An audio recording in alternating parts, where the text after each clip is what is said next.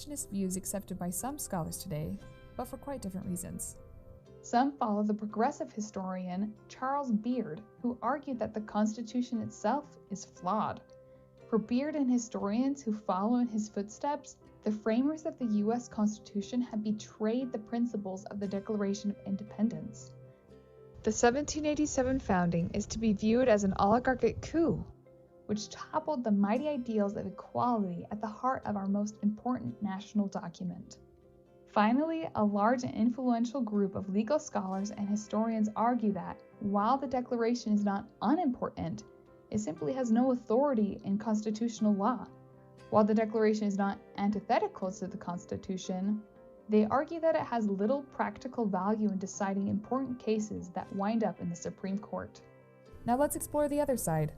Those who view the two documents as inseparable make strong claims worth exploring. First, they point out that the country did not begin in 1787. Rather, the nation grew from a collection of seedling colonies through a series of evolutionary stages, the most critical stage of the nation's existence being the Declaration of Independence. It expressed the revolutionary self-evident principle that all men are created equal and that all people, regardless of race, class, or any other secondary characteristic, have basic rights that cannot be taken away. The Constitution enjoys its authority today because of the existence of the Declaration, and the Declaration only. With this in mind, the American government obtains its power to make decisions and protect rights from the people only on the foundational principle of consent. The Constitution is amendable because of the argument stated in the Declaration that no government is absolute. If the government does not protect the rights of the people have a right to alter or abolish the government. Constitutional scholar Randy Barnett phrases it succinctly. The U.S. Constitution is best understood as the means to the ends of the political theory found in the 1776 Declaration of Independence. The Declaration is primary because it correctly identifies the political theory on which the United States was founded. Yet another group of scholars find a compromise between the two views. Neither document, they argue, is primary. Instead, they are mutually reinforcing. In the words of Dr. William B. Allen, they are necessary and reciprocal supports. This perspective, which is sometimes called the fusionist view, can be traced back to the abolitionist movement in the 1840s and 50s. One of the most important defenders of this view was the African-American abolitionist, orator, and social reformer Frederick Douglass. In one of his greatest speeches, The Meaning of the 4th of July, Douglass said that the Declaration was the ring bolt to the chain of the nation's destiny. The principles of the Declaration were saving principles and the only guidance through the approaching conflict. In an unforgettable passage, Douglass enjoined his audience to cling to the principles of 1776 like a storm-tossed mariner. Abraham Lincoln agreed with Douglass and would become the most famous exponent of the idea that the two documents are mutually reinforcing reciprocal supports. During the Gettysburg Address, Lincoln defended his long-standing view that the Union is much older than the Constitution. To illustrate, have you ever wondered why Lincoln marked the occasion with the phrase 7 years ago? A score is equal to 20 years, and so when Lincoln says that 7 years ago, our fathers brought forth upon this continent a new nation conceived in liberty and dedicated to the proposition that all men are created equal, Lincoln is referencing a point 87 years in the past. The Gettysburg Address was delivered on November 19, 1863. 1863 minus 87 is 1776, the year of the signing of the Declaration of Independence. By tracing nationhood to the Declaration, Lincoln was aiming at two intertwined goals. First was his intent to weaken the South's justification for secession. Second was his moral argument that reached to the heart of the meaning of the American founding. By tracing nationhood back to 1776, Lincoln strengthened the majority view that the U.S. Constitution was fundamentally at odds with slavery. While both Lincoln and Frederick Douglass acknowledged that slavery had been contemplated in the political act of writing a constitution, both men disagreed with those, like William Lloyd Garrison, that the U.S. Constitution was a pro-slavery instrument. In Garrison's words, a covenant with death and an agreement with hell. Countering that view, both Lincoln and Frederick Douglass pointed out that a historically informed view of the U.S. Constitution would take into account both the ways in which the Constitution had failed to live up to the ideals of 1776 and in the ways which it had succeeded. In Douglass's words, if the South has made the Constitution bend to the purposes of slavery, let the North now make that instrument bend to the cause of freedom and justice. As we approach the 4th of July this year, and in the spirit of the abolitionist Frederick Douglass, perhaps we can learn to think more about the ways in which the Declaration of Independence and the U.S. Constitution inform and support each other, often in surprising but important ways. What do you think? Which of these positions is most persuasive to you? Let us know what you think in the comments below. Before we end, we want to answer one of our most frequently asked questions. Every few years, an old draft or copy of the first official printing of the Declaration seems to pop up somewhere. In 2018, a Declaration broadside was found and sold at auction for $1.2 million.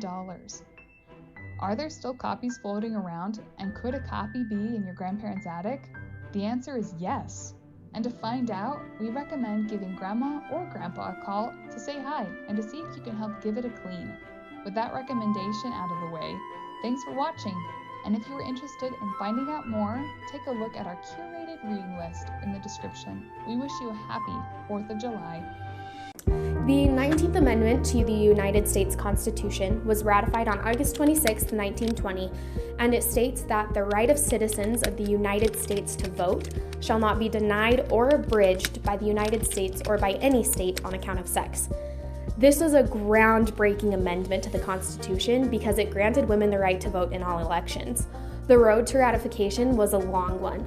The debate surrounding what would eventually become the 19th Amendment spanned 41 years in Congress.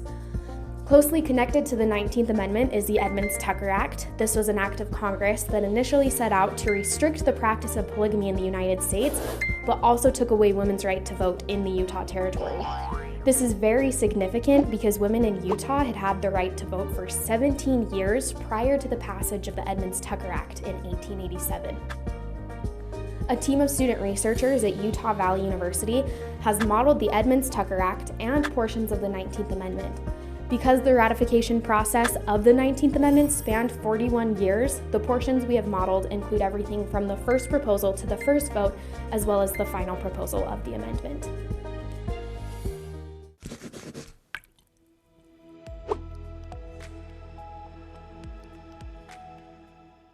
Working here at the center with something like Quill, I'm conducting research, and the directors are here to help guide us and to help us navigate things as we go along, but it's really student-led in that we are doing research and we are having to think like graduate students while still being undergraduate students. So I think it's just, I imagine what I've been doing for the last 2 years here at the center is essentially what I would be doing for the first 2 years of a graduate program. So I think it's been just unbelievably helpful in that respect. So the center has helped me expand the belief of what I'm capable of. Where I first thought it had to be linear and rigid and all I need to do is graduate, the center has helped me expand my belief in what it means to be an undergraduate student. I can be doing research and completing essays and working with professors in a mentorship position more than just a consultant or just an educator. These people are really interested in my future and what I want to bring to eventually all of our futures. I believe the people here in the center believe we're capable of change. So when I talk to them and they're talking to me about what career paths are available or what opportunities are here in the center, they mean it. They're talking to you sincerely and they really do want to see the center make a difference in your life so that you can go on and make differences in the future. And that is something that really opened my mind to the possibilities of what is available to me, and that has been a critical part of being in the center.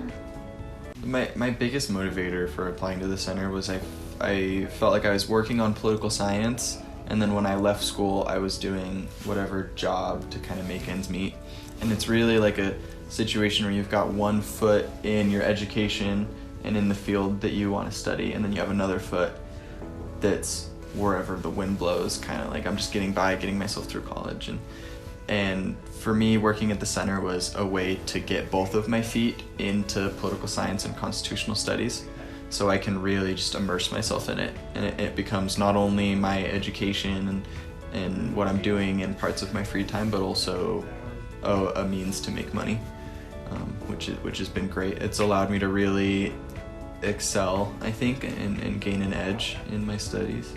One of the great things with the center is always paying attention, not just what you're doing now, but what's next. And a lot of the administrators here provide great mentorship opportunities to us as students. So I've been able to get a better grasp of what can I be expected to be doing in my first year of law school, and keeping that mindset when doing my work here at the center. So understanding that in my first year of law school, I'm going to be doing a lot of research into case law and legislative intent behind some very famous decisions. But being able to understand how to conduct that research, especially within Quill itself, because of the center, I think has helped me just better prepare and have a lot more confidence, knowing that I have a head start in doing the amount of research and the amount of reading that will be expected from me in my first year of law school. So what I would tell any freshman or sophomore in the program with aspirations for law school, I would let them know to take full advantage of the opportunities available here at the center, because the networking opportunities, the relationships you build here, and just the competency that you're going to gain in writing and conducting research is unparalleled at any college institution. Quite frankly, a lot of the research we're doing is comparable to that of any postgraduate institution. So I would tell any freshman or sophomore, if they want to stand out in the application process, whatever their goals after their undergraduate degree is, the Constitutional Studies Center is the absolute best place to be in the best position possible to fully take advantage of any opportunity that they want to seek out. So I got involved with the center back in August of 2019. What I've been impressed with from day one is the Institute recognizes its contribution to academics, its contribution to you as students as you view, but they also recognize they've got a blind spot, and it's teaching. With Rod and Andy and Scott, from day one, they're like, we are experts in this, but we don't know what classroom teachers need. What do you need? And that has been so refreshing to work with the university. And not all universities approach high school with questions. Instead, they come more with mandates and saying, this is what we're going to do because this is the need we see, which is a good approach because they do have an expertise about what they need. But what I appreciate about the center is they came and said, this is what we want. What do you need? And that approach has been the best partnership with high schools.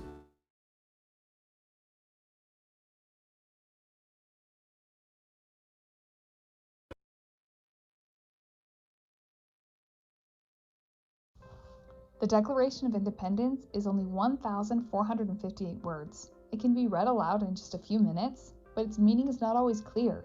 Its history is often debated, and its central claim that all men are created equal is still a subject of ongoing controversy.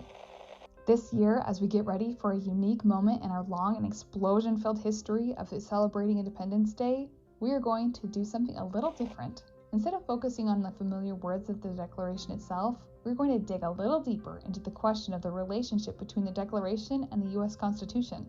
Stay with us as we look at this question, which may give us a new take on the meaning of the 4th of July. So, should these documents be read together, or do they serve different purposes? This is a surprisingly difficult question to answer, even though the physical documents are usually kept close together, never to be separated like twins or the 4th of July and cheeseburgers. the physical documents are practically inseparable. In August 1814, the Declaration and Constitution were saved from destruction by State Department clerks who moved them to the basement of a Georgian brick house in Leesburg, Virginia. During World War II, the two documents were rushed onto a Pullman car and accompanied by heavily armed government agents and shipped to Fort Knox for safekeeping. Since 1952, the two documents have made their home in the National Archives, protected by the most advanced security systems in the world. While physically the documents seem inseparable and written only 11 years apart, does that mean they serve the same purpose? Several scholars say no. Some scholars argue that they serve different purposes, and some even argue that the Constitution was written to undo some of the more idealistic principles of the Revolutionary Declaration.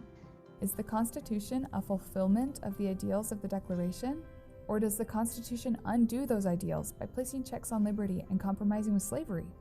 Let's start with the first view, that the Constitution and Declaration are at odds with each other. Anti-Federalists, those who opposed the adoption of the Constitution, were the first to make this case. In 1787, as the Constitution was being debated, many anti-Federalists believed that the Constitution was a dangerous turn away from their vision of a new nation as an aggregation of free and independent states. A few even worried that the new Constitution, which favored a large republic and a stronger central government, would threaten the rights-based limited government vision of the Declaration. According to this view, the Declaration was a statement of small and limited government.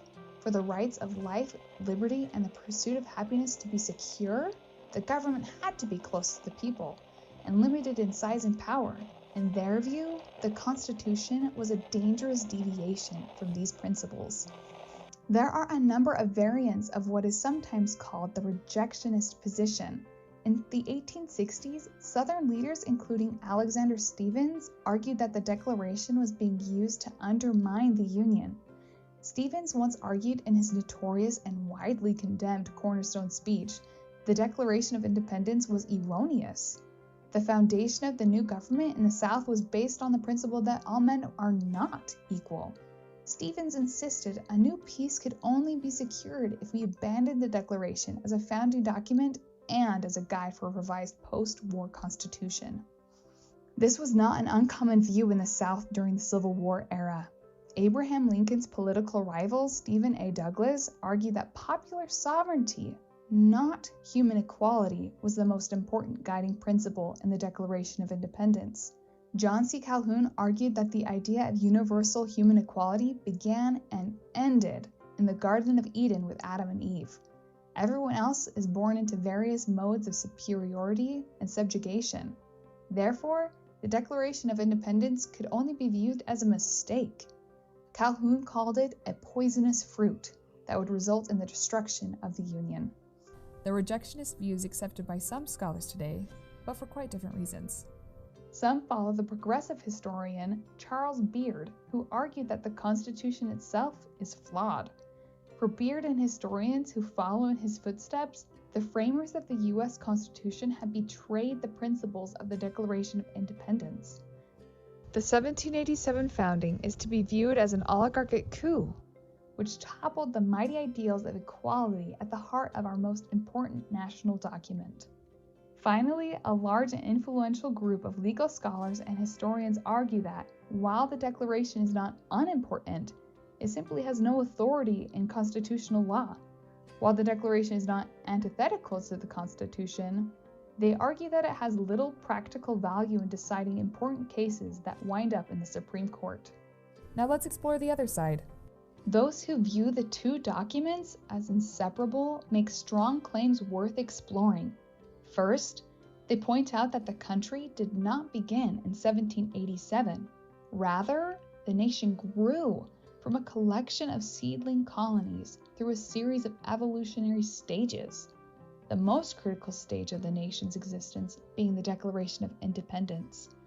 It expressed the revolutionary self-evident principle that all men are created equal and that all people, regardless of race, class, or any other secondary characteristic, have basic rights that cannot be taken away. The Constitution enjoys its authority today because of the existence of the Declaration, and the Declaration only. With this in mind, The American government obtains its power to make decisions and protect rights from the people only on the foundational principle of consent. The Constitution is amendable because of the argument stated in the Declaration that no government is absolute. If the government does not protect the rights of the people have a right to alter or abolish the government. Constitutional scholar Randy Barnett phrases it succinctly. The U.S. Constitution is best understood as the means to the ends of the political theory found in the 1776 Declaration of Independence. The Declaration is primary because it correctly identifies the political theory on which the United States was founded.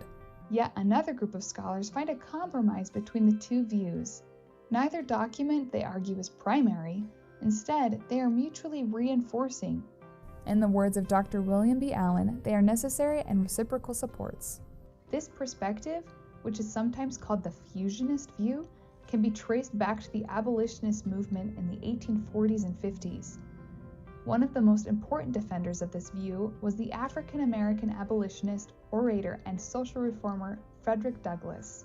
In one of his greatest speeches, The Meaning of the 4th of July, Douglass said that the Declaration was the ring bolt to the chain of the nation's destiny. The principles of the Declaration were saving principles and the only guidance through the approaching conflict. In an unforgettable passage, Douglass enjoined his audience to cling to the principles of 1776 like a storm-tossed mariner. Abraham Lincoln agreed with Douglass and would become the most famous exponent of the idea that the two documents are mutually reinforcing reciprocal supports. During the Gettysburg Address, Lincoln defended his long-standing view that the Union is much older than the Constitution. To illustrate, have you ever wondered why Lincoln marked the occasion with the phrase 7 years ago? A score is equal to 20 years, and so when Lincoln says that 7 years ago, our fathers brought forth upon this continent a new nation conceived in liberty and dedicated to the proposition that all men are created equal, Lincoln is referencing a point 87 years in the past. The Gettysburg Address was delivered on November 19, 1863. 1863 minus 87 is 1776, the year of the signing of the Declaration of Independence. By tracing nationhood to the Declaration, Lincoln was aiming at two intertwined goals. First was his intent to weaken the South's justification for secession. Second was his moral argument that reached to the heart of the meaning of the American founding. By tracing nationhood back to 1776, Lincoln strengthened the majority view that the U.S. Constitution was fundamentally at odds with slavery. While both Lincoln and Frederick Douglass acknowledged that slavery had been contemplated in the political act of writing a constitution, both men disagreed with those, like William Lloyd Garrison, that the U.S. Constitution was a pro-slavery instrument. In Garrison's words, a covenant with death and an agreement with hell. Countering that view, both Lincoln and Frederick Douglass pointed out that a historically informed view of the U.S. Constitution would take into account both the ways in which the Constitution had failed to live up to the ideals of 1776 and in the ways which it had succeeded. In Douglass's words, if the South has made the Constitution bend to the purposes of slavery, let the North now make that instrument bend to the cause of freedom and justice. As we approach the 4th of July this year, and in the spirit of the abolitionist Frederick Douglass, perhaps we can learn to think more about the ways in which the Declaration of Independence and the U.S. Constitution inform and support each other, often in surprising but important ways. What do you think? Which of these positions is most persuasive to you? Let us know what you think in the comments below. Before we end, we want to answer one of our most frequently asked questions. Every few years, an old draft or copy of the first official printing of the Declaration seems to pop up somewhere. In 2018, a Declaration broadside was found and sold at auction for $1.2 million. Are there still copies floating around, and could a copy be in your grandparents' attic? The answer is yes. And to find out, we recommend giving Grandma or Grandpa a call to say hi and to see if you can help give it a clean. With that recommendation out of the way, thanks for watching. And if you are interested in finding out more, take a look at our curated reading list in the description. We wish you a happy 4th of July. The 19th Amendment to the United States Constitution was ratified on August 26, 1920, and it states that the right of citizens of the United States to vote shall not be denied or abridged by the United States or by any state on account of sex. This was a groundbreaking amendment to the Constitution because it granted women the right to vote in all elections. The road to ratification was a long one. The debate surrounding what would eventually become the 19th Amendment spanned 41 years in Congress. Closely connected to the 19th Amendment is the Edmunds-Tucker Act. This was an act of Congress that initially set out to restrict the practice of polygamy in the United States, but also took away women's right to vote in the Utah Territory. This is very significant because women in Utah had had the right to vote for 17 years prior to the passage of the Edmunds-Tucker Act in 1887. A team of student researchers at Utah Valley University has modeled the Edmunds-Tucker Act and portions of the 19th Amendment. Because the ratification process of the 19th Amendment spanned 41 years, the portions we have modeled include everything from the first proposal to the first vote, as well as the final proposal of the amendment.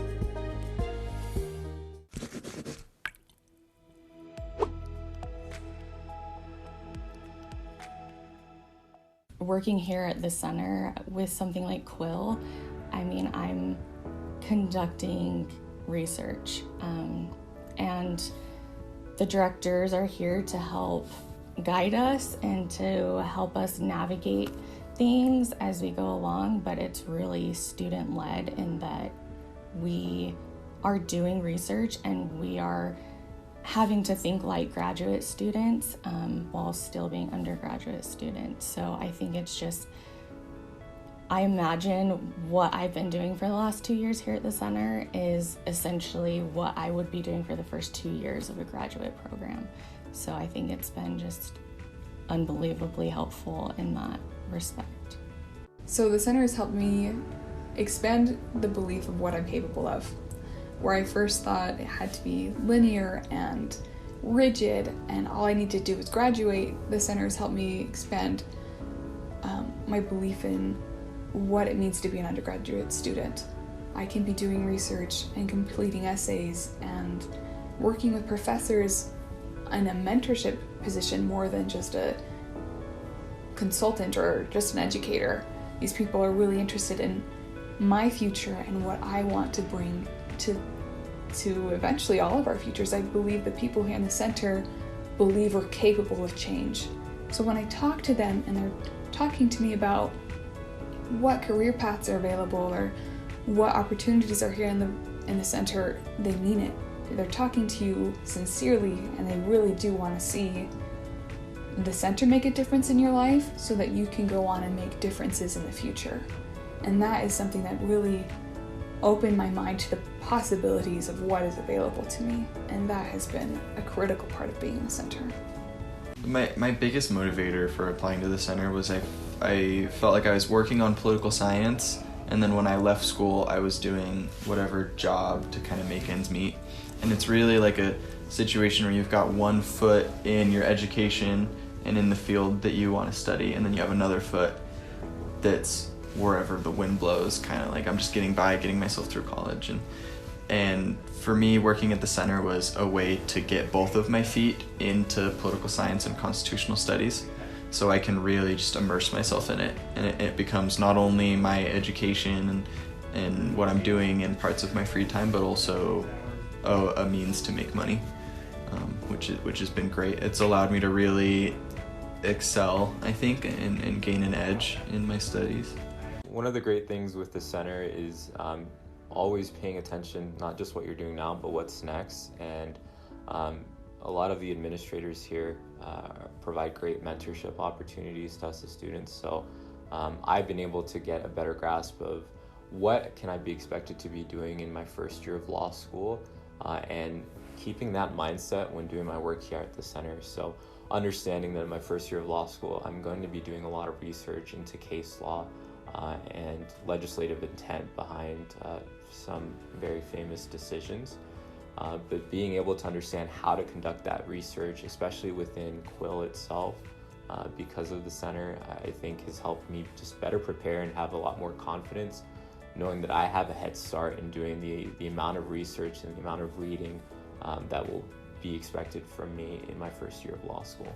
So what I would tell any freshman or sophomore in the program with aspirations for law school, I would let them know to take full advantage of the opportunities available here at the center, because the networking opportunities, the relationships you build here, and just the competency that you're going to gain in writing and conducting research is unparalleled at any college institution.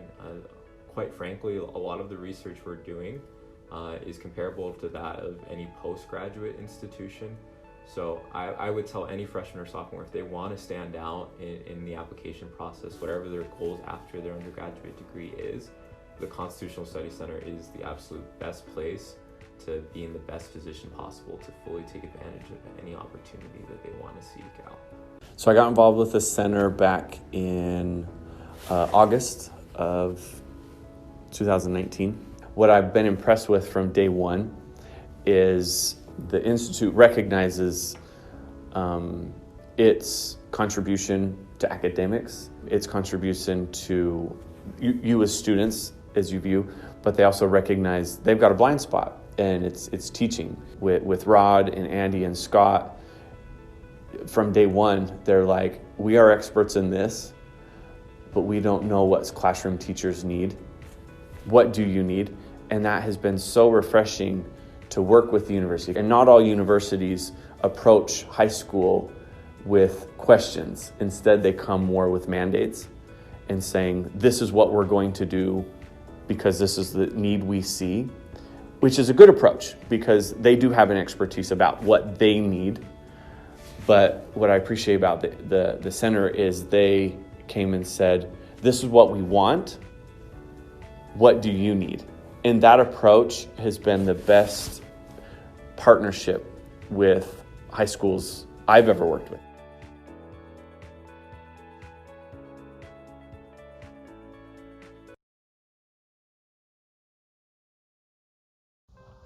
The Declaration of Independence is only 1,458 words. It can be read aloud in just a few minutes, but its meaning is not always clear. Its history is often debated, and its central claim that all men are created equal is still a subject of ongoing controversy. This year, as we get ready for a unique moment in our long and explosion-filled history of celebrating Independence Day, we are going to do something a little different. Instead of focusing on the familiar words of the Declaration itself, we're going to dig a little deeper into the question of the relationship between the Declaration and the U.S. Constitution. Stay with us as we look at this question, which may give us a new take on the meaning of the 4th of July. So, should these documents be read together, or do they serve different purposes? This is a surprisingly difficult question to answer, even though the physical documents are usually kept close together, never to be separated like twins or the 4th of July and cheeseburgers. The physical documents are practically inseparable. In August 1814, the Declaration and Constitution were saved from destruction by State Department clerks, who moved them to the basement of a Georgian brick house in Leesburg, Virginia. During World War II, the two documents were rushed onto a Pullman car and accompanied by heavily armed government agents and shipped to Fort Knox for safekeeping. Since 1952, the two documents have made their home in the National Archives, protected by the most advanced security systems in the world. While physically the documents seem inseparable and written only 11 years apart, does that mean they serve the same purpose? Several scholars say no. Some scholars argue that they serve different purposes, and some even argue that the Constitution was written to undo some of the more idealistic principles of the Revolutionary Declaration. Is the Constitution a fulfillment of the ideals of the Declaration? Or does the Constitution undo those ideals by placing checks on liberty and compromising with slavery? Let's start with the first view, that the Constitution and Declaration are at odds with each other. Anti-Federalists, those who opposed the adoption of the Constitution, were the first to make this case. In 1787, as the Constitution was being debated, many anti-Federalists believed that the Constitution was a dangerous turn away from their vision of a new nation as an aggregation of free and independent states. A few even worried that the new Constitution, which favored a large republic and a stronger central government, would threaten the rights-based limited government vision of the Declaration. According to this view, the Declaration was a statement of small and limited government. For the rights of life, liberty, and the pursuit of happiness to be secure, the government had to be close to the people and limited in size and power. In their view, the Constitution was a dangerous deviation from these principles. There are a number of variants of what is sometimes called the rejectionist position. In the 1860s, Southern leaders, including Alexander Stephens, argued that the Declaration was being used to undermine the Union. Stephens once argued in his notorious and widely condemned Cornerstone speech, the Declaration of Independence was erroneous. The foundation of the new government in the South was based on the principle that all men are not equal. Stephens insisted a new peace could only be secured if we abandoned the Declaration as a founding document and as a guide for a revised post-war constitution. This was not an uncommon view in the South during the Civil War era. Abraham Lincoln's political rival, Stephen A. Douglas, argued that popular sovereignty, not human equality, was the most important guiding principle in the Declaration of Independence. John C. Calhoun argued that the idea of universal human equality began and ended in the Garden of Eden with Adam and Eve. Everyone else is born into various modes of superiority and subjugation. Therefore, the Declaration of Independence could only be viewed as a mistake. Calhoun called it a poisonous fruit that would result in the destruction of the Union. The rejectionist view is accepted by some scholars today, but for quite different reasons. Some follow the progressive historian Charles Beard, who argued that the Constitution itself is flawed. For Beard and historians who follow in his footsteps, the framers of the U.S. Constitution had betrayed the principles of the Declaration of Independence. The 1787 founding is to be viewed as an oligarchic coup, which toppled the mighty ideals of equality at the heart of our most important national document. Finally, a large and influential group of legal scholars and historians argue that, while the Declaration is not unimportant, it simply has no authority in constitutional law. While the Declaration is not antithetical to the Constitution, they argue that it has little practical value in deciding important cases that wind up in the Supreme Court. Now let's explore the other side. Those who view the two documents as inseparable make strong claims worth exploring. First, they point out that the country did not begin in 1787. Rather, the nation grew from a collection of seedling colonies through a series of evolutionary stages, the most critical stage of the nation's existence being the Declaration of Independence. It expressed the revolutionary self-evident principle that all men are created equal and that all people, regardless of race, class, or any other secondary characteristic, have basic rights that cannot be taken away. The Constitution enjoys its authority today because of the existence of the Declaration, and the Declaration only. With this in mind, the American government obtains its power to make decisions and protect rights from the people only on the foundational principle of consent. The Constitution is amendable because of the argument stated in the Declaration that no government is absolute. If the government does not protect the rights of the people have a right to alter or abolish the government. Constitutional scholar Randy Barnett phrases it succinctly. The U.S. Constitution is best understood as the means to the ends of the political theory found in the 1776 Declaration of Independence. The Declaration is primary because it correctly identifies the political theory on which the United States was founded. Yet another group of scholars find a compromise between the two views. Neither document, they argue, is primary. Instead, they are mutually reinforcing. In the words of Dr. William B. Allen, they are necessary and reciprocal supports. This perspective, which is sometimes called the fusionist view, can be traced back to the abolitionist movement in the 1840s and 50s. One of the most important defenders of this view was the African-American abolitionist, orator, and social reformer Frederick Douglass. In one of his greatest speeches, The Meaning of the 4th of July, Douglass said that the Declaration was the ring bolt to the chain of the nation's destiny. The principles of the Declaration were saving principles and the only guidance through the approaching conflict. In an unforgettable passage, Douglass enjoined his audience to cling to the principles of 1776 like a storm-tossed mariner. Abraham Lincoln agreed with Douglass and would become the most famous exponent of the idea that the two documents are mutually reinforcing reciprocal supports. During the Gettysburg Address, Lincoln defended his long-standing view that the Union is much older than the Constitution. To illustrate, have you ever wondered why Lincoln marked the occasion with the phrase 70 years ago? A score is equal to 20 years, and so when Lincoln says that 70 years ago, our fathers brought forth upon this continent a new nation conceived in liberty and dedicated to the proposition that all men are created equal, Lincoln is referencing a point 87 years in the past.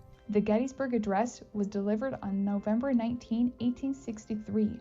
1863 minus 87 is 1776, the year of the signing of the Declaration of Independence. By tracing nationhood to the Declaration, Lincoln was aiming at two intertwined goals. First was his intent to weaken the South's justification for secession. Second was his moral argument that reached to the heart of the meaning of the American founding. By tracing nationhood back to 1776, Lincoln strengthened the majority view that the U.S. Constitution was fundamentally at odds with slavery. While both Lincoln and Frederick Douglass acknowledged that slavery had been contemplated in the political act of writing a constitution, both men disagreed with those, like William Lloyd Garrison, that the U.S. Constitution was a pro-slavery instrument. In Garrison's words, a covenant with death and an agreement with hell. Countering that view, both Lincoln and Frederick Douglass pointed out that a historically informed view of the U.S. Constitution would take into account both the ways in which the Constitution had failed to live up to the ideals of 1776 and in the ways which it had succeeded. In Douglass's words, if the South has made the Constitution bend to the purposes of slavery, let the North now make that instrument bend to the cause of freedom and justice. As we approach the 4th of July this year, and in the spirit of the abolitionist Frederick Douglass, perhaps we can learn to think more about the ways in which the Declaration of Independence and the U.S. Constitution inform and support each other, often in surprising but important ways. What do you think? Which of these positions is most persuasive to you? Let us know what you think in the comments below. Before we end, we want to answer one of our most frequently asked questions. Every few years, an old draft or copy of the first official printing of the Declaration seems to pop up somewhere. In 2018, a Declaration broadside was found and sold at auction for $1.2 million. Are there still copies floating around, and could a copy be in your grandparents' attic? The answer is yes. And to find out, we recommend giving Grandma or Grandpa a call to say hi and to see if you can help give it a clean. With that recommendation out of the way, thanks for watching. And if you are interested in finding out more, take a look at our curated reading list in the description. We wish you a happy 4th of July. The 19th Amendment to the United States Constitution was ratified on August 26, 1920, and it states that the right of citizens of the United States to vote shall not be denied or abridged by the United States or by any state on account of sex. This was a groundbreaking amendment to the Constitution because it granted women the right to vote in all elections. The road to ratification was a long one. The debate surrounding what would eventually become the 19th Amendment spanned 41 years in Congress. Closely connected to the 19th Amendment is the Edmunds-Tucker Act. This was an act of Congress that initially set out to restrict the practice of polygamy in the United States, but also took away women's right to vote in the Utah Territory. This is very significant because women in Utah had had the right to vote for 17 years prior to the passage of the Edmunds-Tucker Act in 1887. A team of student researchers at Utah Valley University has modeled the Edmunds-Tucker Act and portions of the 19th Amendment. Because the ratification process of the 19th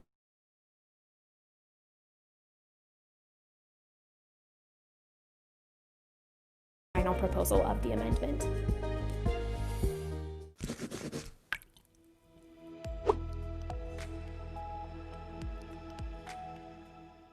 Working here at the center with something like Quill, I'm conducting research, and the directors are here to help guide us and to help us navigate things as we go along, but it's really student-led in that we are doing research and we are having to think like graduate students while still being undergraduate students. So I think it's just, I imagine what I've been doing for the last 2 years here at the center is essentially what I would be doing for the first 2 years of a graduate program. So I think it's been just unbelievably helpful in that respect.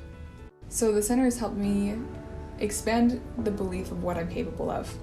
Where I first thought it had to be linear and rigid and all I need to do is graduate, the center has helped me expand my belief in what it means to be an undergraduate student. I can be doing research and completing essays and working with professors in a mentorship position more than just a consultant or just an educator. These people are really interested in my future and what I want to bring to eventually all of our futures. I believe the people here in the center believe we're capable of change. So when I talk to them and they're talking to me about what career paths are available or what opportunities are here in the center, they mean it. They're talking to you sincerely and they really do want to see the center make a difference in your life so that you can go on and make differences in the future. And that is something that really opened my mind to the possibilities of what is available to me. And that has been a critical part of being in the center. My biggest motivator for applying to the center was I felt like I was working on political science, and then when I left school I was doing whatever job to kind of make ends meet. And it's really like a situation where you've got one foot in your education and in the field that you want to study, and then you have another foot that's wherever the wind blows, kind of like I'm just getting by, getting myself through college. And for me, working at the center was a way to get both of my feet into political science and constitutional studies, so I can really just immerse myself in it, and it becomes not only my education and what I'm doing in parts of my free time, but also a means to make money, which has been great. It's allowed me to really excel, I think, and gain an edge in my studies. One of the great things with the center is always paying attention, not just what you're doing now, but what's next. And a lot of the administrators here provide great mentorship opportunities to us as students. So I've been able to get a better grasp of what can I be expected to be doing in my first year of law school, and keeping that mindset when doing my work here at the center. So understanding that in my first year of law school, I'm going to be doing a lot of research into case law and legislative intent behind some very famous decisions. But being able to understand how to conduct that research, especially within Quill itself, because of the center, I think has helped me just better prepare and have a lot more confidence, knowing that I have a head start in doing the amount of research and the amount of reading that will be expected from me in my first year of law school.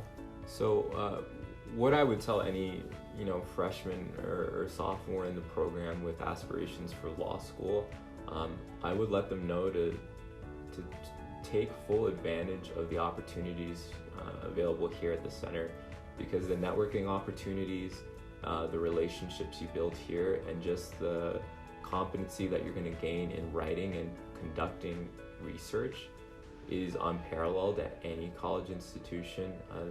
Quite frankly, a lot of the research we're doing is comparable to that of any postgraduate institution. So I would tell any freshman or sophomore, if they want to stand out in the application process, whatever their goals after their undergraduate degree is, the Constitutional Studies Center is the absolute best place to be in the best position possible to fully take advantage of any opportunity that they want to seek out. So I got involved with the center back in August of 2019. What I've been impressed with from day one is the Institute recognizes its contribution to academics, its contribution to you as students as you view, but they also recognize they've got a blind spot, and it's teaching. With Rod and Andy and Scott, from day one, they're like, we are experts in this, but we don't know what classroom teachers need. What do you need? And that has been so refreshing to work with the university. And not all universities approach high school with questions. Instead, they come more with mandates. and saying, this is what we're going to do because this is the need we see, which is a good approach because they do have an expertise about what they need. But what I appreciate about the center is they came and said, this is what we want. What do you need? And that approach has been the best partnership with high schools I've ever worked with.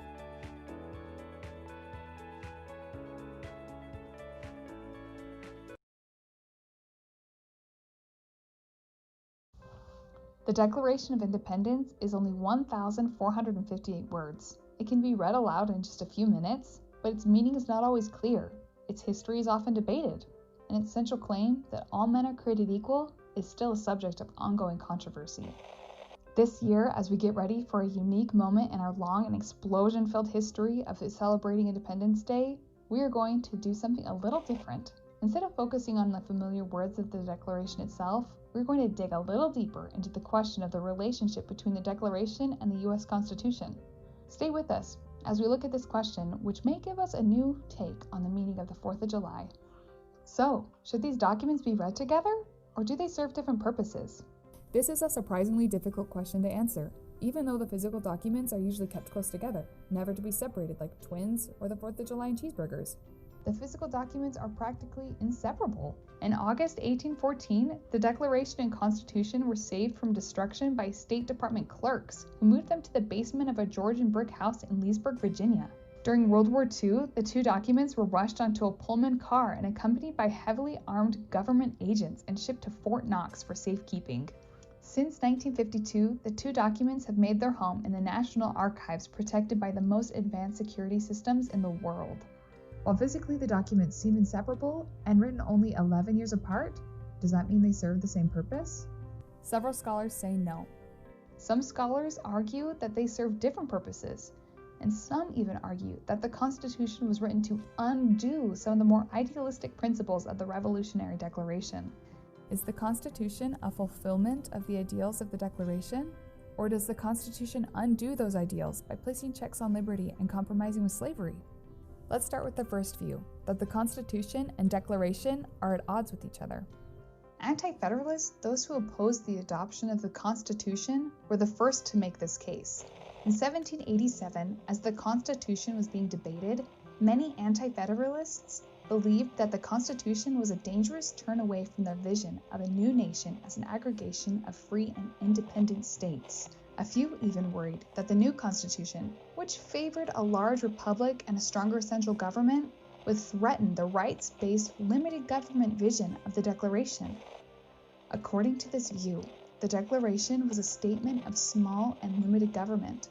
For the rights of life, liberty, and the pursuit of happiness to be secure, the government had to be close to the people and limited in size and power. In their view, the Constitution was a dangerous deviation from these principles. There are a number of variants of what is sometimes called the rejectionist position. In the 1860s, Southern leaders, including Alexander Stephens, argued that the Declaration was being used to undermine the Union. Stephens once argued in his notorious and widely condemned Cornerstone speech, the Declaration of Independence was erroneous. The foundation of the new government in the South was based on the principle that all men are not equal. Stephens insisted a new peace could only be secured if we abandoned the Declaration as a founding document and as a guide for a revised post-war constitution. This was not an uncommon view in the South during the Civil War era. Abraham Lincoln's political rival, Stephen A. Douglas, argued that popular sovereignty, not human equality, was the most important guiding principle in the Declaration of Independence. John C. Calhoun argued that the idea of universal human equality began and ended in the Garden of Eden with Adam and Eve. Everyone else is born into various modes of superiority and subjugation. Therefore, the Declaration of Independence could only be viewed as a mistake. Calhoun called it a poisonous fruit that would result in the destruction of the Union.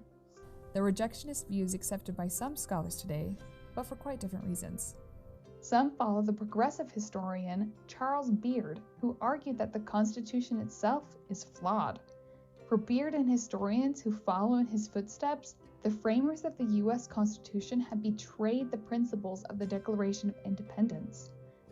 The 1787 founding is to be viewed as an oligarchic coup, which toppled the mighty ideals of equality at the heart of our most important national document.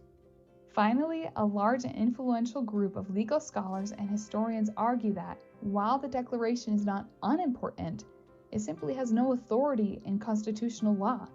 While the Declaration is not antithetical to the Constitution, they argue that it has little practical value in deciding important cases that wind up in the Supreme Court. Now let's explore the other side.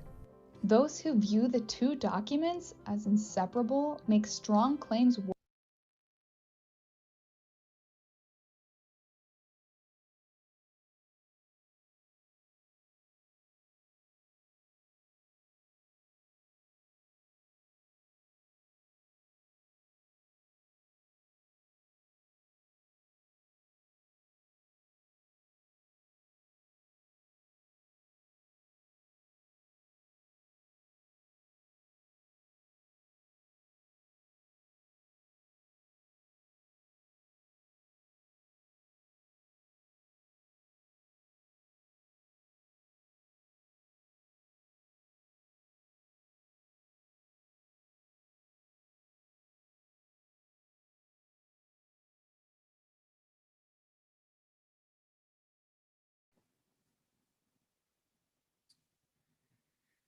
Good morning and welcome to day 2 of our conference, Federalism on Trial, Lessons from COVID-19. I'm Scott Paul. I serve as Interim Director and Executive Director here at the Center for Constitutional Studies at Utah Valley University in Orem, Utah. Speaking on behalf of my colleagues here, we are thrilled to have you join us as we consider successes and potential shortcomings of American federalism during the COVID-19 pandemic. Throughout the day today, we invite you to submit questions for our speakers in the comments section of this YouTube feed. You may also email questions to constitution@uvu.edu. Before our first panel of the day begins, please allow me a few words of introduction and acknowledgement. Organized in 2011, the Center for Constitutional Studies is a nonpartisan academic institute that promotes the instruction, study, and research of constitutionalism. Our mission is to increase constitutional literacy in our local, state, and national communities. We at the Center express deep gratitude to the Utah State Legislature and especially to the legislature's Utah Federalism Commission for their enduring commitment to functional federalism and for their support of our Federalism Index project. We also thank UVU Provost, Dr. Wayne Vaught, and UVU President, Dr. Astrid Tumines, for their support of our center. I also offer sincere appreciation to the members of our center's advisory board for their invaluable guidance. Last but definitely not least, I must acknowledge Dr. Andy Bibby, who serves as Associate Director here in the center. Dr. Bibby leads the Federalism Index project, which I'm sure he'll describe during this conference. He, along with his outstanding team, have organized this conference. Now, it's my pleasure to introduce you to the moderator of this session, Dr. Andy Bibby. In addition to serving as Associate Director here at the Center for Constitutional Studies, Dr. Bibby is an Assistant Professor of Political Science. He teaches classes in political science, political theory, and American heritage. His latest book, which examines Thomas Jefferson and his political rivals, will be published by the University of Virginia Press this December.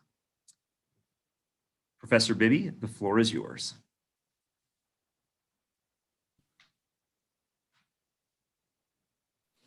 Thank you very much, Scott. Welcome and thank you, everyone.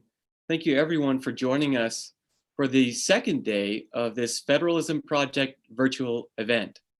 I'll be helping to moderate today's first session.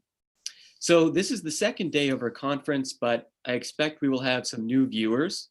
If you missed yesterday's session, we do hope to be able to post the sessions online at www.uvu.edu/CCS. Please also feel free to email us if you're looking for a specific panel. Next, I thought I could start with just a brief background for those of us joining for the first time. This conference is one of 3 major public events on the topic of American federalism. We will also be hosting a 3-day academy on federalism in April, as well as a summer workshop for teachers in 2021. If you're a high school teacher or a legislator looking for CLE credit, do feel free to contact us for opportunities and to get involved.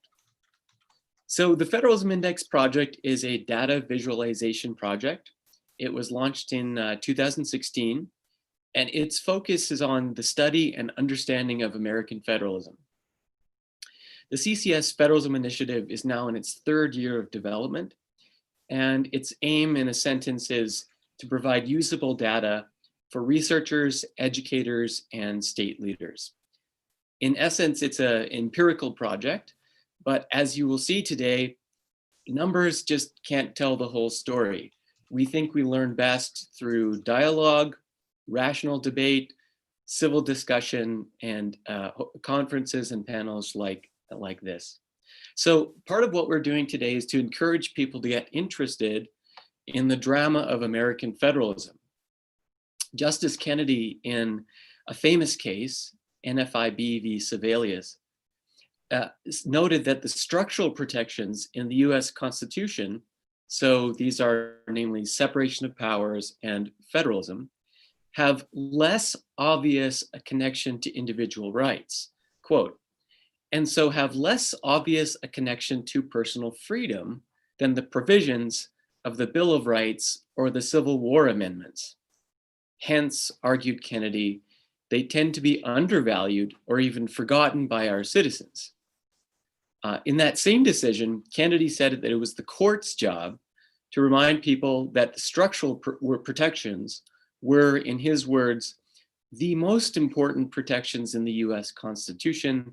And as evidence, he went on to note that these protections alone were not left to later amendment. Coming back to today's topic, it seems fair to suggest that many Americans are questioning even these structural protections. COVID-19 has forced us to ask, for example, whether our federal system is really up to the task of responding to the pandemic. So let's return to our question from yesterday. Is federalism working? And if you joined us yesterday, you saw that one of our panelists answered this by giving 2 cheers for federalism. I would say that many of our panelists also withheld their 3rd cheer, but for different reasons and interesting reasons. The second question I ask today's panelists to think about is this: what are our options to enhance interstate cooperation, interstate communication, and dialogue among and between the states as we think about reopening specifically? With that, I'm genuinely thrilled to turn to our first panel for today, who will help us think about and better understand the challenges that different states face as they consider reopening. We have 3 outstanding scholars and renowned teachers with us: Walter Olson, Lauren Heller, and Daniel Mallinson. We will start with Walter Olson. Walter Olson is a senior fellow at the Cato Institute's Robert A. Levy Center for Constitutional Studies and is known for his writing on the American legal system. He has published several books, his most recent being Schools for Misrule on the State of the Law Schools. His first book, The Litigation Explosion, was one of the most widely discussed general audience books on law of its time. It led the Washington Post to dub him, quote, intellectual guru of tort reform, end quote. Active on social media, he is known as the founder and principal writer of what is generally considered the oldest blog on law, as well as one of the most popular, overlawyered.com. I have to read you the subtitle of the blog: Chronicling the High Cost of Our Legal System. Please go have a look. Mr. Olson has advised many public officials from the White Councils and in 2015 was named by Governor Larry Hogan to be co-chair of the Maryland Redistricting Reform Commission, which issued its report recommendations later that year to acclaim across the state. Welcome, Mr. Olson, and I will turn the time over to you. Well, thank you so much, Professor Bibby. And I'm going to jump in by talking about some of the successes and failures of regulation during the pandemic. It will eventually tie back in, I promise, to federalism, but it will take a while to get there. And one theme that has come up with a lot of people who study regulation in response to the pandemic is that there is a tension between regulation and resilience. Systems of regulation, or lawmaking for that matter, have to make rules for private actors. They can never foresee all of the unlikely situations. They wind up with rules that perhaps don't cause any problem or any discomfort for 30 or 40 years, and then the unexpected happens, and the rules don't fit. Now, how well does the system of regulation handle that? Are there provisions for exception making, and do they work well? And we've seen some of the success stories and some of the failures. The failures are very well known and widely commented on in the policy community, particularly the Federal Food and Drug Administration, with its failure to approve COVID testing, with its congressionally mandated manufacturing control of medical devices, which means that everything from N95 masks to pipettes and stoppers and tubes needed for testing got bottlenecked and often delayed by weeks or months because of the difficulty of getting FDA clearance for what the medical people knew needed to be done. So tremendous failures in some of the most high-profile federal regulatory agencies when it came to the resilience needed to respond to this emergency. At the same time, there are successes. And let me tick off some areas where the system performed somewhat better, often quite a bit better, when the pandemic broke this spring. For example, you may remember that supply lines were suddenly very challenged, both in supplying medical equipment and supplies and in supplying groceries when things began locking down. And the federal regulations of trucking, such as they are, the labor regulations in particular that provide for hours of service maximum, which were something the trucking industry could live with during ordinary times. All of a sudden, when you had to do 36-hour runs in order to get something to a hospital, they stopped working. And sure enough, there were a lot of quick waivers granted in trucking and logistics. There were, at the state level, there were rules against telemedicine, the provision of medicine over the phone lines. There were rules against interstate practice by nurses or medical professionals licensed in only one state. I'm not going to say that the states were perfect, because they weren't. Some of them preserved the protectionist rules, but there was a lot of quick adjustment where there needed to be. And some of those areas are success stories too. And you can trace it down to lesser known areas. For example, some states had rules saying that insurance agents could only do their work from a brick and mortar office and not from their home. Well, generally, state insurance regulation works well enough that that kind of thing was very quickly addressed, because the regulators are close enough to the regulated parties to listen. Now,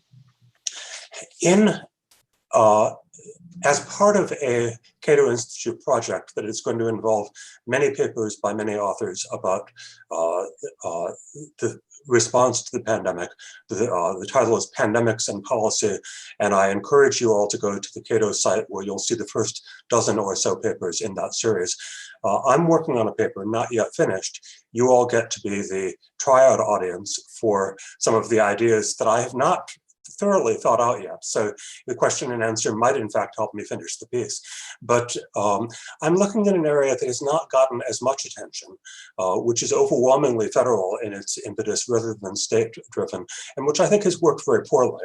And I think I've identified some of the reasons it's worked poorly, which may get us back at some point to the federalism theme, as well as other themes about regulation. And it's one slice of the set of issues that relate to reopening. When a business or an employer wants to reopen, obviously it wants to do so as safely as possible. It wants to listen to good advice about what is safe to do and what creates too much of a risk of contagion of the COVID-19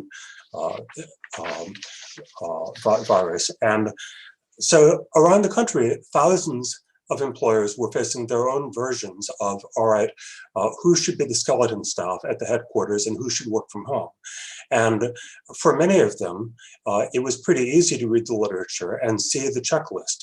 Who was at most risk of getting sick? Well, older people, older than 65 or older than 70. So keep them home. People with health preconditions, diabetes, various pulmonary lung conditions, keep them home because there was a significantly higher chance that they would have very serious cases should they contract it. And a little bit more subtly, but still emerging quickly, even members of your workforce who were not vulnerable themselves might be part of a household that was vulnerable. For example, a 45-year-old might be at low risk of serious COVID, but what if she lives with two elderly parents? And what if her husband is immunosuppressed? Then all of a sudden, you've got an employee who is not herself a huge public health risk, but who is socially a public health risk. So you want to keep her home too, and assign work so that the people at lowest social risk and lowest personal risk are the ones going in, meeting with the customers where needed, keeping the skeleton staff going. Well,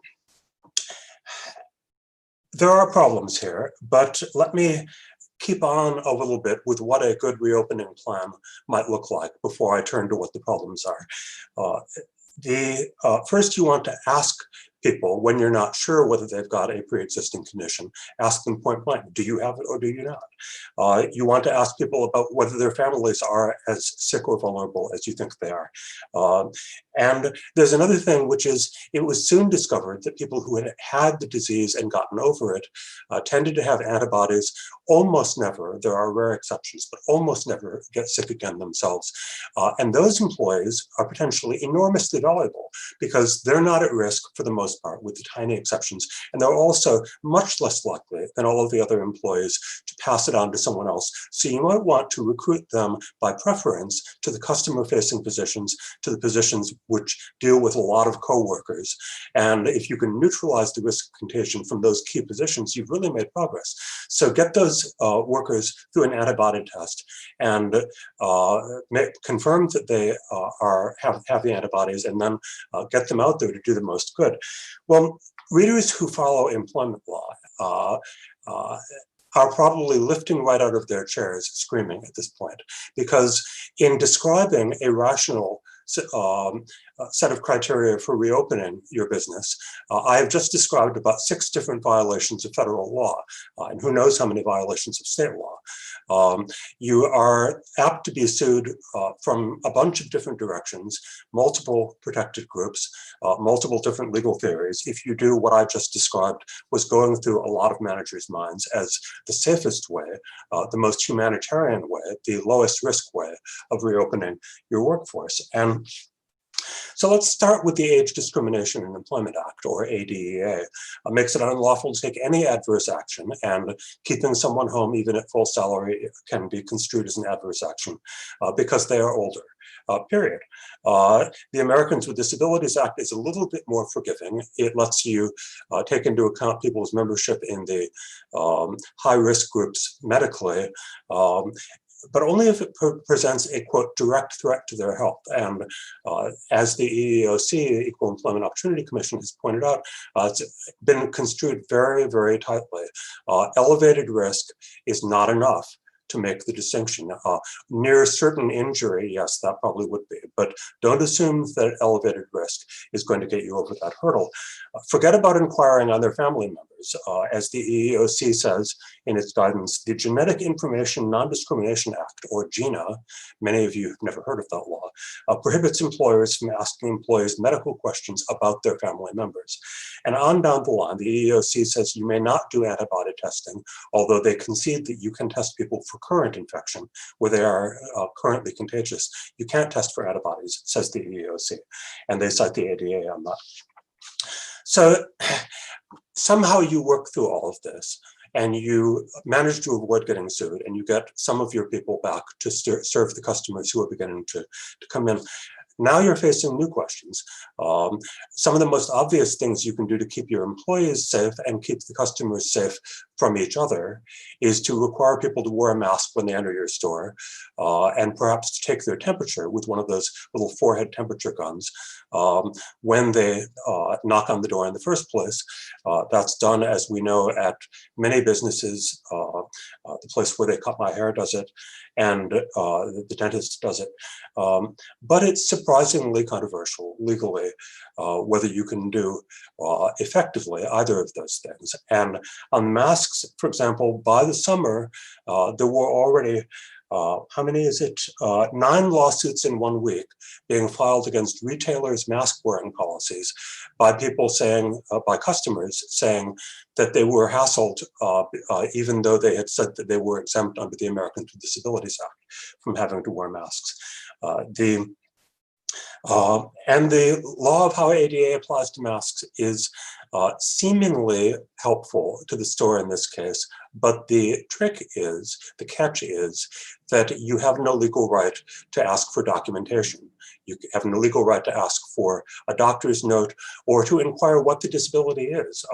The law differs, but Pennsylvania, for example, said flatly that customers may enter the premises and are not required to provide documentation of their medical condition. That's the view of a lot of disabled rights lawyers. So technically, you have the right to require masks of everyone except those with a genuine ADA exemption, but you're not allowed to find out whose exemption is genuine. So in fact, your hands are tied. And likewise, you might get sued under some of the theories promulgated by the ACLU for doing the forehead temperature testing. So somehow or other, you forage on, and then there's an outbreak in your workplace. And then you have to face some difficult questions about, all right, you know who's sick, but should you tell the other workers, should you tell customers that that person is sick? They might have spent more time than you realize in a long sales call or in huddling in the cafeteria with that particular person. Well, now you find out about privacy law. All sorts of privacy laws passed when no one was thinking of pandemics, make it legally extremely risky to reveal any health information about your workers, whether to coworkers or to customers. So the EEOC, trying to be reasonable, says maybe you can kind of disguise things as someone on the 4th floor got sick. Because the rumor mill is already working. And when you put in partial information of this sort, of course, the rumor mill works even harder trying to figure out who on the 4th floor. And rumor mills always produce some false rumors. Are you allowed to reveal the truth in response to a false rumor? Well, no, you actually probably aren't, because the law simply says you can't reveal the information in many instances. So this all gets especially exciting when you are in one of the kinds of workplaces where there are additional layers of privacy law. Universities, for example, are a good example of this because of FERPA, the federal law which tightly controls release of information, including medical information about students. So you have complaints from faculty, and I think there are very plausible complaints around the country, that university administrations are not giving them a fair heads up when there's been potential contagion and outbreak in their own classrooms, because they're afraid of stepping on FERPA, so they won't tell which student it was, even if it turns out to have been the front row student, or even if it turns out to have been the student who clustered with some others against your good advice as a professor. So by this point, the thought may be occurring to you, sued if I do, sued if I don't. Certainly if you run one of these institutions. And that's exactly one of the right thoughts to have, because these laws are in fact often contradictory. A story that I love to tell is when the state of Connecticut was reopening, it told businesses not to let older people and people with immune deficiencies come back to work. And then lawyers had to call up the state of Connecticut, which of course is a sophisticated party with lots of lawyers on its own payroll, and say, you're not aware of federal law. You just told Connecticut employers to break the law. In fact, it's very, very hard to act while knowing that you're not going to get sued one way or the other. Because of course, if someone contracts the disease with good reason to believe that it was at your workplace, they're going to have those legal theories to aim against you. I noticed a bunch of customers without masks. Well, you can say, we tried to argue with some of them and then we gave up. That's not necessarily an argument that a lawyer and a jury will accept. Likewise, the lawyers already are talking about suits based on failure to do temperature checks, and the answer, I read that if you did that, you could get sued, is not a good enough answer. So this leads us into a big critique of regulation in general, which is that it does not always give people clear rules as to how they are supposed to behave and how they're supposed to arrange their affairs. Ties directly into debates about the rule of law, which classically is supposed to require law to be accessible, clear, and non-contradictory, so that people can arrange their affairs and conduct their workplace in such a way as to be sure they're not going to commit a legal offense. Well, we have taken that away in many different areas, and it is illustrative that COVID response is one of them. A couple more points before I wrap up. First, you notice that a lot of the laws that I've been citing, whether it be discrimination or privacy, are couched in terms of rights. They are presented as an extension, in some cases, of the civil rights revolution, even into areas like the plight of older people on the job that are not all that much like the traditional goals of civil rights. And it's been observed that in other countries, for example, the attempt to create accommodation and assistance for disabled people in the workforce sometimes goes on by frank regulation. There will be a government agency that puts out architectural plans saying, okay, now you have to have ramps by next year, you have to have assistive devices for blind and deaf employees. In the US, that's not by and large how we do it. Instead, we have a vague prescription enforced by one-on-one litigation, and we call it rights rather than calling it a regulatory process. The effect, of course, is that of a regulatory process, but one with a great deal of uncertainty as to where the legal challenge will come from. You can satisfy 5 of your disabled employees in a row and then find that someone was dissatisfied by those same accommodations and you're being sued. There is no safe harbor by and large. There is no green light. These are terms that lawyers use and which often signify that something has been brought into the tent of rule of law planability. So you have often very narrow exceptions that are hard to use. This is especially harmful for the pandemic, in which you often want to be able to use some tests that have an error rate. You want to be able to introduce some screens that don't screen out perfectly, because it's the cumulative effect of tests and screens, none of which are perfect, but each of which adds somewhat to the probability that you are going to prevent the contagious connection. That makes for good pandemic protection. You want a bunch of imperfect screens because together they get you to a high overall rate of prevention, and yet imperfect screens are the ones that come under most suspicion from both privacy law and discrimination law. So that's where we wind up. It seems to me that systems that in fact are regulatory, but that couch themselves as rights-oriented, have responded less well to the pandemic, in part because they are not really permission-oriented. With a lot of ADA issues, there is no way to effectively get a green light. And so no one will take away the crown of the Food and Drug Administration as the worst behaving government actor. But I would note that these are, as I say, generally federal enactments. They have proved extraordinarily inflexible. They suggest, at least to me, another of the costs of letting difficult government policy move up to the federal level, where there is one and often very inflexible prescription. Thanks.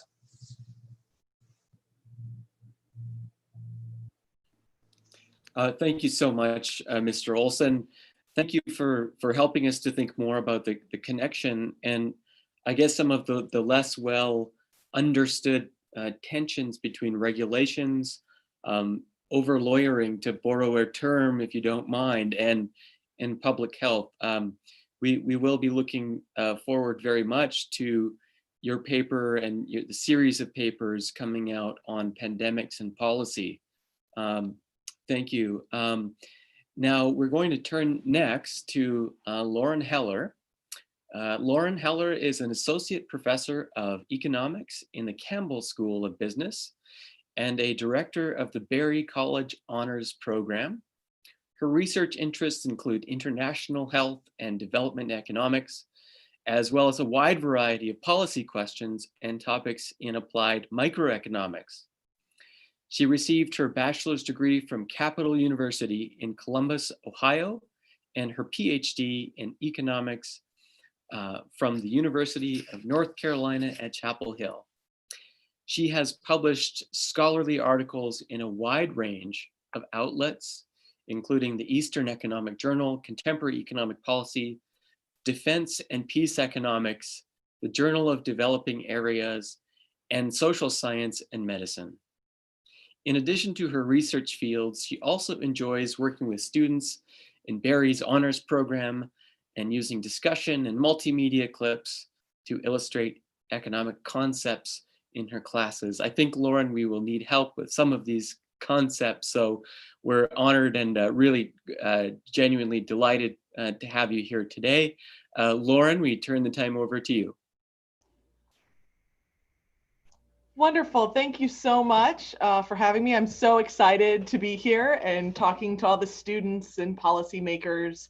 It's a really neat opportunity to visit Utah in that way. This is one silver lining of the pandemic, right? Is we have all these great opportunities to talk to folks that we might not otherwise have. So with that, I'm kind of a PowerPoint girl, guys. I promise not to bore you to death, but I'm going to share my screen and talk about from beginning. I'm like showing you guys. There we go. And to give a little talk today about government failure in the era of COVID-19 and asking sort of the question, can federalism, or at least more of a reliance on bottom-up rather than top-down policies, save us? So that's what I hope to talk about today. So here's the basic idea. Is I think we know, and many of the students that have had an economics class perhaps at UVU know that markets and liberalism more generally, when I say liberalism, I probably mean classical liberalism, or what you guys might refer to as a reliance on individual freedom and markets, that kind of thing, that they've really come under fire in the age of COVID-19 for a variety of reasons. But on the other hand, I think the deficiencies, as Mr. Olson talked about, in unfettered government power have also been exposed and have stymied our response.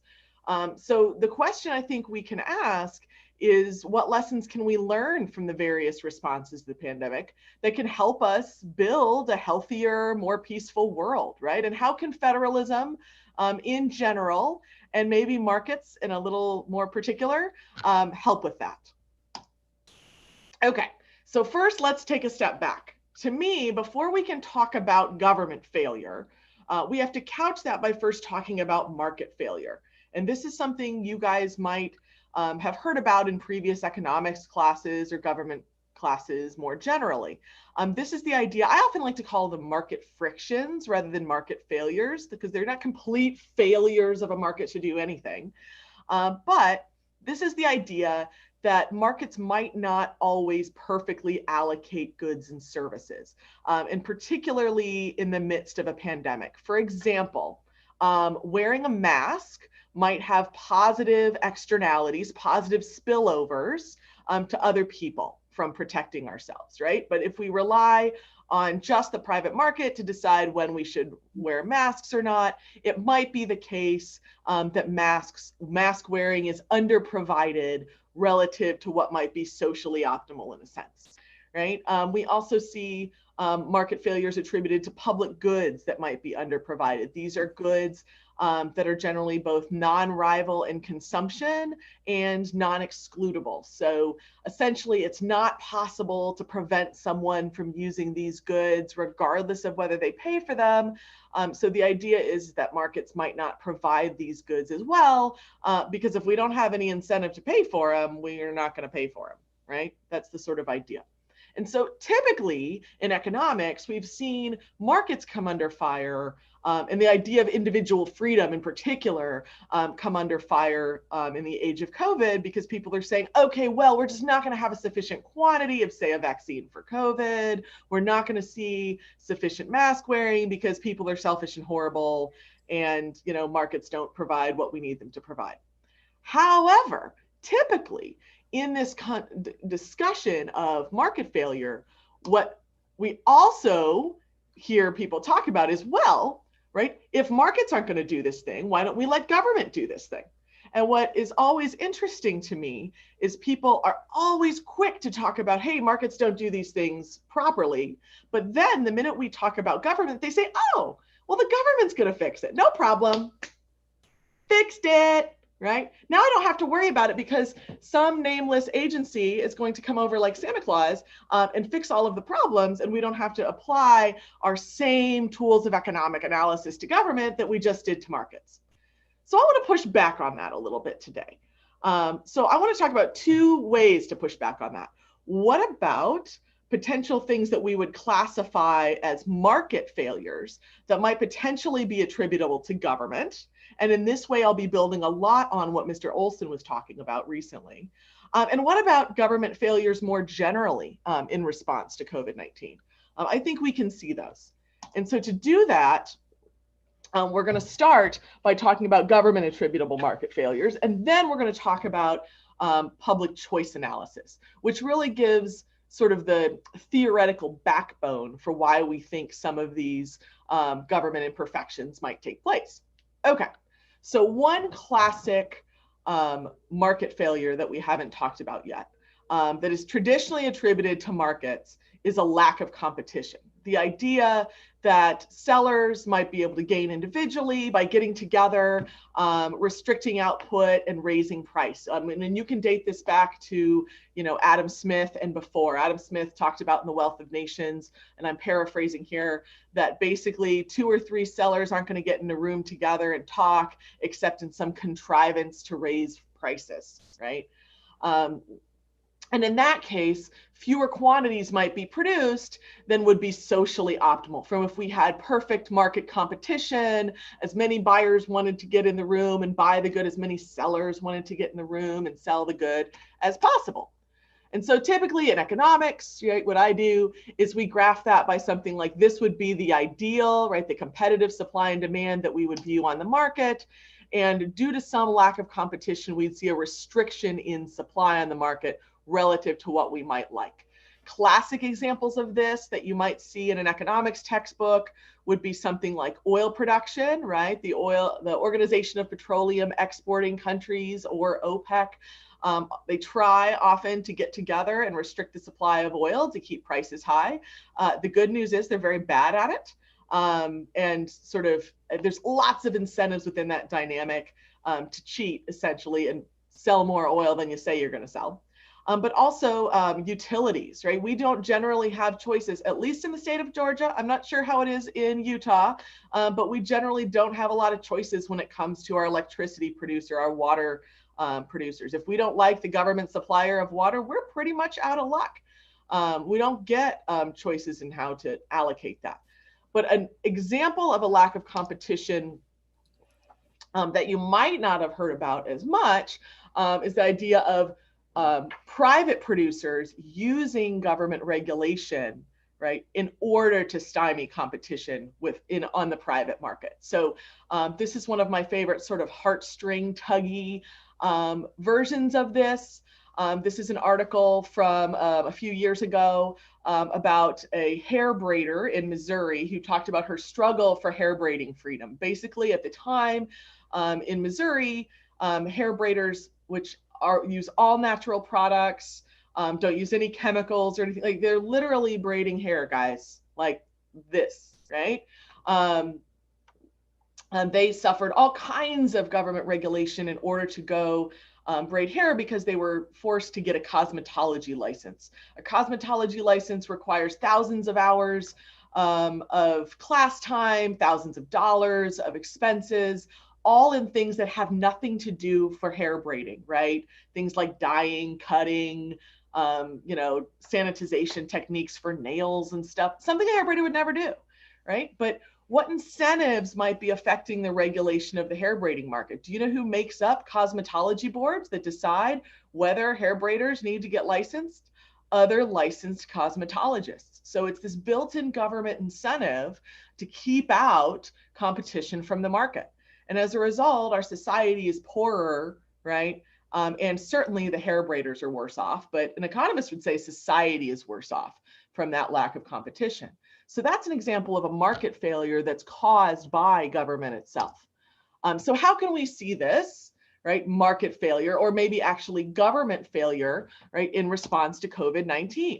Well, and this is something that Mr. Olson talked about and that we could talk about forever and ever. But we can see tons of articles about how at the beginning of the pandemic in particular, there was tons of red tape in order to get testing, right? I don't know if you guys remember back in March, but basically you had to be a celebrity to get a COVID test.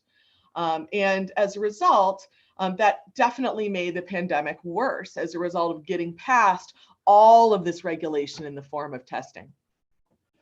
And then as testing became more available, finally, right, the FDA started authorizing quick coronavirus tests that didn't take weeks, right, or days to result in, but it could have, say, a 15-minute or a 30-minute test. The article where, the first article I could find about the FDA authorizing a quick test was from July 6th, right? That is long after it was actually needed on the market to potentially stop the spread, right? Quick testing is really important in order to stop the spread of a disease because of the idea that lots of people are latent carriers of the virus, right? So if you don't want people to walk around and potentially affect others for 2 weeks, right, you need to be able to test them quickly so that way they know quickly and can self-isolate or do something to stop the spread. But we had no ability to react because of the sort of lack of competition in the testing market, right, and in treatments. And so now that talks about market failures potentially attributable to government, but what about government failures in response as well, right? So here we're going to start and talk about sort of a public choice refresher. And I hope with the students, I know we've got high school students here, we've got college students here, we've got legislators here, but I think almost everybody here is above the age of 10. And so I very much hope that we can be real. Like, y'all know that Santa Claus isn't real, right? I mean, hopefully my students would gasp at this and say, oh no, you didn't just say that, Dr. Heller, you didn't, but I did, okay? And so we like the idea of Santa Claus, right? We've been told since we were little, like it's this jolly, elf and makes us feel good and comes around and gives us presents and Christmas, and that's lovely, right? And my argument is, we've sort of been taught about American democracy in the same way. Okay, so I'm not saying that our ideals of American democracy aren't wonderful, just like the idea of Santa Claus, is wonderful, right? Because you were taught from the time you were in kindergarten or maybe earlier, right? You stood up, you said the Pledge of Allegiance to the American flag, and you were taught that American democracy was right up there with God, apple pie, and something else, right? And that this was our gift to the world. Right? What could possibly be more wonderful and perfect than American democracy? Well, you guys have all grown up, right? You're all in, college or high school or maybe even some state legislators here. So you guys have really grown up, right? And so now I hope we can be real. I hope this is something where I get at least a few of you to shift uncomfortably in your seat a little bit. I think college is, by the way, for that. I always tell my students that if they haven't shifted uncomfortably in their seat by the end of the semester, that they should march all the way over to our administration building and demand a refund, because that's not what college is about, right? It's not about confirming our priors, right? It's about thinking critically about the world. So that's what we're gonna do here. And I understand that that might make some of you uncomfortable, and just know that I kind of love that it does, okay? Okay, so what are we gonna do? All right, we're gonna apply the same tools of economics that I think many of you might be familiar with to study the political process. So we're gonna turn on and put on our glasses of economics and view politics in a similar way. So we're gonna look at voters as if they were consumers of goods and services, right? We're gonna look at politicians as if they're suppliers of goods and services. And we're gonna think about the incentives that that creates. Okay, so one thing that we believe is that voters are human beings. Okay, I know, shocking, shocking, all right? But basically what we mean by that is, like anyone else, they're self-interested. You don't walk into a voting booth and say, you know what? I'm giving up all personal self-interest. I'm only gonna think of the community as I walk into the voting booth. I'm gonna be completely magnanimous. You don't, I know you don't, I don't. Okay, and I'll give you an example. I'll try to pick on me or pick on people in our virtual room as much as possible when I talk about these ideas, rather than picking on those people over there. So I'll give you an example. So when I moved to Rome, Georgia, I really wanted a dog park really badly. I came from an urban setting where really a dog park was really useful. I really wanted one. Rome, Georgia, where I live, is a pretty rural area. They probably don't have much need for a dog park, right? But I really wanted one anyway. And up on the ballot in a local election, they had a special purpose local option sales tax on the ballot. It's called a SPLOST. It's basically a really inefficient way to tax things, okay? And they were using this tax to fund a tennis center and a bunch of other super expensive things. And at the same time, they tacked it on, kind of like pork barrel spending, they tacked on a little dog park on this, right? And I have lots of economic reasons we won't go into to tell you why, as an economist, like my soul believes that this tax was inefficient, right? You're using a regressive tax that tends to tax poor people more than rich people to fund things like tennis centers and dog parks, right? Things that wealthier people might want, right? There's all of the deadweight loss and inefficiency of taxation. Like, I know in my soul that this SPLOST was probably wrong for my community, right? But you know what I did? I voted for the dog park anyway, right? Why?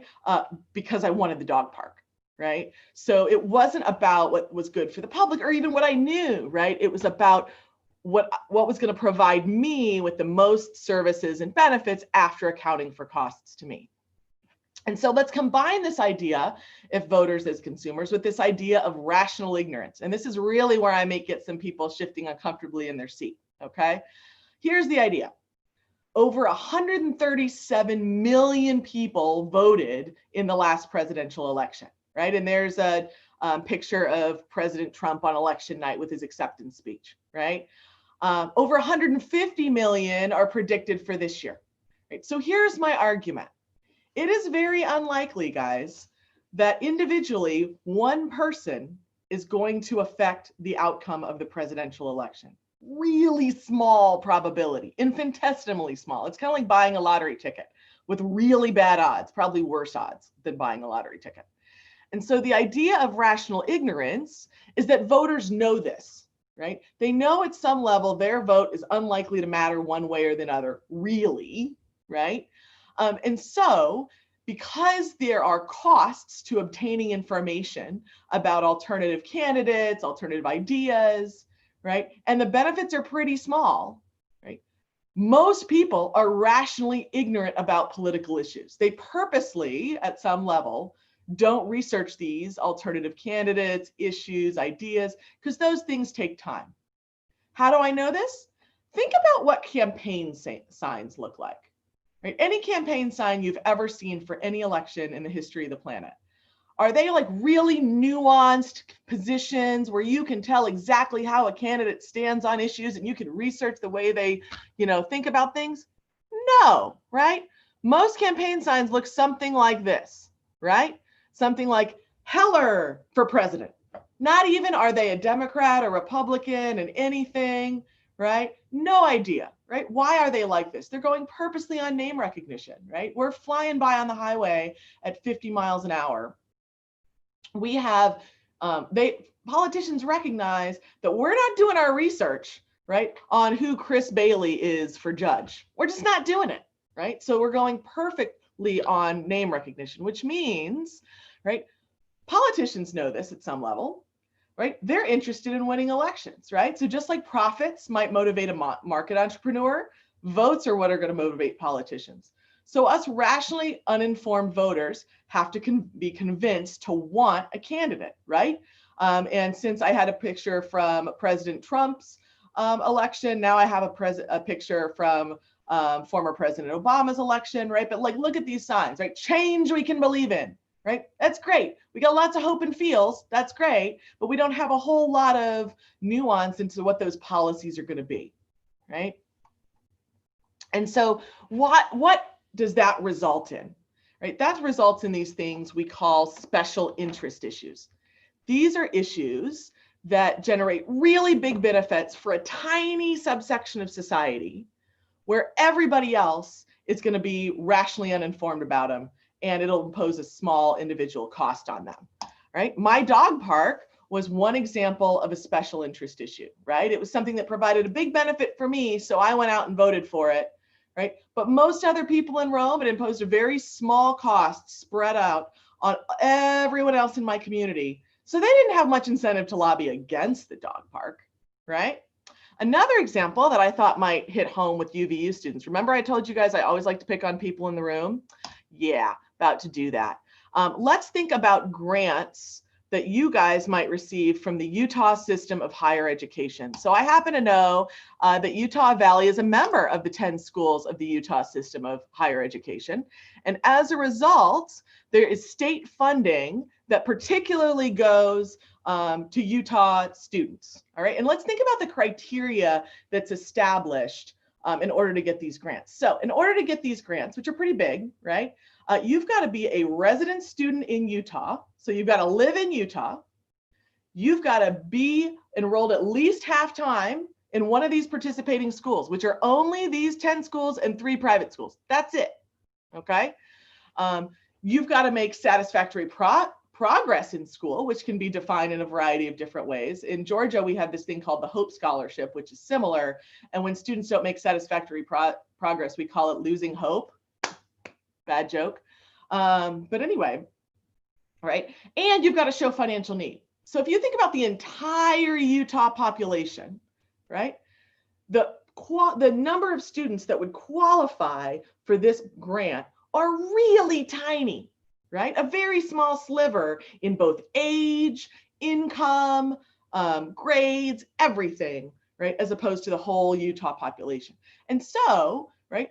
Those awards, right? Award amounts are pretty big if you think about it, right? So at one school, award amounts range from $400 to $1,000, which might not seem like a huge amount, but that's a lot of money, right? If you think about in terms of concentrated benefits to a group, right? But the costs of all of those grants are spread out, right, over all Georgia taxpayers.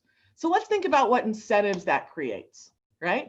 It means politicians have a really strong incentive to favor the views of special interest groups like Utah Valley students, right? Even if the action is inefficient. Why is that?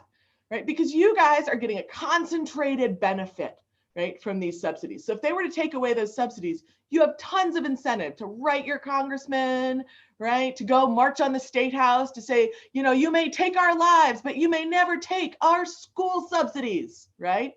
But all other Utah voters, they're rationally uninformed about it, right? It might be $1 to their tax bill. They probably don't know about it, right? So politicians have a really strong incentive to favor the views of special interest groups, even if that action is inefficient.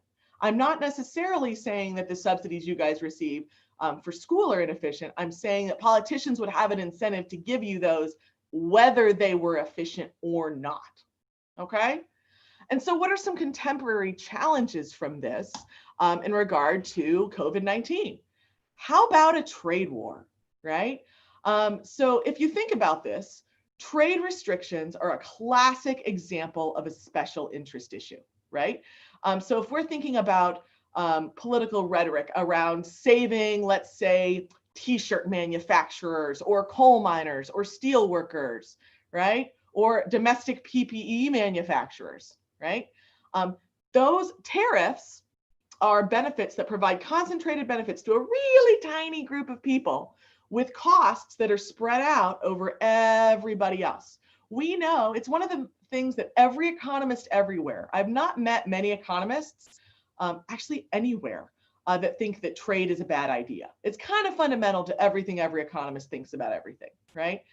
Tariffs are widely known to make society poorer overall, right? In fact, you can look at data, at least correlationally, and the countries over time that are the most closed to trade are the ones that grow the slowest.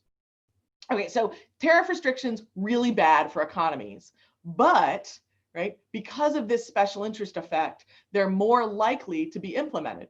As a result, right, we saw this particularly come to a head from the coronavirus pandemic, because lots of these trade restrictions also ended up being on items that all of a sudden we really quickly needed, like personal protective equipment, like masks, right, like respirators in hospitals, like ventilators, right?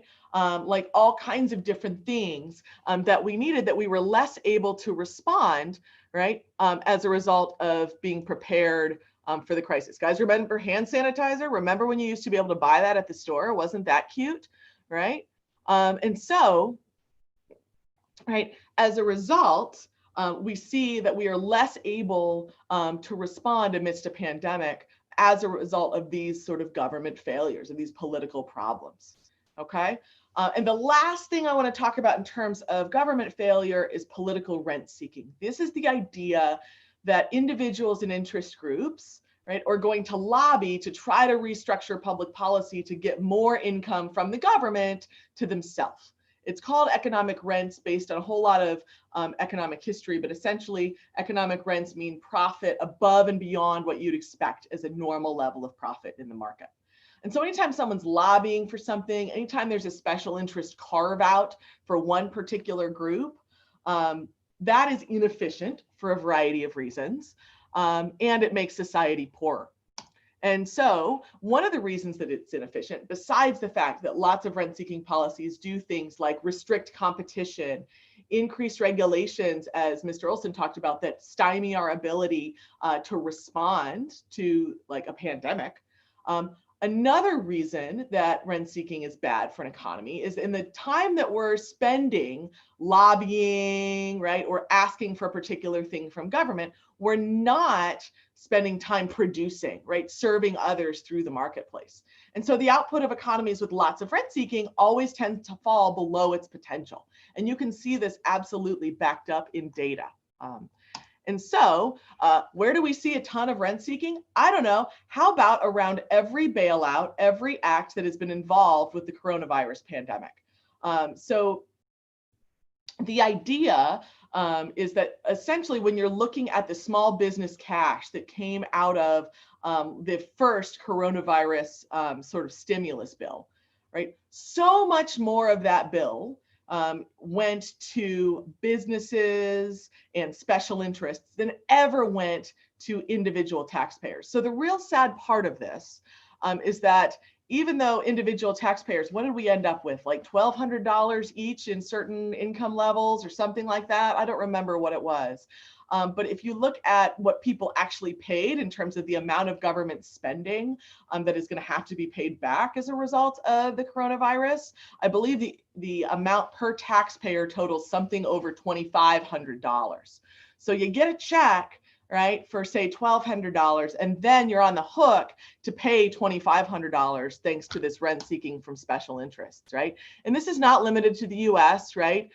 There's coronavirus corruption cases everywhere you look, right? And right, a lot of people are calling it the corona bailout, right? And this idea that special interests are rent seeking and making it more efficient as a result in response to coronavirus. Right. So what's the big lesson we can learn from all of this, and how does it connect to federalism and ideas of individual freedom? I promise that it does.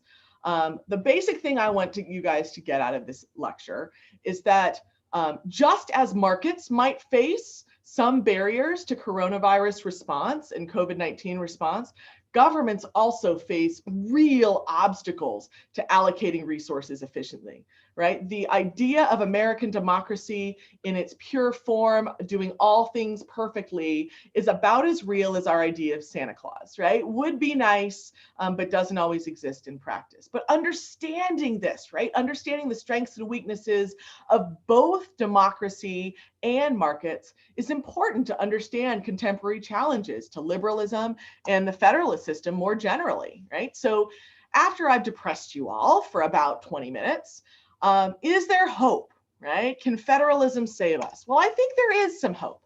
Okay, so if the more bottom up we look, right, the better the news is. So if you look at how individual companies, right, individual groups responded to the coronavirus, when people were allowed to come up with individual responses, it's a really positive outlook for humanity, right? So private companies and philanthropists, right, swung into action, right? Parents are doing amazing things in response to the coronavirus. Lots of people are choosing homeschool over and other things during the pandemic because they're saying, you know what? That whole system that I'm getting from my public school, yeah, not working for me, right? So I'm going to choose a private response for my kids. I personally did this myself, right? And as a result, we're seeing individuals, when left to their own devices, when left to choose for themselves, are doing very well, right? And we're seeing lots of responses by private companies to this. So what does that mean? Right? In a larger view of federalism, I think it means that bottom-up approaches to pandemic response will always be better than top-down responses for a variety of reasons. You can take advantage of lots of local knowledge that otherwise, the federal government might not have. Absolutely, about individual state responses, individual cultures, individuals' ideas of what people in those states think is best for themselves. And so, how can federalism help with this, right? So I'm a pretty pro federalism girl. I give at least 2 chairs for federalism to respond to what Dr. Bibby said. I think states are a lot more attuned to local conditions, local needs, local populations. The coronavirus sprung up very differently in different states. The situation in Georgia and Florida is very different than the situation in South Dakota, is very different than the situation in Utah, right? And as a result, the more power that the states have to allocate resources in response to those local conditions, the more deftly they can maneuver to response to a situation that is continually changing. Is that all we need? Probably not. My sort of classical liberal self probably thinks that doesn't go far enough in terms of individual freedoms and responses. But I think that federalism is a great first step to help us in our pandemic response. And with that, I'm really looking forward to questions.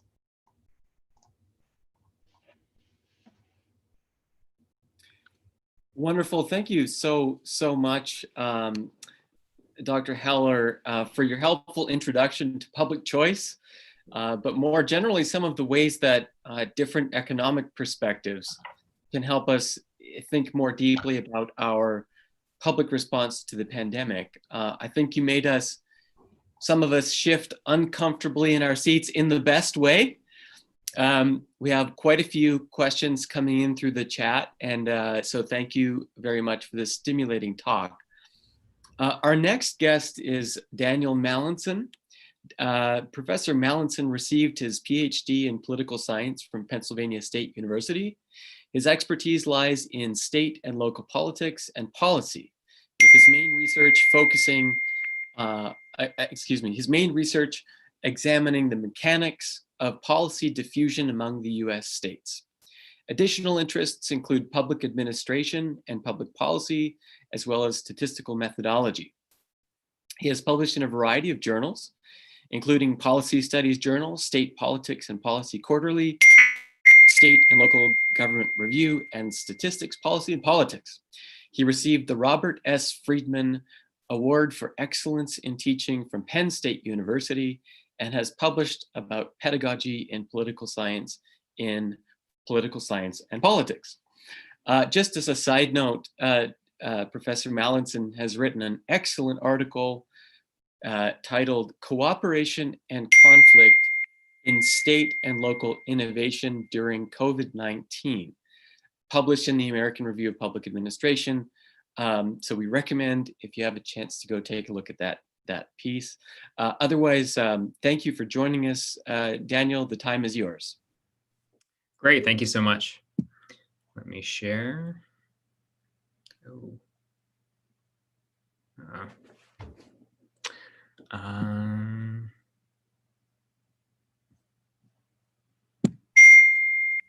There we go. Sorry about this. I just realized that I don't have allowance to share. So let me do that right now.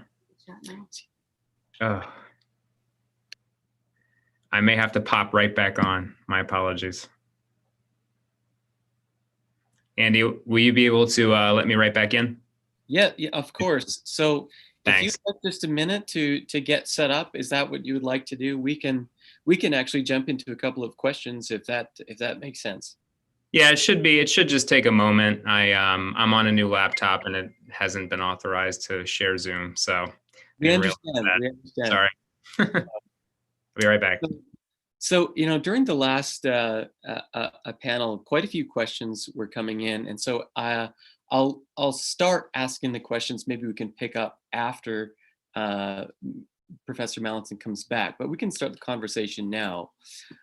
So let me start with a general question for first to Mr. Olson. What role do you think universities have, given your expertise and your experience writing on this topic, in giving a heads up to its employees when there's a spike in cases? I wish I had a better answer for that because, of course, universities are intensely regulated in a bunch of different ways. I mentioned FERPA, and I don't remember the figures offhand, but there are amazing figures out there about the number of in-house lawyers that, for example, Columbia University had 30 years ago, 20 years ago, 10 years ago. I'm not going to say that university administrations are now law firms with a small wing of deans, but the fact is that compliance requirements drive a lot of these things, and that fear of the various types of legal exposure are often the number one factor. So I know what is best as far as the public health, I shouldn't say, I suspect what is best from the public health standpoint, which is more communication, more understanding that sometimes we do have to be talked about despite our wish for privacy, because revealing our names is sometimes important for other people whose classes we've been in and so forth. Whether or not we can get those waivers, get those recognitions in time to help the people who are over a barrel in academia, that I'm much less optimistic about. But I see that Professor Mallinson has gotten some progress, I think, on his thing. So I'm going to stop at that. Thank you for filling in. And if you're okay to go, Daniel, then we'll just give it over to you. Yep, sorry about that. Thanks. So thank you for having me. I'm going to be talking about, I'm of course the political scientist in the room, so I'm going to be talking about the politics of reopening. We're talking about a lot about the economics, and with really an eye towards what things have I been thinking about in terms of federalism, but also what may we anticipate as we head into the next phase of the pandemic and the pandemic response. All right, so I'm going to talk about a couple of things. First, I want to talk a little bit about interstate partnerships, and I appreciate the promo of the piece that I had in ARPA.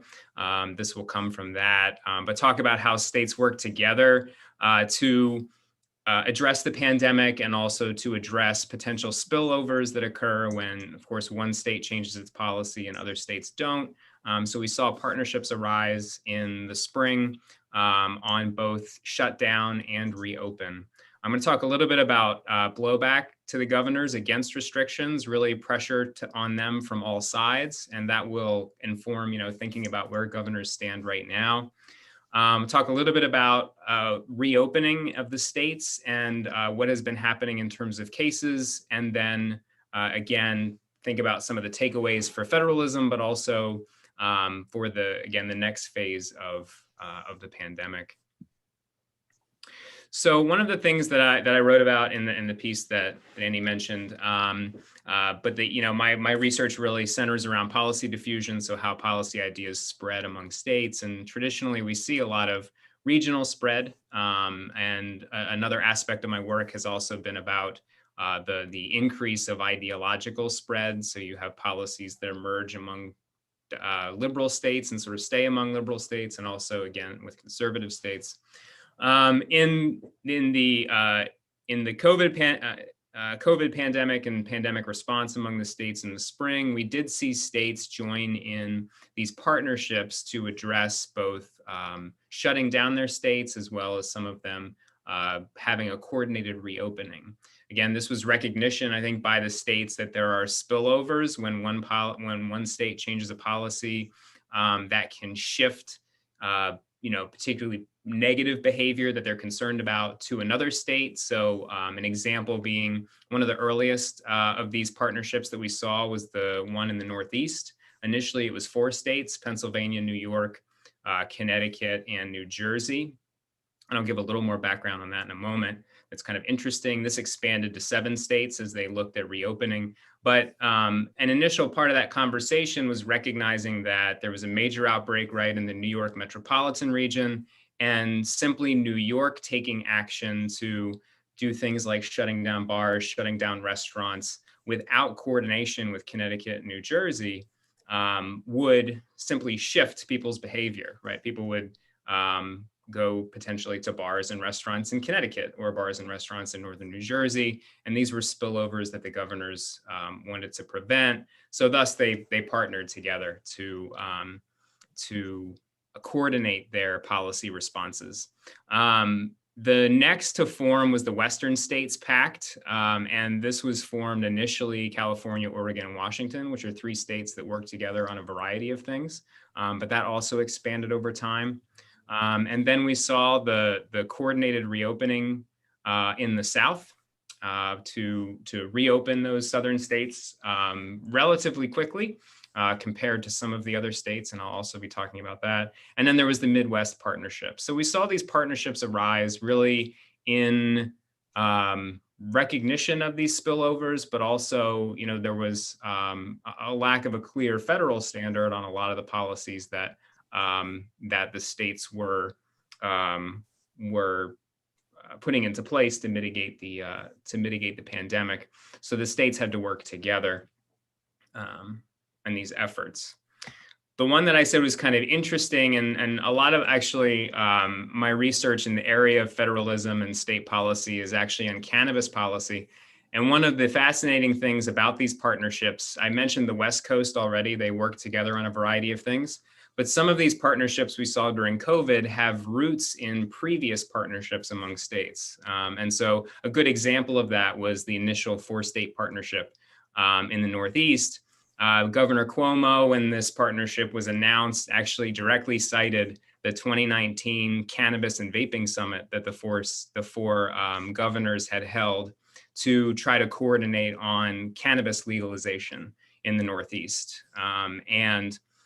This is still an ongoing topic right now among these states, but it was actually that meeting and that partnership that he pointed to as the genesis of picking up the phone and calling the governors in the other states, or at least their staff picking up the phone and beginning this COVID partnership that again expanded into 7 states ultimately when we came to the point of reopening. But this was something that I found really interesting, and again wrote about in that piece how these previous partnerships have been leveraged in the COVID during the COVID pandemic to help states coordinate with each other, or at least to help certain states coordinate with each other. So we saw partnership in the spring, at least in certain areas. We also saw variation in state responses. There's been several papers written about this. Generally, they find that Republican states were slower to institute requirements and mitigation efforts than Democratic states. They were also more quick to reopen. Although I think what this illustrates is that varies depending on the actual mitigation policy. So you can see the orange line, which pretty much all of the states were within about a week of each other. That was the declaration of state emergencies. So the governors all did that fairly quickly. The next policy was the closure of non-essential businesses. Again, there's not a lot of variation in terms of time across the states. Where you see the most variation are the masking policies. So there was a set of masking policies that went into place in typically more democratically controlled or more liberal states in April and early May. And then there was a gap where you saw many of the remaining states adopt mask mandates in June and July. So there is a very distinct difference in the masking policies between sort of subsets of states. There's also more variation in terms of reopening. So again, some of the more conservative Midwestern and Southern states tended to reopen sooner than Northeastern and Western, more liberal states. But if you look at, again, the temporal variation, the timing, it's not as stark as the mask mandates. So I think it's useful to keep this in mind when we think about, red versus blue and what did they do. We do see timing differences between the states, but it's not on every type of mitigation policy. It's only on certain ones. Something that we saw in many states, though, and I talk about pressures from below, pressures from above, and pressures from the side in terms of reopening and loosening the mitigation measures. So one pressure from below that was experienced in a lot of states, the governors experienced, were protests. This charts both Black Lives Matter protests and COVID pandemic-related protest activity, mostly during the summer. And you can see that, of course, after the death of George Floyd, the Black Lives Matter protests, were widespread throughout the U.S.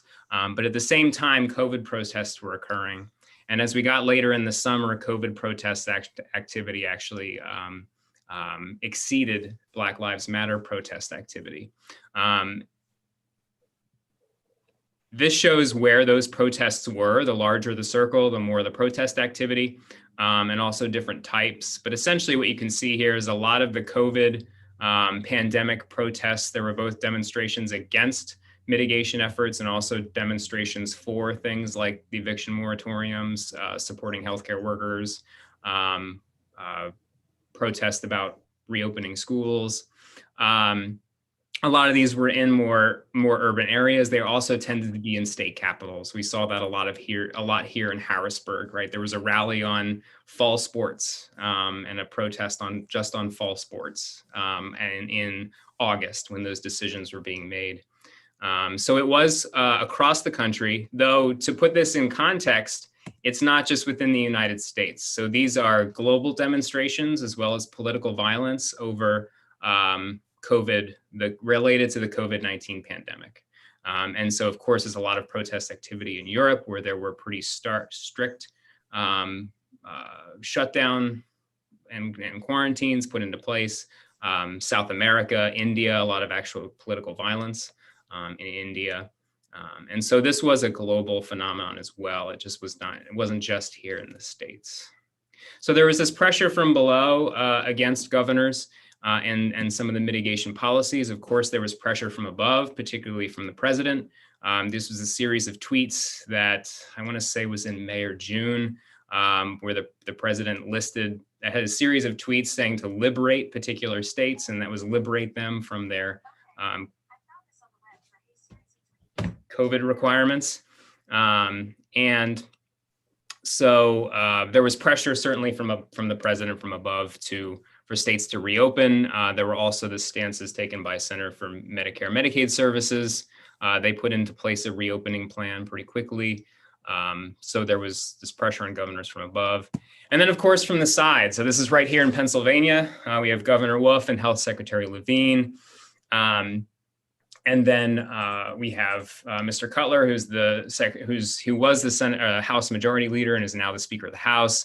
Our legislature is controlled by the Republican Party, and they have consistently pushed back against the governor, tried to override his mitigation effort, his mitigation policies ever since the summer. There have been a series of lawsuits that have been both state and federal court over the governor's actions, and so it's been pretty contentious here. So the legislature has been pushing against the governor as well. So governors have been facing. We talk about them being at the forefront of this response in many ways, but they've also faced a lot of pressure from sort of all directions as we think of the hierarchy or the structure of our federal system. At the same time. Something else we have seen is as states have removed, and this is, again, not just restricted to the United States, Europe has seen this as well, but as states removed restrictions, there was return of the spread of COVID. This was a recently published chart on Indiana. You can see the marker where Indiana lifted all of their restrictions, and there's been fairly sharp increases in COVID in that state. Although, this isn't exactly the causal story in every single state. States, as was mentioned, varied a great deal in terms of when they have dealt with COVID infections and the community spread of COVID. And that's actually the sort of last where things stand piece that I wanted to talk about. This is CDC case tracker data. This is normalized by population. So this is case counts per 100,000 population. And something you can see is, so the purple is California, which is down here. The purple is California, the green is Florida. You see that Florida had a much higher peak, but Florida has also seen its cases drop since that peak early on in the pandemic. California is finally seeing a drop off. But where we're starting to see cases pick up are the Midwestern and Western, more rural states like South Dakota and Indiana. These are also states where it was, there were not as many restrictions or not as many sort of stringent mitigation efforts. And so, there's questions about what governors will be able to do in the face of the increases that have been seen more recently. I didn't add it in here, but of course, countrywide, we're in the midst of our third peak. We had a peak in the spring, and that came down and plateaued, and then a peak in the summer, and now we're really entering the third peak. And why I feel like that's important, both the point about Midwestern states and the US is goes into my sort of final thoughts to wrap this up. So a couple of them deal with federalism and a couple of them deal with kind of where we're at and what governors face. So in terms of what I've been thinking about of implications for federalism, one of the things that Don Kettle has been talking a lot about, he just had a book that came out about this, but the lack of federal coordination on COVID-19 and sort of states going in a variety of directions exacerbates inequalities, right, across states. And that's something that there's been a lot of talk about that, but it's certainly something that, I think that we need to talk more about and determine how to address. Again, Don puts his thoughts forward about that. Others have different thoughts about these inequalities that exist across the U.S. That result from, result from our federal system. The other point is that it's going to be tough for governors to restrict again. We're seeing that here in Pennsylvania. We're seeing a pretty sharp increase in COVID cases, but the politics that I've talked about, really the dynamics from all sides for the governors are going to make it very hard for governors to do the types of things they did in the spring, especially if we have a stronger peak in the winter, like many are predicting. So we're going to see what governors may have less latitude this time around because of the evolving politics of this. There's also been an erosion of state trust in the federal government. I think this is evident with how states are approaching a vaccine. I mean, states like California, New York are saying that they won't distribute or promote a vaccine until they themselves separately review the clinical trial data. And that is, to my knowledge, I don't know that that's ever happened or that's ever been an issue. Someone can correct me if I'm wrong, but that's unusual. And that'll, may serve to undermine trust in vaccination that comes out. There's questions about whether this is idiosyncratic to, the president or this current crisis, or whether this is a broader breakdown in our federal system, and that can be a point of discussion.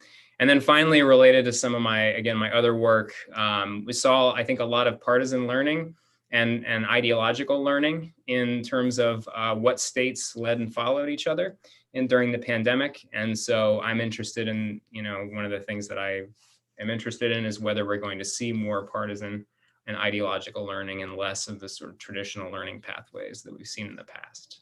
But with that, I want to wrap it up so we have a few minutes at least for questions. So thank you. All right, thank you so much, Professor Mallinson. We really appreciate that presentation. Thank you for helping us not to forget about the importance of interstate partnerships. We would love to follow up with you on your research on trust as well as partisan learning. So thank you for your talk. I'd like to actually direct a question to Professor Heller. I know that you have a hard stop in about 5.5 minutes or so. And so if you're okay, we'd like to ask you at least one question. We have a student question, and I'll just tack on a little a question from us to that and just let you respond as you like. So Britt asks, how could we think about government reforms that would allow for better or more competition? And so the add-on to that question would be, what resources could you recommend for students interested in learning more either about public choice or classical liberal economics? Okay, wonderful. And I thank you for the question. Also, thank you guys for being so considerate of my hard stop. I'm teaching a class next door at 12:30. So that's the reason for my hard stop. But anyway, so I think that there's lots of ways that we could encourage competition.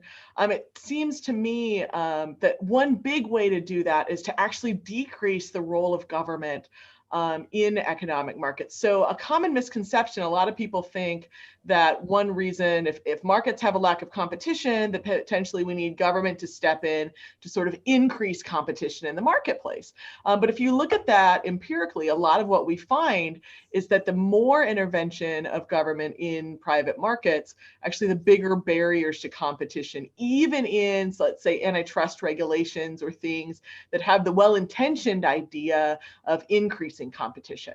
And so I think at best, when we're thinking about things like antitrust policy or even just well-intended regulation in one way or another, that we might actually worry about the potential drawbacks of a decrease in competition. So to sort of dovetail off of what Mr. Olson talked about when he talked about all of the potential regulations that employers are facing, for example, right now in the face of COVID-19, you can think of that all of those regulations probably had, if I'm going to be good, I think all of those regulations probably had a well-intentioned reason for them, right? In terms of employment law and protecting employees and things like that.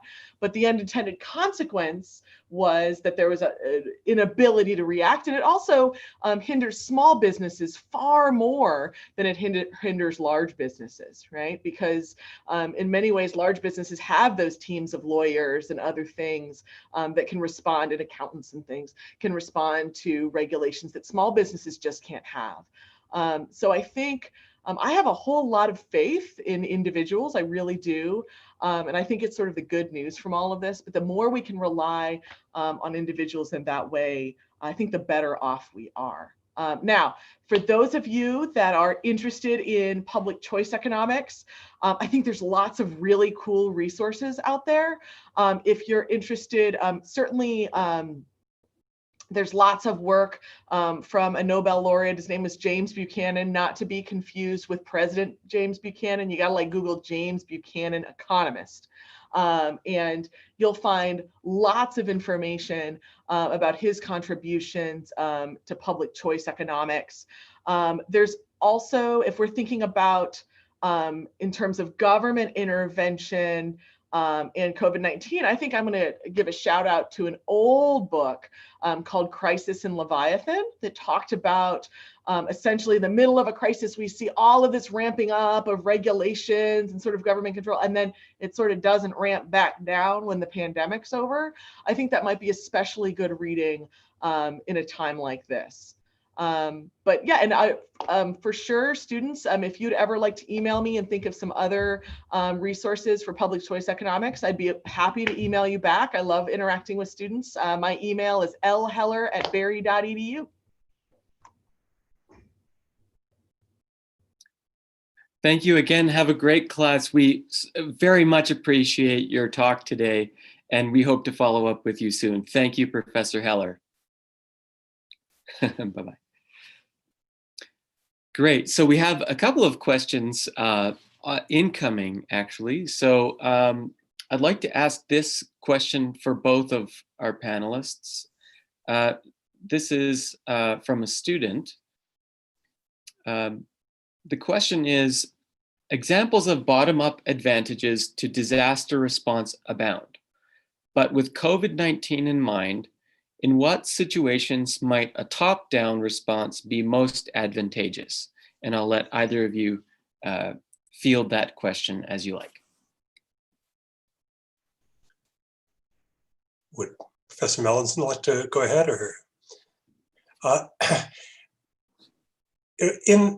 Otherwise, I will. In the literature about this, it's sometimes said that, for example, a unified research attempt would be more efficiently handled by a central government than by collaboratives or consortia of state governments.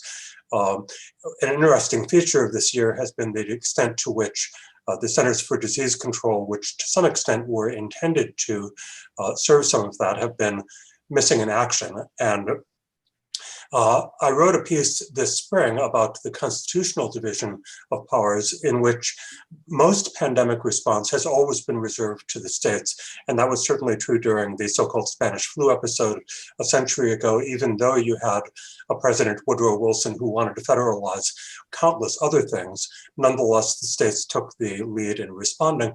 But as federal involvement in pandemics was layered on, it was carefully done from a constitutional standpoint. They added things related to the admission of people and goods to the country, thus taking advantage of that federal constitutional power. And they added things like the CDC, which were intended as helpers, as things that would make the states more effective in taking that lead. We have, someone said that they did a disaster simulation, and no one predicted that the CDC would be as inactive in the case of a pandemic as it has turned out to be. So I just take it around to a point that I've been kind of dying to make about federalism, which is that in theoretically deciding between a federalist and a highly centralized system, it can be a temptation to assume that the centralized system would be run by people just like us, whereas the states are inevitably going to be run by a range of people, some of whom we disagree with. We put ourselves in the shoes of the one federal decision maker.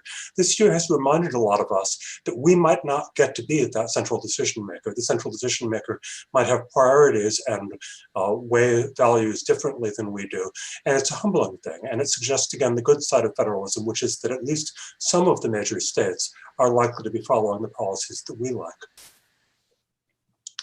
Yeah, and building on that, I mean, I think I appreciate the point about the science, right, and research endeavor and the issues with the CDC and the FDA during this. I mean, I think an important role for the federal government that we haven't seen successfully done in this pandemic is having clear and consistent messaging on the science, on what we know, and also the uncertainty of the science. There's been, very inconsistent messaging from the White House versus public health officials. and that has not, that has not helped, certainly, and it puts us in this position again. I mentioned of distrust between states and the federal government, the CDC. I'm working with a colleague right now on studying the CDC, and it's I think there's probably going to be a lot written about the political dynamics of this pandemic and the White House and CDC, and how that institution wasn't able to provide what it was intended to, as is being mentioned here, right? And in its purpose for creation. So I would agree with that, like consistent messaging and information. Maybe I could throw in one more point, if there's time, which is that the US is not, of course, the only federalist country. And it's been interesting in the course of the pandemic that the various other federalist systems have been, they've been arranged. I mean, we can start with Brazil, which has not generally been considered successful at all, which is a federalist system. But then you turn to Germany and Canada, often cited as some of the most well-run. Switzerland is another, but Germany and Canada have both distinguished themselves for getting exceptionally good results during the course of the pandemic. I know a bit more about the German response, in which the German states have quite a bit of medical responsibility. For example, I was startled to find that they were the ones who decided on whether or not tests could be used, and apparently worked smoothly there. They had early access to the various tests because their regulatory process was a good one. Clearly on the messaging that Professor Mallinson mentioned, probably we'll find in both Canada and Germany that the federal governments were important in messaging, and Angela Merkel, Chancellor in Germany, has sometimes been described as having saved her popularity by the effectiveness with which she provided. Even if she didn't have all the power in her hands, she did have most of the messaging in her hands, and apparently turned that to the advantage of her country. Thank you. I think we have time for one or two more questions. One question that we have seen in general as a theme that has run throughout the conference is the virtues and potential limitations of federalism. Now, one of the often touted virtues or strengths of the federal system, is, in the words of Justice Brandeis, that it allows for the experimentation, the laboratories of democracy argument. And so I guess the question here is, to what extent do you think that this idea that the states can experiment on their own is relevant in a public health crisis? And I'll let either or both of you take that question. Yeah, I mean, I don't think it's irrelevant, but I think one of the challenges with that framework, or that, thought framework, is that that's typically a process that takes time, right? It's about lesson learning and states trying things, and some things failing, some things succeeding, and then other states taking them and adapting them to their local environment, and et cetera. And that typically takes time. Whereas a pandemic is something where it requires a lot of speed and flexibility. And so on one hand, I could imagine that you can gain some benefit from that decentralization and the response by seeing sort of what is working in some places and what's not working in others. But then I think you still need a national actor that can marshal those lessons quickly. And again, I mean, just going back to consistent messaging and information, can share that with others, as opposed to it sort of having to be a bit of a free-for-all among the states. And again, So I think it can apply, but I think we'd have to be willing then for the response to be slower, and that has implications that, for people, for public health, and for the pandemic. But again, if one single actor steps in and gets it wrong, then that impacts everyone, versus if you have 50 actors and some of them do well and some of them don't. I mean, it's not great for the states that don't. And again, I go back to some of Don Kettle's writing on this, but it doesn't impact everybody, which was part of that Brandeis's thought framework. So, and my initial thoughts. Go. I would add,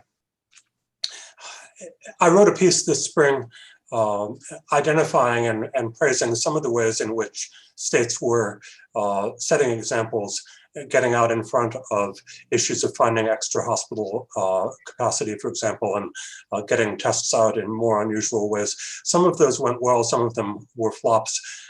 Again, we, in retrospect, will know more, but here in Maryland and also in a number of other states, governors kind of took the lead in messaging, stepping into the vacuum, frankly, on federal messaging. Eventually, we had Anthony Fauci and Deborah Birx, but for long periods, there was a real vacuum of effective federal messaging, which of the sort that you would have expected to come from the CDC institutionally. And I think some of the reasons why the states got pushed out somewhat awkwardly. And in Maryland, I'll also mention that our Governor Hogan at the time chaired the National Governors Association and talked about how they would have conference calls through the National Governors Association to spread best practices and good ideas. And yet, in some ways, that was second best, because before the last couple of years, everyone would have assumed that the CDC would be presiding over exactly that kind of information sharing, would be taking the lead on best practices and so forth. The very imperfect state response, to some extent, was an effort to fill a vacuum in an area where all people charged with these jobs in government tended to assume that there would be strong CDC leadership. And in its absence, people made shift with what they could. Mm-hmm. Excellent. I think we're just about time, but I want to thank you both for a thought-provoking discussion for our second day here, and for helping us to think about the economic and regulatory dimensions of reopening. We look forward to following up with both of you. Just a quick question for both of you. What are you working on next? Where can we find your research? Just tell us a little bit about what you're going to be working on for the next little while. I'm going to be turning probably to issues of election law. I've worked a lot on redistricting, and the natural cycle is going to make that a big issue, because the census information that has been gathered this year will be sent to the states and will require redistricting in all the states. It's full of federalism issues, and it's also full of chance to play with maps, which has always been fun for me since I was a kid. And so I doubt it will raise exactly the same issues, and yet it will force us to confront, again, election law, I would argue, has been successful in many ways because it is so driven by localities, and the federal government cannot prescribe all that much of how even a national presidential election works. Those states are right there making decisions that I think overall leave us better off than if the federal government were making all of them. And so I work, I do a big part of my work is shared with Lee Hanna at Wright State, and we work on cannabis policy. And of course, it's a fascinating federalism puzzle for us because of the state liberalization underneath the framework of federal prohibition. And so we have a book project that we're working on about the emergence and spread, particularly of medical marijuana, medical cannabis policies in the states. So we've read many books that take really a federal perspective on drug policy and cannabis policy, but we really want to, you can't really understand the story of cannabis policy in the US without understanding the states, because that's where a lot of action is. So.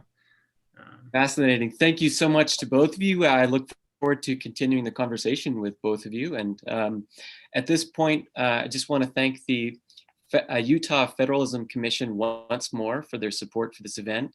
And I would like to invite everyone remaining to see your programs and to join us at 11 o'clock Mountain Time. I'm not sure if you can see this schedule here, but we have from 11 to 12:30 p.m. Our next panel is on state and local leadership during COVID-19. So we'll continue the conversation there, and we look forward to seeing you.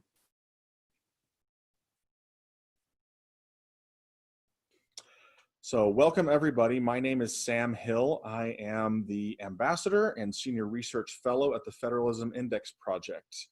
And we are here today with Rodney Smith, who is the Director of the Center for Constitutional Studies.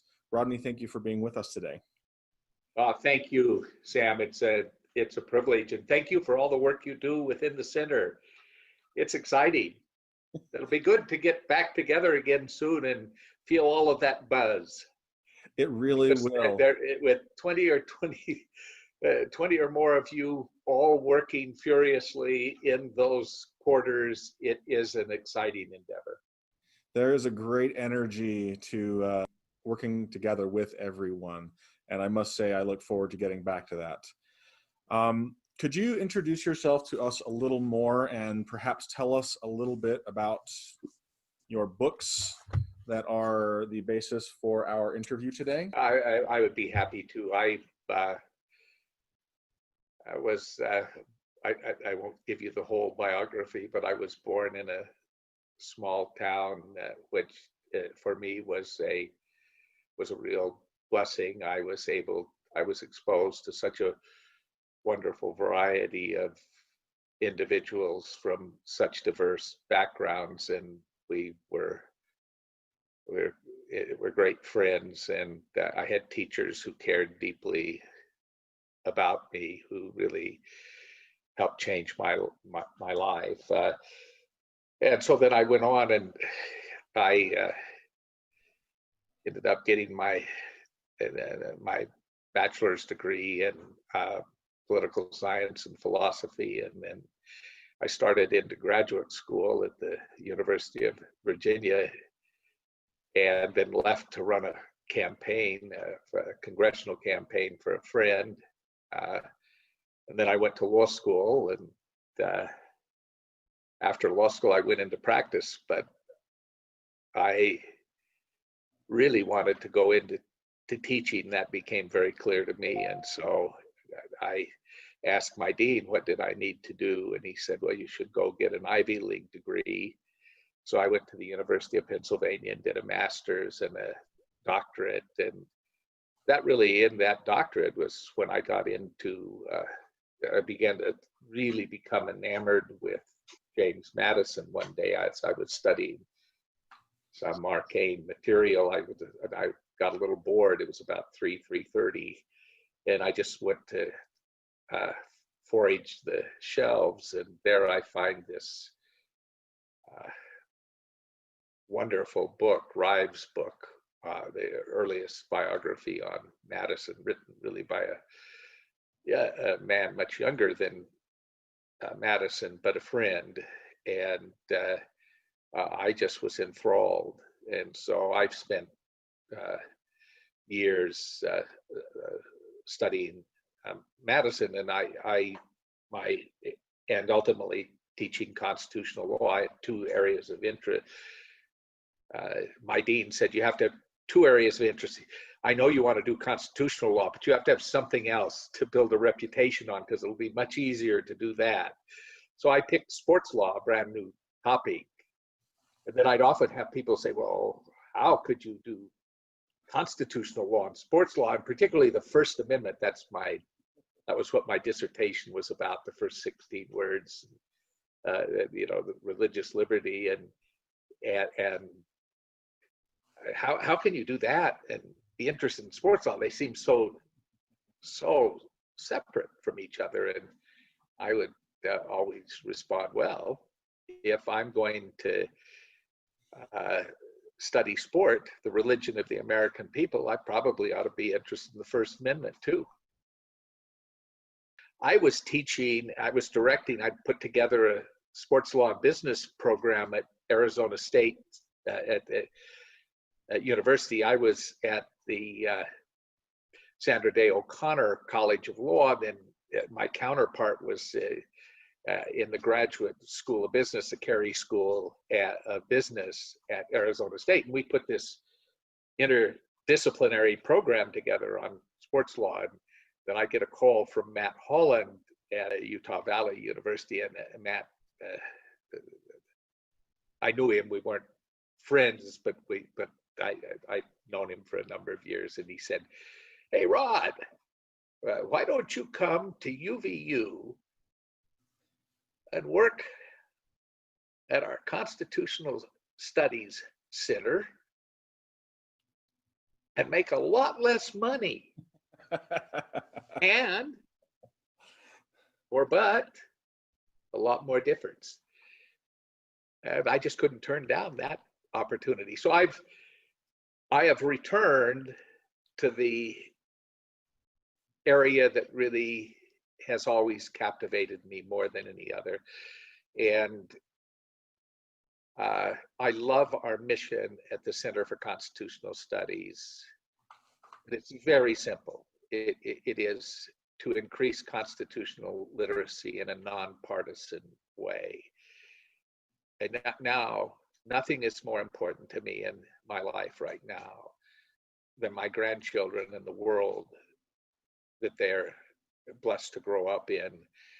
I have 28 of them, and I just can't think of anything I can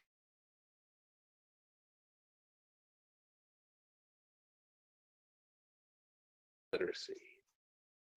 Well, we are really glad to have you here, Rod, for not just your boundless energy for this, but also for the expertise that you have brought. And for those of us who are watching, Rod is a great champion of the students and their success, and so he has been a great blessing for the center. So thank you, Rod. I want to get into James Madison a little bit. Madison comes from a time when the supposedly nonpartisan country that Washington envisioned had decayed into profoundly vicious partisanship. And yet he didn't seem to view partisanship as necessarily bad. Why? Well, he was in many ways a vigorous partisan. His partisanship becomes tempered later, and that's my second book on Dolly and James Madison, An Unlikely Love Story That Saved America. Well, she has a real influence on him, and she tempers him in some wondrous ways, and she's a very, very capable counselor to him in every sense of the word. It's an incredible love story between two people you'd never think of getting together, but he was nevertheless a partisan. And even after, under the influence of Dolly, who tempered him, he remained very much a partisan. I think that's the nature of every time. It's not whether we're going to have partisanship, it's how we deal with it. And he, in the first 2 years of Washington's term as president, many referred to him as Washington's prime minister, because he, for example, I love telling the story. Washington's first inaugural, Washington puts this address together, and it's, I think, 70 pages. And Madison said, no, that won't do. So ultimately, he comes to Mount Vernon on his way back to the Capitol and stops to help, and really, in fact, writes Washington's inaugural address. And so then he gets to Congress, and the president delivers the address, and Congress has to decide, well, who's going to respond to it? So Madison, who's America's great draftsperson and the greatest lawmaker, is given the assignment. So here he's written the inaugural address, and now he responds to it, rebutting himself a little bit. Yes, and now in order to preserve the power of the presidency, Washington feels that it's incumbent on him to respond to Congress. So he asked Madison to write the response. But that's a good way of introducing the kind of this relationship that Madison had with Washington as sort of his prime minister first, but then they begin to divide. Washington becomes more a federalist, if you will, and Madison is leaning in and more Hamiltonian, and Madison is leaning in the direction of Jefferson and the Democratic Republicans, and ultimately Madison becomes the party leader in Congress. But the relationship was very different, and we were deeply blessed as a nation to have George Washington as our first president. And when people ask about what quality was his greatest quality, in my opinion, it was that he was deliberative. Well, what does that mean? Well, it means he sought after opinions on each side. There were a few issues that early in his presidency that were more electric in a partisan way than the national bank. Mm-hmm. And Madison is opposed to the bank. Later in life, he comes around when he's president and so forth and supports it. That's an interesting issue in itself. But Washington is persuaded more and more by Hamilton. And yet three times he invites Madison to the White House to make his case.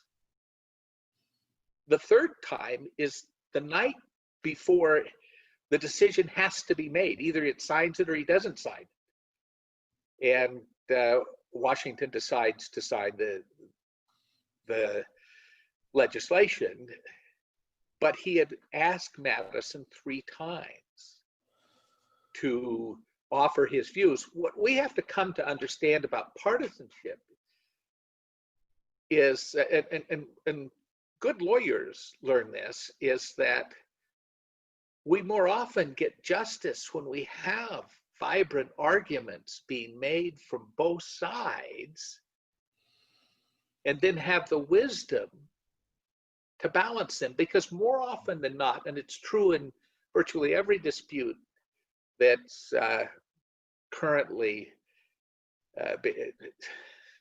the source of a battle, there tends to be truth on both sides. And so that was the big difference, was that they understood, and we certainly wouldn't have had a constitution if they didn't understand this. They had real disagreements, but they understood that the United States required that they find a way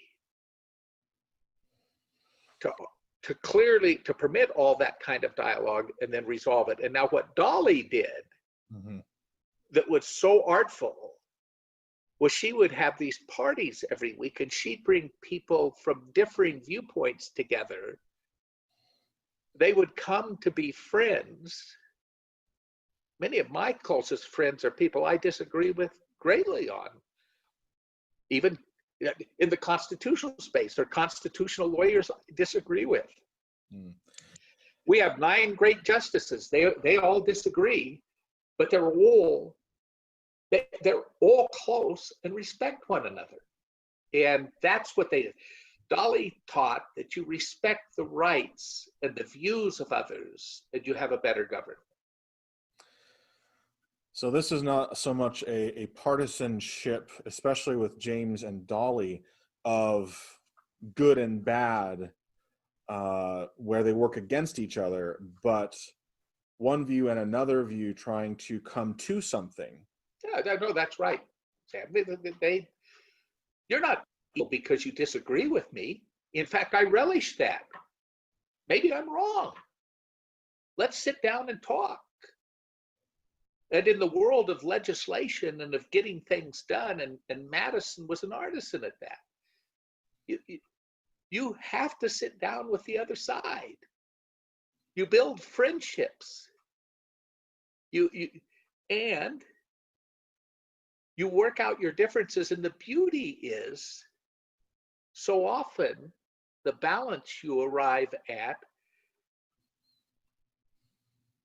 is more true, is better than either one of the views standing alone.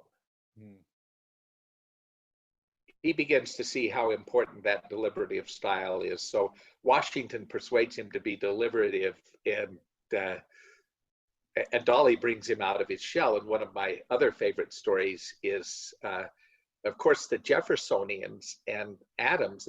Jefferson and his supporters and Adams and his supporters have no love for each other, because the campaigns then were much uglier than they are today. Much worse. By what people may think today, it was worse in the old days. Yes, yes. Now it was done through surrogates, so the candidates kind of stood back and said, "Well, it wasn't me," you know, but they were vicious, and so the Adams family did not feel any real affinity for the Jeffersonians, but at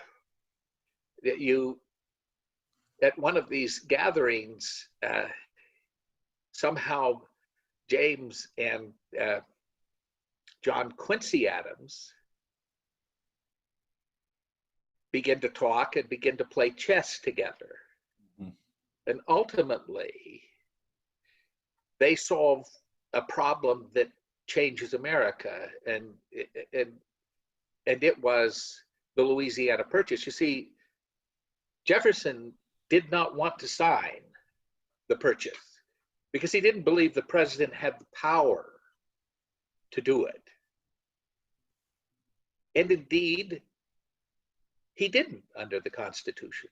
So they have a problem. And John Quincy Adams suggests to Madison, who's the Jefferson Secretary of State and really responsible for this, "Well, James, I'll help you because I believe in it. Just make it a treaty. And now we'll have the separation of powers come to our support. The executive will offer it as a treaty."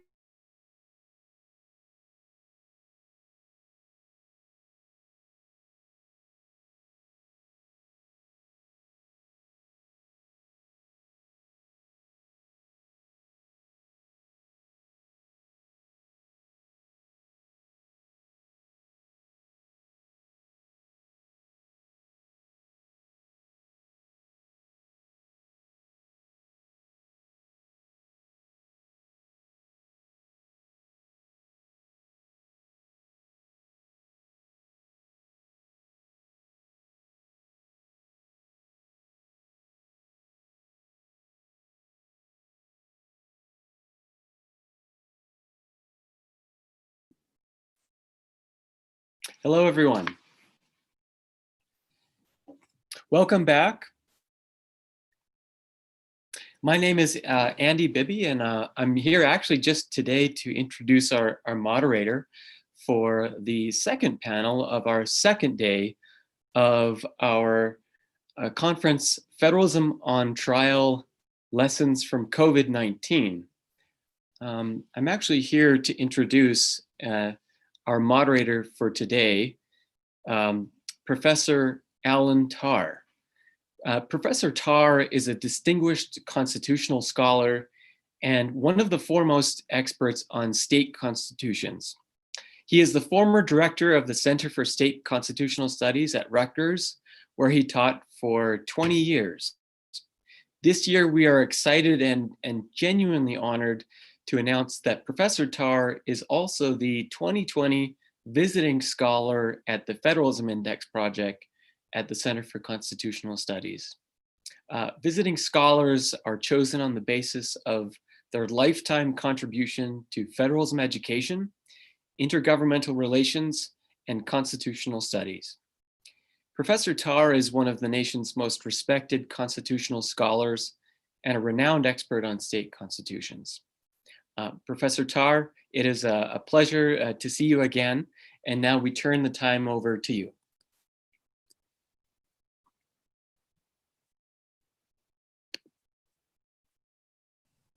Oops, excuse me, I'm muted apparently. Let me try that again. I am delighted to be here, and I've had the opportunity to sit in on a number of the sessions and profited greatly from listening to the diverse perspectives.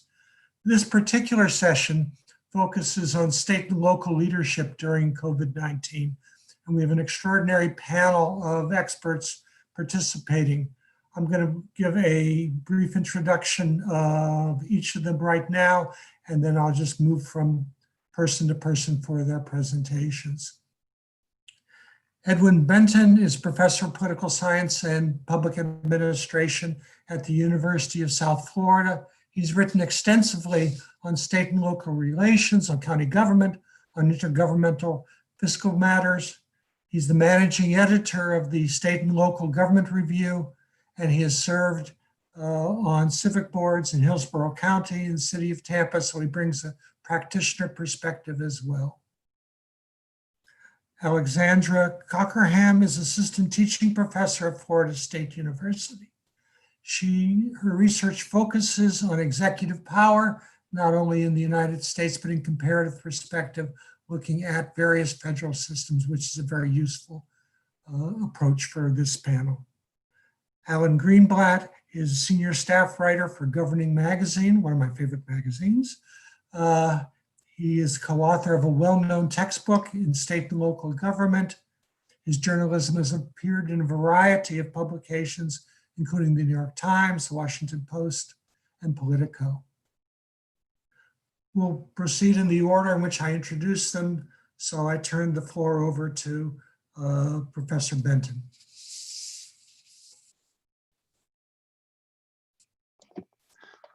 It's a pleasure to be here today. Just give me a second here and get my what I like to share with everyone on the screen. Would appreciate someone letting me know when things are there to be seen.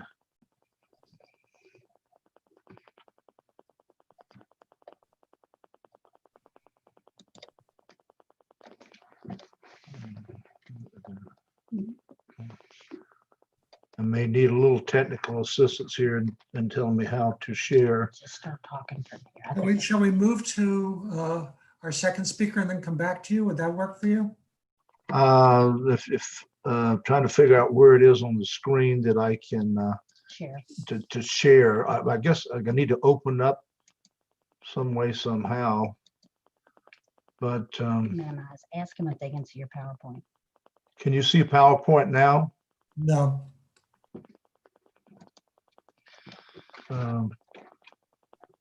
I can't find the icon or whatever to down at the bottom there should be a green share screen.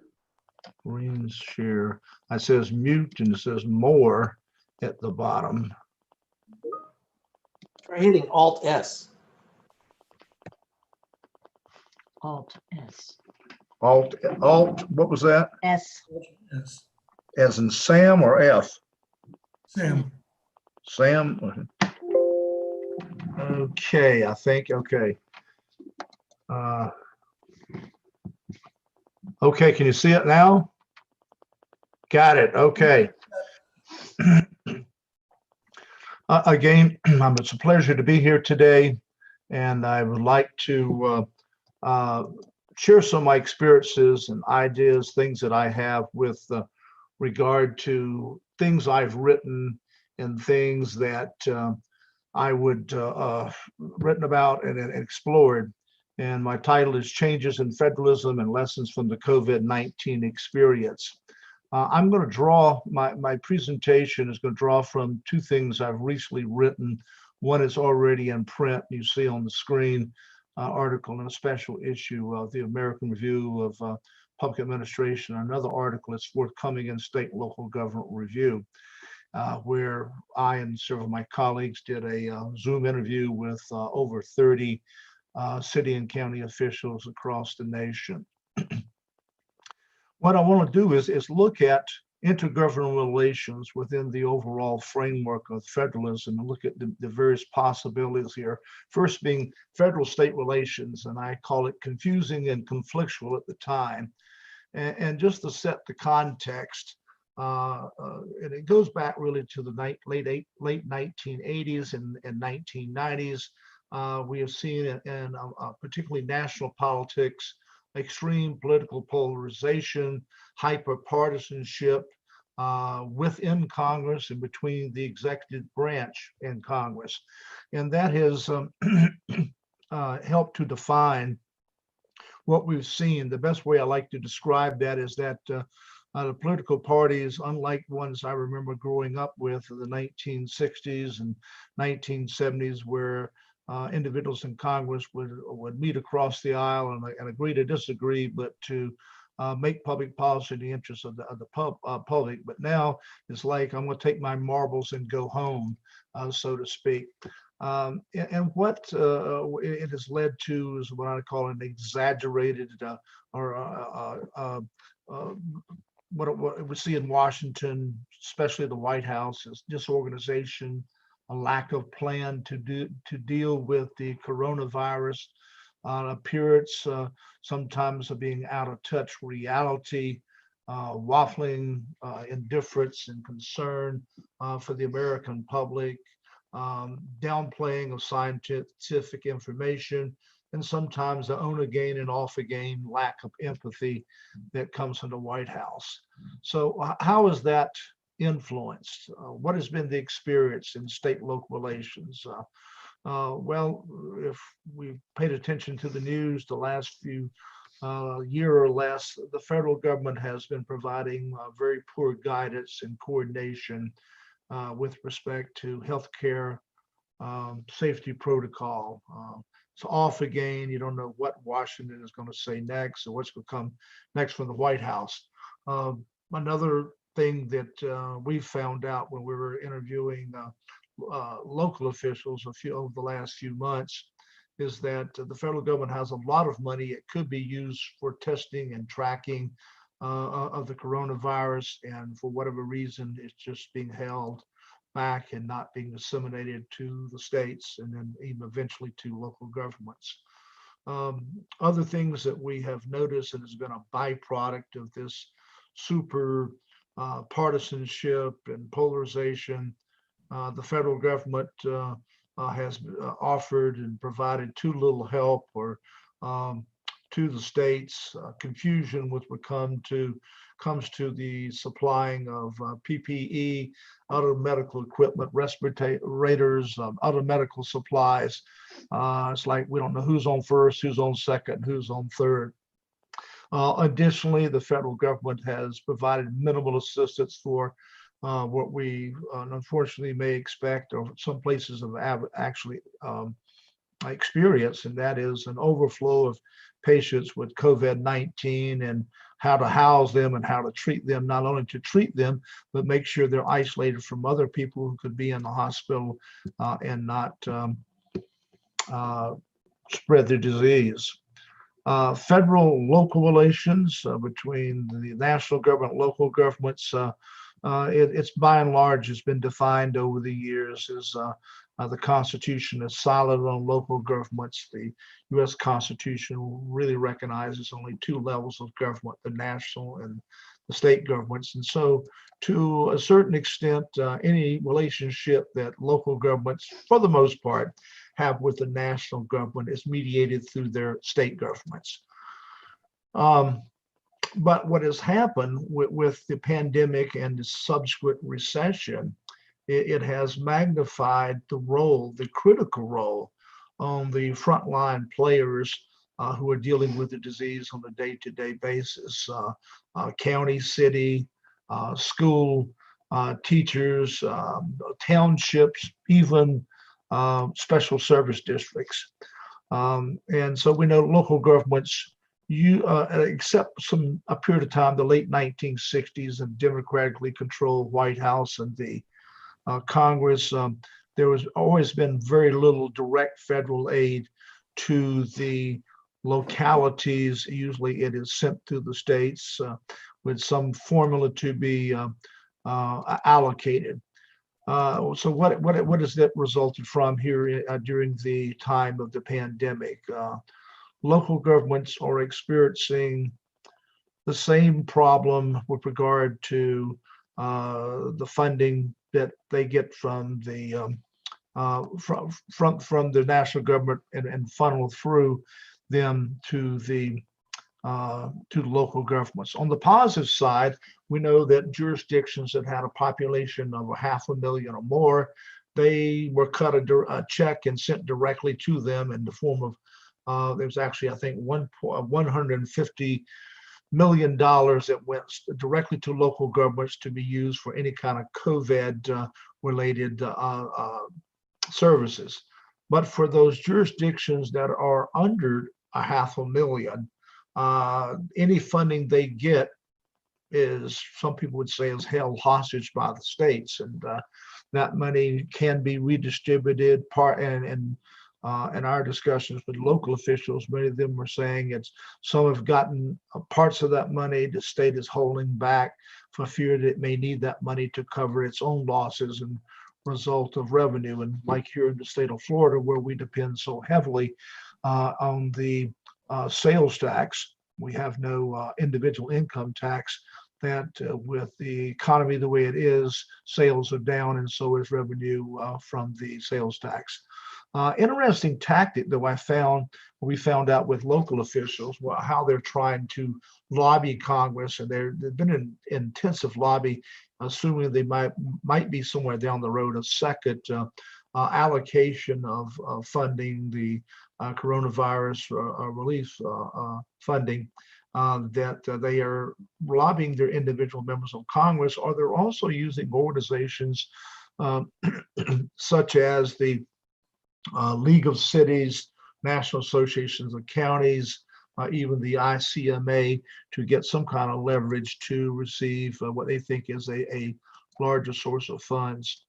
Perhaps one of the more exciting areas is in the area of interstate relations. I call it thriving and cooperative. It's like during hard times, you find states who are experiencing the same kinds of challenges and so forth, that they have a long-standing tradition and history of working with one another in interstate compacts and so forth. This coordination historically has been the coordination and cooperation has been fostered by such things as the National Governors Association, the National Conference of State Legislatures. But without some of the legal ramifications, it makes sense for states to work together because they do face similar challenges and circumstances, and historically they have worked together, sometimes positively and sometimes not. But we can think of many instances where that's been the case. But what has been the experience of states that are working together? They have, as I said, they have formed a number of interstate agreements and compacts, and these numbers, according to not only data that I've come up with, but studies done by and surveys done by the International City County Management Association, find that the number of these agreements have actually been increasing in the last 8-9 months. Numerous examples with respect to states that are coordinating such things as closing of non-essential businesses and schools and beaches and so forth. Originally in the states of New York, New Jersey, Pennsylvania, they work together, making sure that reduce the potential for spillovers of the spread of the coronavirus. And there were a number of states on the West Coast that banded together, some in the Midwest, and they took matters into their own hands, and say it this way.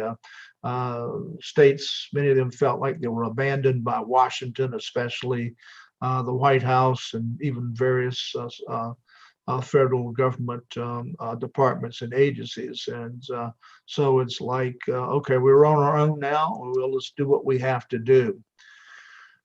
Looking at another aspect of intergovernmental relations, that of state-local relations, what I've been able to gather and to understand, it's a mixed bag, the relationship between local governments and their states. We all know, and those of us who have taught state local government and politics, and I'm sure in Professor Greenblatt's book, he talks about local governments being creatures of the state. They are totally subservient to their states for their existence, the powers that they exercise, and so forth. And in fact, when I teach state and local government and politics, I frequently use the comparison or the expression, states many times view their local governments as children should be seen and not heard. Don't bother me. And also we know there's an additional constraints brought on by Dillon's rule. If you don't have explicit grant of power in your constitution, it's assumed you don't have it. So within that context, what has occurred? What has been the relationship? Well, local governments that are under 50,000 population and do not receive direct coronavirus funding for yourself, they're experiencing something that the late John Shannon coined as fend for yourself federalism. You're on your own. You have to make do with revenues and so on and so forth. You are out there and will have to do the best you can. However, there's been a lot of friction. Some good relations between the states, but executive orders coming down from governors have been criticized as coming with very little advance warning for them to be able to adapt to it. Lack of clarity. I know here in Florida, Governor DeSantis, in one day, he sent down 3 executive orders, and all 3 of them were dealing with the same issue, and they all conflicted one another. And the city managers and mayors and county administrators were throwing their hands up in despair and saying, what does he mean? What can we do? What we can't do? But in our survey of city and county officials in Zoom interviews a few months ago, a number of officials saw the executive orders as being a continuing assault on their local autonomy, and very little flexibility to deal with certain kinds of circumstances that warranted an exemption of one sort or another. And another criticism we heard from local officials about their state government, they were interested in cooperation only because they had to, but not really coordination. They didn't see local officials as being equal partners. They were subservient beings, and that's the way in which they were treated.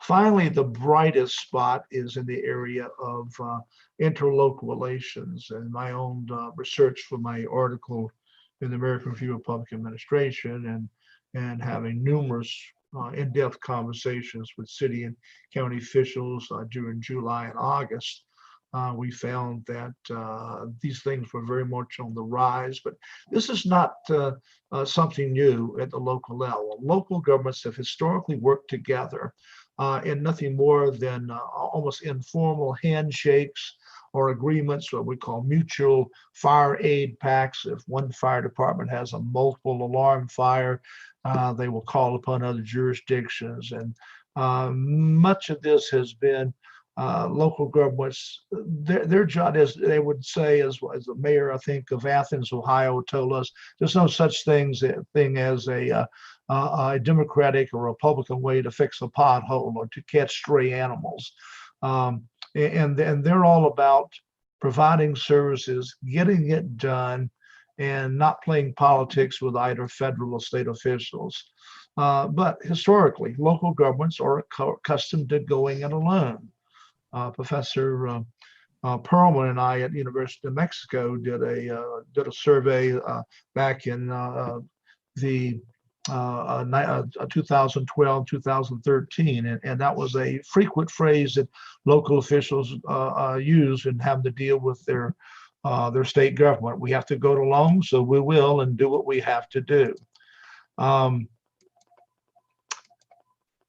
Experiences from what we and my sources are telling me, there's numerous examples of an upswing in sharing of equipment, information, ideas, and even a lot of informal collaboration and cooperation. Local governments feel like we're in this together. We understand the situation, unlike our state. There's also numerous examples of new intergovernmental or interlocal agreements that have been consummated, especially in the areas of healthcare delivery, public safety, and other areas that have been impacted. In summarizing or looking at and thinking about the last few days of what I was going to share with everyone today, and thinking about the theme of the conference, I think it's fair to say that well over 200 years of existence, federalism has certainly, as an institution, stood the test of time. There's nothing wrong with the system of government. It can always be tweaked, but it's been there, done there, and done that. Subsequent intergovernmental relations, which flow from the federal form of government we have, has ranged over the years, as Professor Deal Wright and others have given labels to it, everything from conflictual to cooperative to competitive to calculative, whatever, various phrases. And Professor Wright, some years ago, he reminded all of us who study federalism, intergovernmental relations. And one thing I took away as a graduate student when I read his book in 1978 was intergovernmental relations is really our relations. We are not relations between governments. Governments don't have, they aren't living and breathing, but relations rather are between individuals who may occupy a particular governmental position or act as an official. So, and I'll sum it up this way. If there are shortcomings of or disappointments that we may have in the current operation and functioning of the federal structure of government, it's not derived from a failure or the system. Like any system, it could be tweaked from time to time, but any failures or disappointments really can be laid at the doorstep of those individuals who control the levers of government in any moment in time, and things get out of whack. But leave on a positive note, it'll be interesting to see after the election in a few weeks what happens, and if we see a different tenor, a different tone, but especially after not the election itself, but also with the subsequent inauguration in January. Thank you for your time. It was my honor to be here today. Thank you very much, Professor Benton. I'm sure this will generate some questions during the Q&A period. We turn now to our second speaker, Professor Alexandra Cockerham, from another Floridian from Florida State University, who will be speaking on power and limits of American federalism. Professor Cockerham. Hi, it's a pleasure to be here today. I'm going to talk about, can you guys all see my screen? Yes. Okay, so I'm going to talk about the things we have observed and perhaps learned about federalism since this national emergency that has come to light. So we see this waxing and waning of national and state power throughout history. Some people cite kind of the Civil War as like the height of state power, but then we see the federal government or the national government kind of centralizing power during certain national emergencies, right? Like during the Great Depression, we see FDR really gathered a lot of federal power, right? He established the executive office of the president with his presidency. And then we see after 9/11, the centralization of national power. And what I find absolutely fascinating is that with this national emergency, we see the opposite. We see a central or a decentralization in some ways of power, and more pushback from the states and even from localities. And so for various reasons, right, this is a unique situation. I mean, everybody, it's called the novel virus, right? Everybody knows that it's a unique situation, but it's been a unique situation even for American federalism.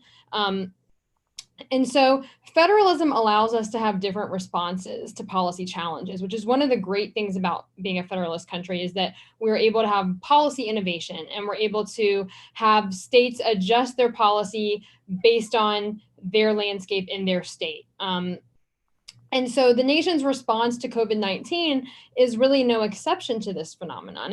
And when looking at any sort of crisis, we look at the chief executive of either the country or the state or even the municipality as the leader in responding.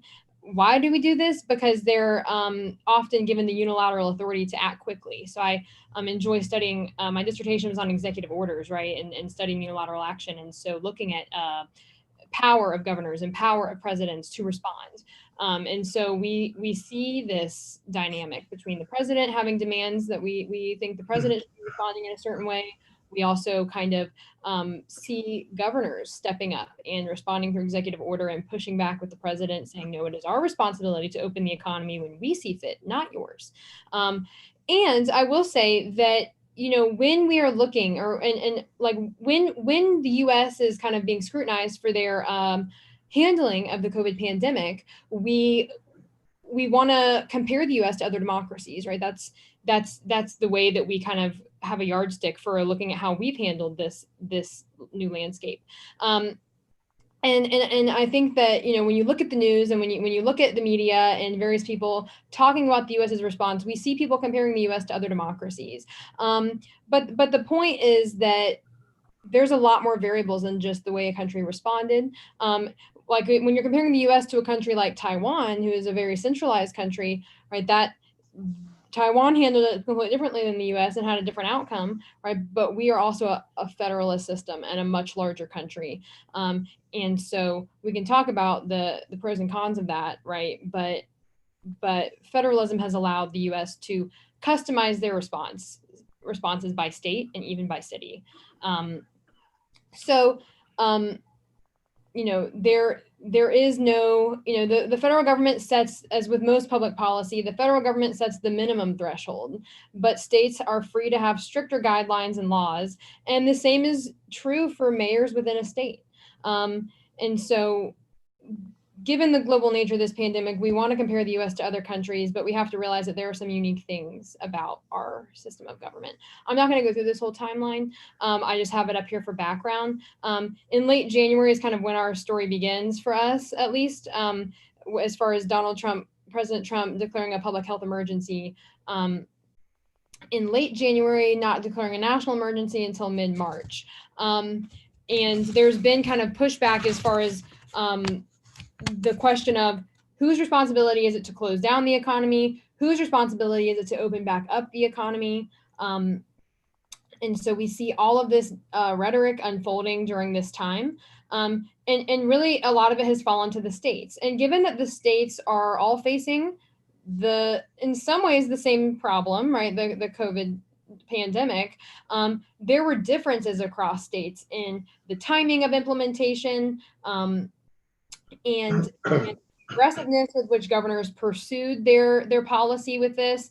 There were also similarities across states. Many governors responded to the crisis in a similar fashion, closing schools, imposing lockdown measures that restricted social contact, closing bars and restaurants, implementing a curfew, the gym. I don't have to list all this, right, because we all have experienced this in our respective states. But the point is that even though there are some similarities across states, there are some differences in the timing of implementation, the comprehensiveness of restrictions, et cetera. And so we see that, you know, governors where the virus surfaced early and where there were very large numbers of people affected, like New York, Washington, California, these states acted early. They were aggressive and they repeatedly called on the president for quicker action.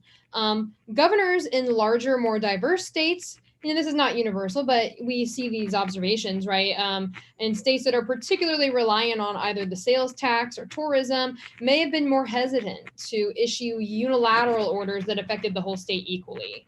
And then we have this other category of governors in small, more rural states that actually took very limited action, like closing the state for like 2 weeks and then opening everything back up, or not really doing much at all. And so there's been a lot of, so like I said, our federal system allows us to customize our policies based on certain variables. And some of those variables, like I said, are the severity of the outbreak in the state, but also the state's economy, and even the partisan landscape within the state. We do see some attempts at coordination. So we see like pacts among states, like the northeastern states, agreeing to kind of work together, the western states kind of agreeing to work together. These pacts are somewhat partisan, mostly it's the states of the same political majority banding together. And so this is just a really interesting topic to study and talk about, which I think is so valuable to have a conference on this, right? Because we can talk about what are the benefits of coordinating policy and having a national threshold, and what are the benefits of allowing states to kind of customize their response to this virus, and what makes this national emergency unique to where we value this decentralization of power as opposed to a more centralized approach that we may have seen with other national emergencies. So with regards to opening back up, we see variance with this as well. We saw variance with how states closed down, and we see variance with how states are opening back up. So, various states have taken different approaches. California has ranked counties according to risk level. New York City had remained, had prohibited opening of restaurants until the end of September.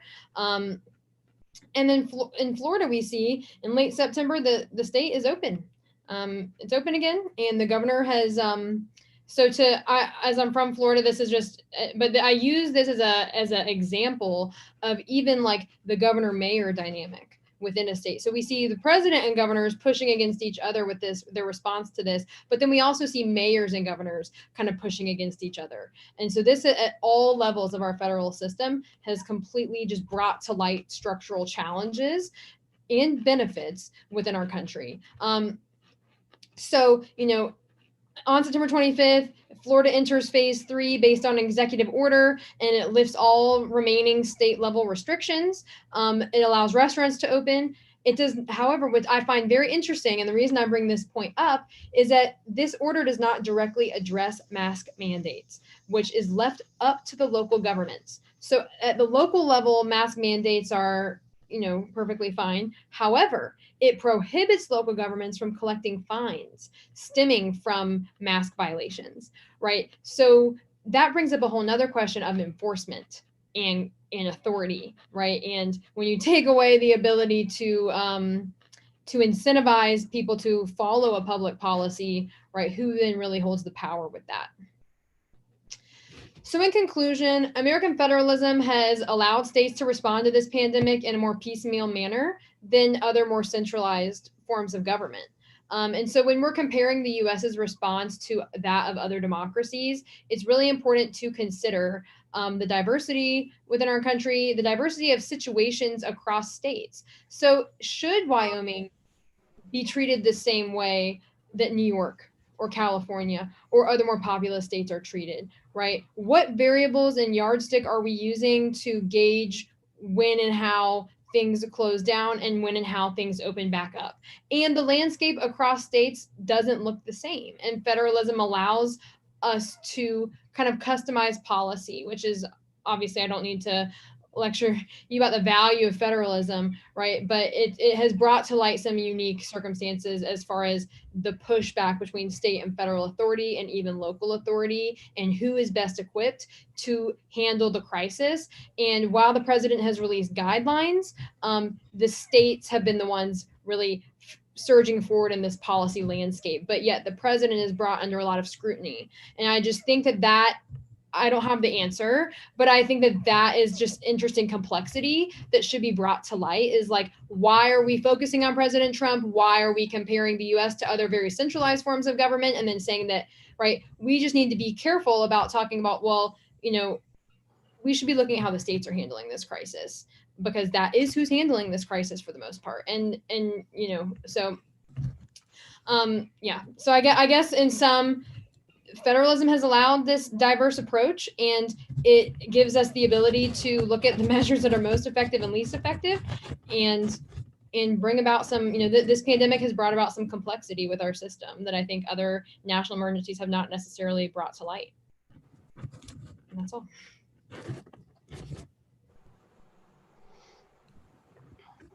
Thank you very much for your presentation. I was particularly struck by the relation between state and local governments, and oftentimes there are differing perspectives regarding what sort of policy should be pursued.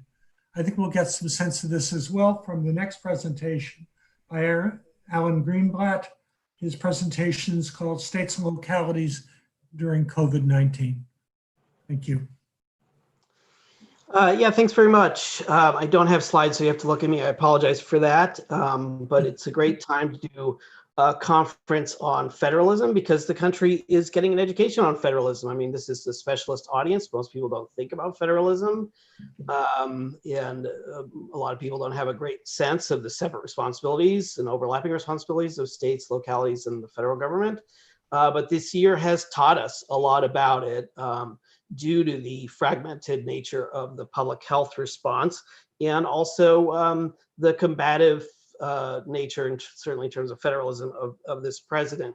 So I'm going to talk about all that. I'm not going to talk a ton about the public health response, but more kind of a state of federalism 2020. If I may, I just want to pause for a moment here at the start and acknowledge the passing of Dave Robertson, who was a professor at the University of Missouri, St. Louis, and the author of Federalism and the Making of America, and somebody with whom I had many fruitful discussions about federalism with over the past decade. And he unfortunately passed from pancreatic cancer this month. So I wanted to acknowledge that loss to the field. Moving on to my talk, I want to be a little bit more blunt than my colleagues and just say that we can talk about federalism and the pluses and minuses, and as the president says, it is what it is. This is our system. But I think it's important to say it's been a terrible failure in terms of responding to this pandemic. The pandemic is a global problem. The idea of having states and cities have their separate responses is frankly idiotic. Because this is something that requires a more unified response. I think in the last panel, they talked about the need for coordinated communication. That is public health 101, is that everybody speaks off the same page about the threat. And that has obviously not been the case this year. And in terms of states and localities experimenting and learning from each other, that has not been the case this year. States have refused to learn from each other, perhaps in large part due to polarization. And, you know, we talk about the laboratories of democracy, and now we clearly have red labs and blue labs. And in a situation where we need actual laboratories, we have partisans refusing to learn from each other. There is a study that came out yesterday from Columbia that estimated at least 130,000 Americans died needlessly due to the poor political response to this pandemic. We have twice the death rate of our neighbors to the north in Canada, and 50 times the death rate in Japan. I'm sure you saw many snarky comments a couple weeks ago when we had the super spreader event at the White House, that there were more cases at the White House alone than in countries such as South Korea or Vietnam that have had coherent responses to this pandemic. So just to editorialize at the start, it's been a failure. So how did we get here? So public health is one of the most fragmented or federalized functions of government. We don't have a public health system in this country. There's really no federal agency in charge of public health. The CDC is kind of like the FBI of public health. It's sort of a detection and warning system, but it doesn't really have the capacity to deal with public health emergency. It's not how it's set up. We had a very bottom-up response to public health throughout our history, starting in the 1820s with New York City creating public health, a board of health, they called in those days, and then the first state health department in Massachusetts in the 1840s, back in the cholera and yellow fever epidemic days. And then the CDC is not created until the 1940s, so a full century after the first state health department. The CDC was an outgrowth of the World War II anti-malaria efforts, which is why it's in Atlanta. So over the years, public health has kind of adapted, this sort of very federalist model where the CDC sets the tone and the leads on communication and provides guidance to state and local health departments that do the actual work. And with the state and local health departments putting up the money, borrowing where they can from other functions, knowing that the federal government will come in with resources later. So that's what happened with our more recent outbreaks such as Ebola and Zika and H1N1 flu. CDC took the lead in state and local health departments. We're all kind of rowing in the same direction. You may remember that we did not have 200,000 deaths from any of those events. We did have it this time. Professor Benton talked about the phrase "fend for yourself" federalism, which happened to be the phrase on the cover of the first issue of Governing back in 1987. At the time, as he suggested, it was about not the federal government not giving resources to states and localities, letting them be on their own. That's what happened with COVID. I wrote down this quote from March 19th, which, as you may recall, was right when things were really shutting down in this country. President Trump said, governors are supposed to be doing a lot of this work, and they are doing a lot of this work. The federal government is not supposed to be out there buying vast amounts of items and then shipping. We're not a shipping clerk.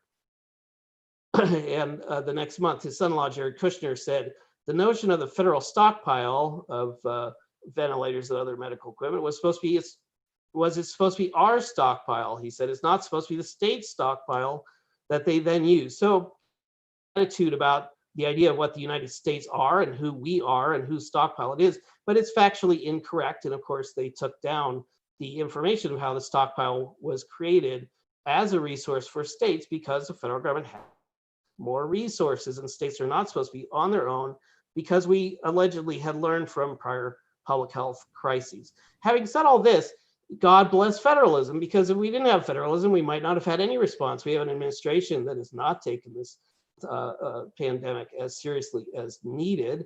I think that's fair to say. So we did have states act in the absence of the federal leadership. Some prior speakers have talked about the regional alliances or interstate compacts that states formed. Again, curious idea of United States within the United States.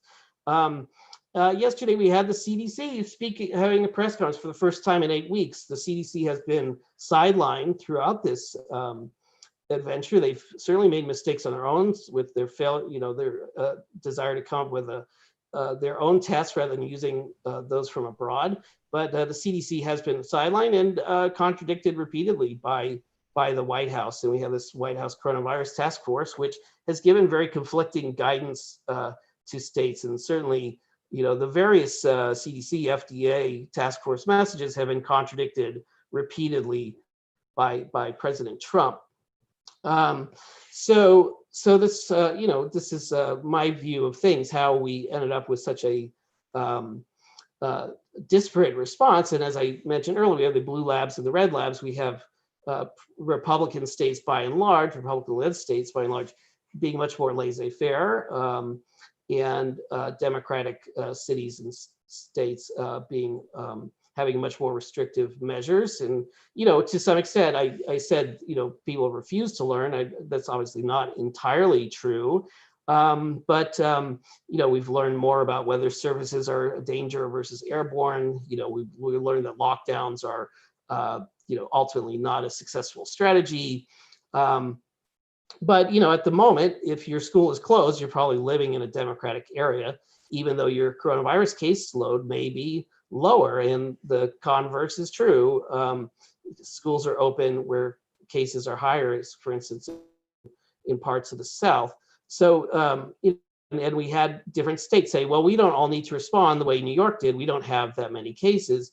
Well, guess what? The virus found them. And so then we had Texas and Arizona and Florida in the summer having terrible numbers, and other states still said, well, it's not a problem here, so we don't have to do anything. And now we have the highest per capita case loads in the Dakotas and states like that, and it's all over the country now. Now we do have actually, for the first time, a national problem where essentially every state is in bad shape just as we go into the fall. So anyway, I sort of wanted to step back from the public health and just look at how we ended up with this polarized, partisanized, hostile federalism.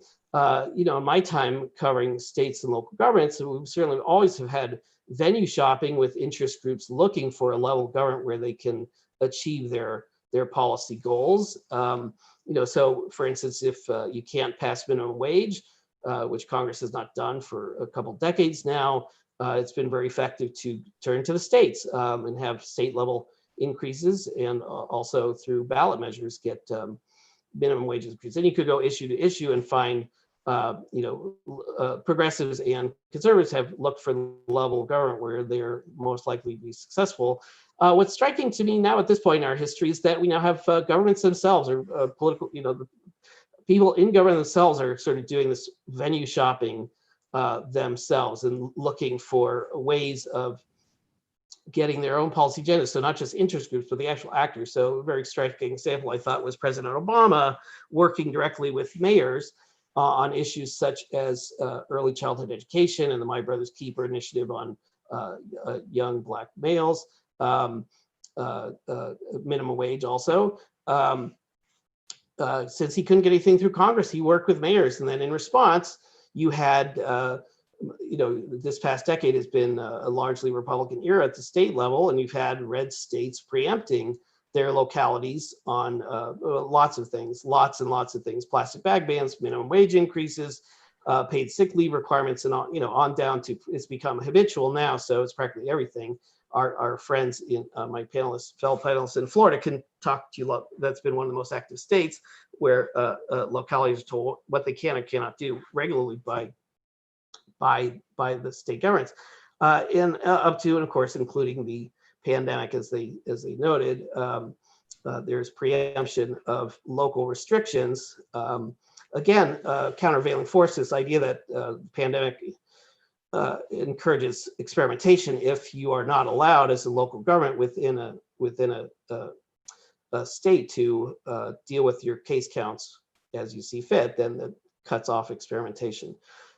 So, at this point, I wrote an article this year arguing that states, in not Congress, have become the leaders of the opposition to the administration in power. That's a bit glib, but I think there's some truth to it. And, when we think about federalism, we have to remember that the founders thought of states as a bulwark of liberty against centralized power. Obviously, there was we had the Articles of Confederation to begin with, but even as they did the Constitution, they set up the Senate to be elected directly by states, which of course we've done away with.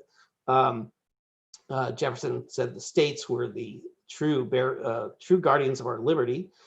Just this idea that, we think of the third grade version, that you have the judiciary and the executive and the legislative branches balancing each other out, but the states also balance each other out. And in our current time, this has become a very combative oppositional force. So, it was quite striking during the Obama presidency how often state attorneys general, Republican state attorneys general, would sue the administration.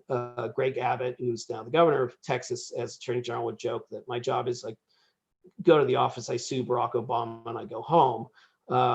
Certainly his state and in Oklahoma, many others sued the Obama administration repeatedly on things like the Clean Power Plan and, of course, the Affordable Care Act. And, of course, they are actually still at it since it's a Republican AG case. It's going to be before the Supreme Court next month on the Affordable Care Act.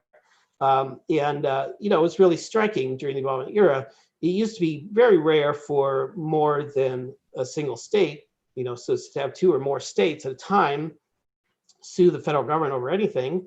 Back in the Reagan presidency, it would happen once or twice a year. It was considered shocking at the end of the Obama presidency that it happened a dozen times a year. We had these multi-state lawsuits against the federal government. And now it's just perfectly ordinary. So we've already had 134 multi-state lawsuits against the Trump administration in its nearly 4 years in office. For that number, I am obliged to Professor Paul Nolet of Marquette, who wrote a book called, like this conference, Federalism on Trial. So the state AGs have become routinely opponents of the president, and certainly with this president, you have Democratic attorneys general suing at the drop of a hat on things like the Muslim travel ban, the emoluments clause, the census citizenship question. You could just go on and on and on, like say 134, and of course individual state AGs in California and Massachusetts and New York have sued repeatedly. Maura Healey, the Attorney General of Massachusetts, put out a video on social media last month bragging about suing the government over the U.S. Postal Service and the apparent sabotage there, for one of a more neutral word. And she promised to prosecute the president if he tries to cheat and steal the election. And so this is now, a routine political stance for a state AG to be that directly oppositional to president. So for governors, it's a trickier matter because they need things from the federal government. And, Trump certainly understands this. And in the spring, when he's going back and forth between his desire to let the governors handle the pandemic and his desire to tell them what they could or couldn't do, you may remember in April, he said he was going to order them to reopen the states. And of course, he doesn't have the authority to do that. But he then said the governors will be very, very respectful of the presidency. In other words, they need things from him.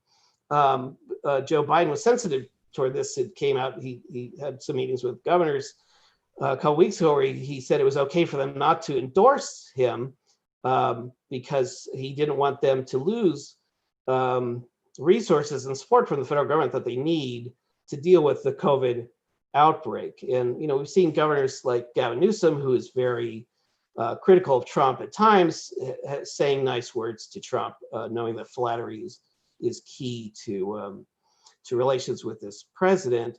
But of course, we have the federal government pushing back against these states that are questioning them. I mean, we've had lawsuits from the Trump administration against California on its various greenhouse gas initiatives and things like that. They won't, the EPA has pushed back against Gavin Newsom's plan to have all new cars sold in the state be electric by 2035. Told him it was illegal. They've been back and forth on the wildfires, which I think was a telling moment. Trump continually over the past couple of years has blamed California for not managing its lands well and blaming California for its fires. And, Gavin Newsom has told him to his face, it's mostly federal land where they're having problems with the underbrush and whatnot. And last week, the administration refused California's request for a disaster declaration for the wildfires, saying they didn't rate, even though they were of record size. The administration then reversed its position by the end of last week, since it helps to have the Speaker of the House and the top Republican in the House be from California. But, this is what was warned about during the impeachment trial, that we're all Ukraine now, that favors from the federal government may depend on political whims of the president. There's been areas of cooperation. I interviewed Professor Benton last year for a story I did about how Trump has found common cause with counties where Obama worked with cities. Trump's vote, of course, is not in cities, but in counties. So obviously, everybody lives in a county, but less populous counties. And, they found common ground since counties don't like regulations and this administration doesn't either. They were able to work together. And again, like I said, this point I'm trying to make that if there's you want to encourage other levels of government to do what you want, but now we have this mixing of responsibilities where if the states or localities won't do what they want, the feds will just go ahead and do it themselves. And this most dramatically this summer with Trump turning sort of the Department of Homeland Security powers inward and sending federal agents to patrol in Portland, Oregon, and some other cities with protests. In Portland, some of the local police were deputized as federal agents. I mean, we're really getting to a complicated mix of federalism now, where local cops are federal agents.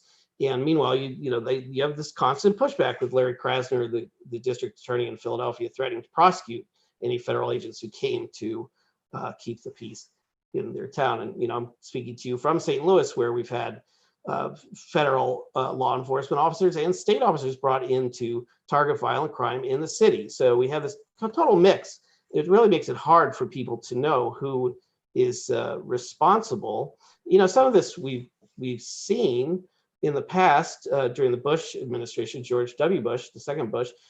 We had U.S. attorneys prosecuting death penalty cases in states where the death penalty had been abolished or was effectively moribund. But now we have, much more of the feds just taking local law enforcement in their own hands. And the flip side of it is, that they say that the cities are not run, they're not run well, and they're not safe. And there's, we now have this term, which is apparently a term of art in the federal government, anarchist jurisdictions, where the Department of Justice has determined that Seattle and Portland and Washington, D.C. and New York are anarchist jurisdictions. And when the federal government, when the Trump administration was suing states and cities at the beginning of the administration over sanctuary city policies, it sort of became clear. I mean, it was known already, but you can withhold federal funds from lower levels of government that don't cooperate with your policies, but they have to be basically in the same area. There has to be some connection. You can say, if you're not going to do what we want on law enforcement, you won't get law enforcement funds, but you can't just say, we're not going to give you highway money if you have a sanctuary city policy. But this seems to be where we are now. Certainly the administration is trying. The Federal Transit Administration recently announced a $10 million fund for public transit agencies to experiment and learn and figure out how to mitigate the spread of coronavirus on buses and trains. But they said that the MTA in New York, the largest transit agency in the country, is barred from applying because New York is an anarchist jurisdiction. And we found out this week that the administration is thinking about withholding millions of other dollars for coronavirus relief, HIV treatment, newborn screenings, and other programs that have been deemed anarchist jurisdiction. And this is language now being taken up by some of the Republican governors, and certainly the policies are being taken by Ron DeSantis, governor in Florida, and Greg Abbott, who I mentioned in Texas, who are talking about withholding all types of funds from cities if they cut or, quote, defund the police. And it's not strictly a partisan, red state versus blue city phenomenon, although that's been the dominant thing in preemption this decade for sure. Andrew Cuomo recently said, the governor of New York said, with cases rising in New York City, that he would put state police in charge of COVID enforcement. It's sort of the opposite of the last speaker talking about DeSantis not letting localities have mask fines for mask failure to wear masks. Here the state is saying we will take over enforcement if you're not doing a good enough job. And of course, the main thing is here we are with the stimulus debate, sort of a kabuki debate at this point. I'm pretty sure it won't happen, right? Certainly not before the election and probably not until the new year. And the biggest holdup is the money for state and local governments, which of course the House Democrats want, but the president refuses. And he tweeted just yesterday, Pelosi and crying Chuck Schumer, blah, blah, blah. Their primary focus is bailing out, all caps, poorly run and high crime Democrat cities and states. So we're at this stage where, when we need cooperation most, because we do have this nationwide / global problem of health, we have not only no cooperation and no coordination, we have conflicting messages and open hostility with the parts of the country that did not vote for the president now seen as somehow not part of the country worth aiding, whether for disasters or fiscal relief or what have you. So I think you heard in this conference yesterday, I don't know how to pronounce this fellow's name, but Greg Galeshauser co-authored a paper this summer talking about punitive federalism. And I think that's where we are right now. We don't have cooperation. We have a punitive combative federalism. And so I think the next panel is going to talk about the future of federalism. So maybe they'll tell us where we'll be in a new administration. So with that, I will stop talking, and I appreciate your indulgence.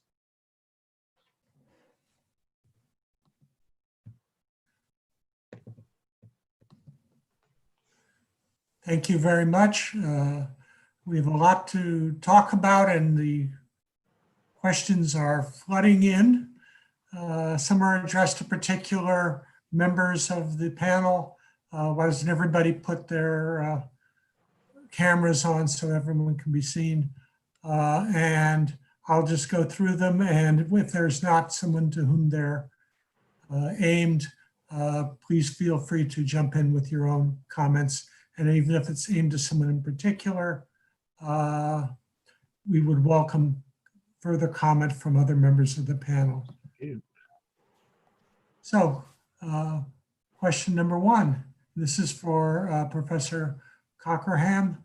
Do you think the customized diversity of state policy on COVID consistently intends to respond to the needs of state communities?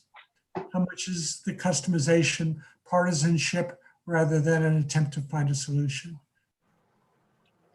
So I think the answer to that question, it's a great question. I think the answer to that question depends on the state and the, not even the state, but the actual like situation. Like, I think sometimes, you know, the goal of federalism is obviously the former part of that question. The outcome, it seems, has become very much the latter.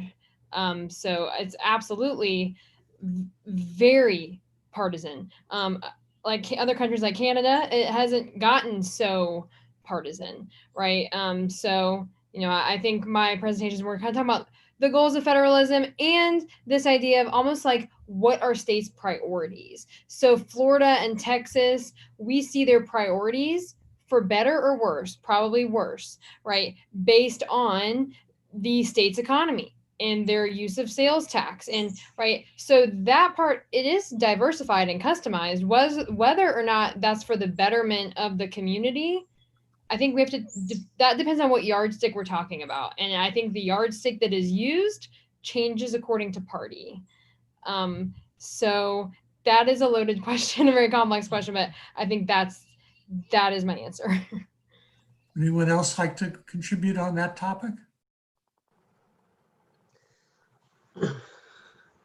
Yeah, I'm just tempted just to say, I mean, you know, the balance between the economy and the health. I mean, if you go back and look at the history of public health in this country, in the Spanish flu and other epidemics, the arguments that we're having now have recurred time again. This argument about individual liberty versus the collective good, or commerce versus health. These themes have come up time and time again. This is not the first anti-vaccine movement in our history, anything like that.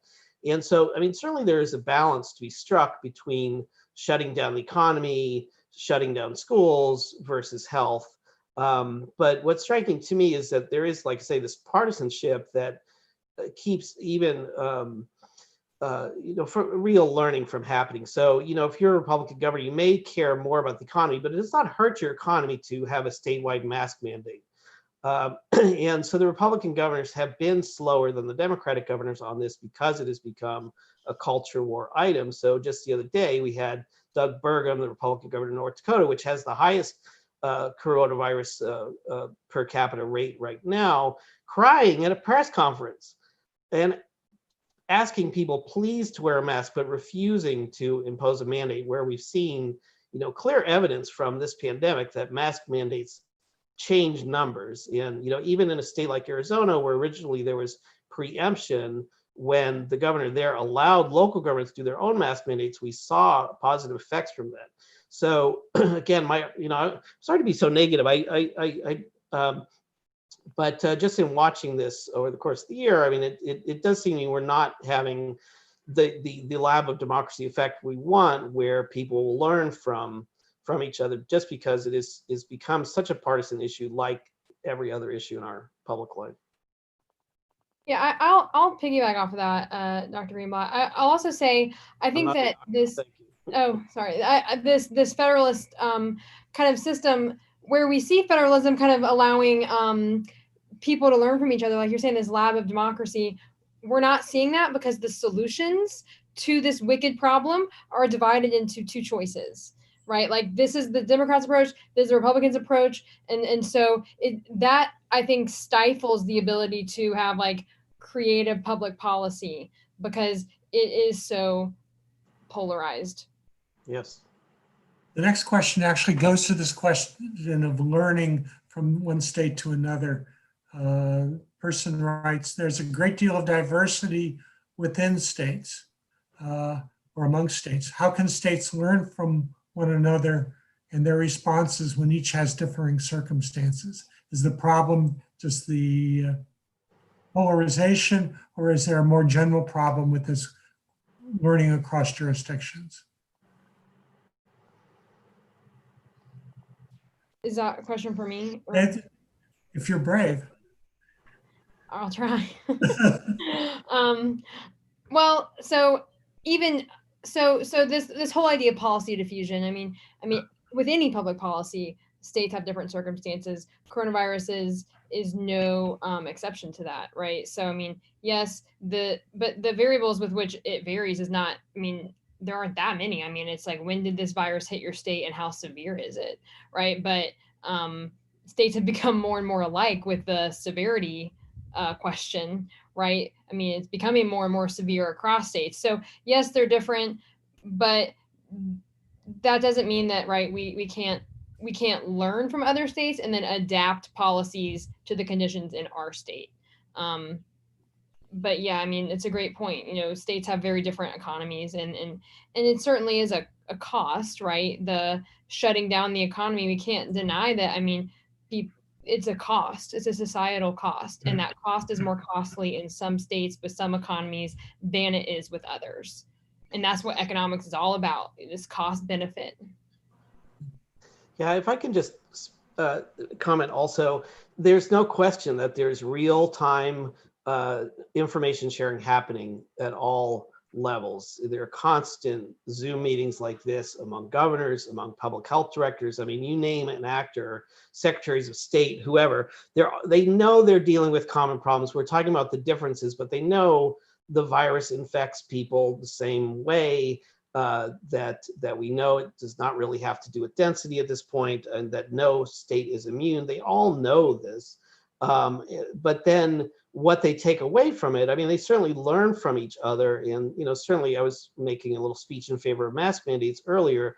That has happened where, you know, governors who are reluctant have come around due to the experience and the data they've learned from other states. But it's imperfect. I mean, you know, certainly if you talk to a public health director, they will often tell you, you know, when you go off the record, about the political waters that they're having to navigate. So anyway, but just in answer to this question, there's definitely ongoing, constant information sharing and therefore policy diffusion in this area. That leads us directly into the next question. Person writes, in light of the federalism breakdown in response to the pandemic, what steps should be taken to prepare for future national emergencies?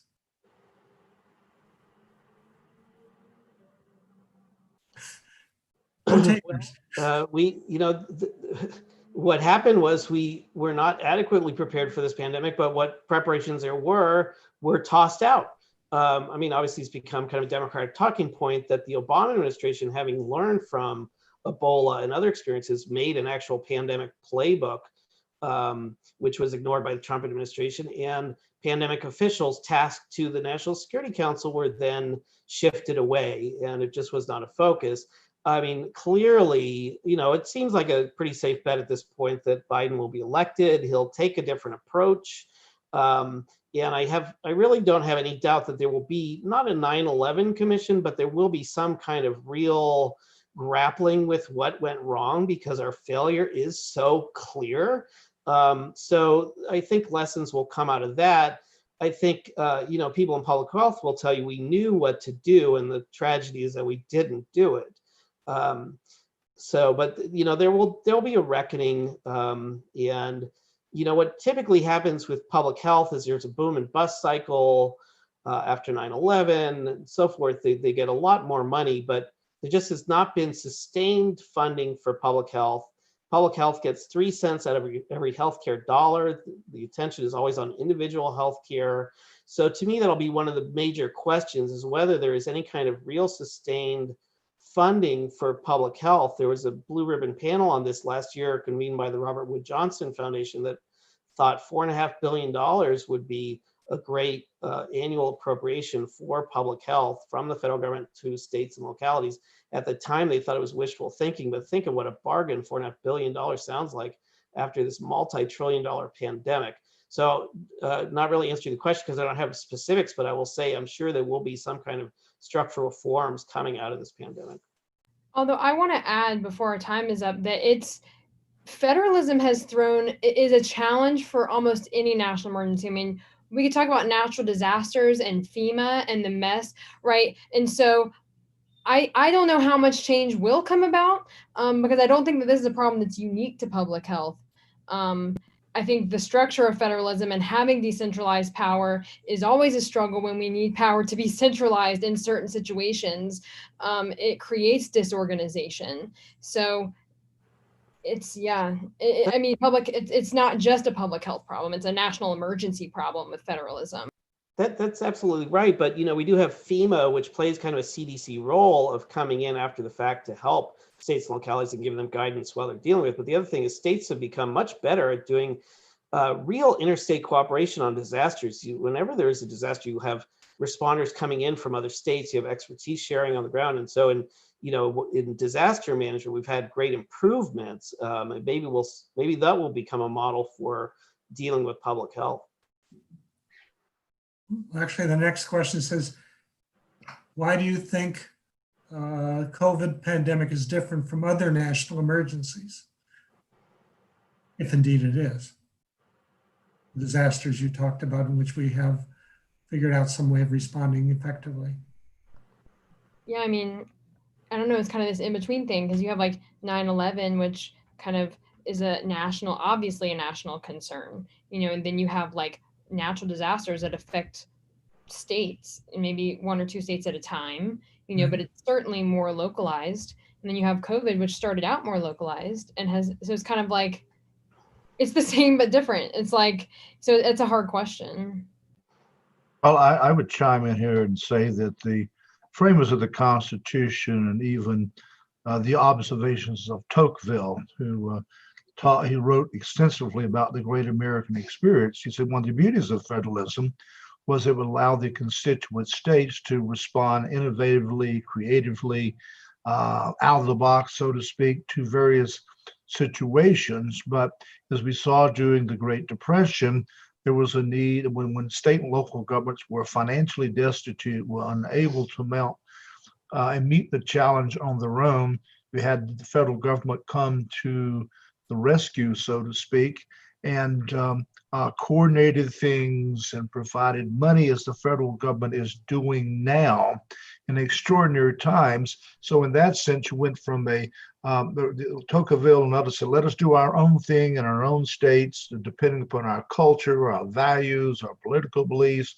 But there's a time for centralization of authority. Roosevelt and the New Deal Democrats met that challenge in a way that was appropriate. The need is as great now as it was during the Great Depression of my parents and my grandparents, but there's been a willful neglect from Washington, and I'll say Washington, not necessarily the White House, but in dealing with it, it's like willful neglect. There's a time and a place for federal authority with still respect for states' rights, but it's like Washington, and especially the Trump administration, just looks to the way and says, I don't want to be involved. Or or early on, the president said, I'm in charge. And then he says, no, it's the state's responsibility. It's got to be one or the other. Make up your mind. And we don't need someone waffling or an institution waffling. And I think it must have sensible, in-tune politicians that know when it's time to contract power and to disperse power. But it's though everyone is asleep at the switch, let someone else do it. Yeah, it's a fascinating question just because what you were just saying, Professor Benton, is, we have this argument about the federal bailout for states, so-called bailout.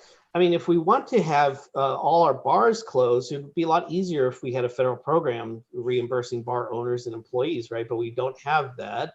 And now we have this, the federal government can borrow money and the states can't, they can print money, I should say. So that's where they should be stepping out, as they have in prior recessions. But we have actually opposition to this idea, even from some governors and state legislators, including the governor of Utah, who I interviewed recently, since we're at a Utah conference, who felt like it was an unfair bailout of mismanaged blue states. He had built up a healthy reserve fund. But getting back to the original question of how this differs from other disasters, I think we shouldn't ignore time. If a hurricane hits, the impact is immediate. The hurricane moves on. Of course, it takes months to rebuild in that area. But here we have the whole country. We have the first time every state under disaster declaration, and already for multiple months and certainly for months to come.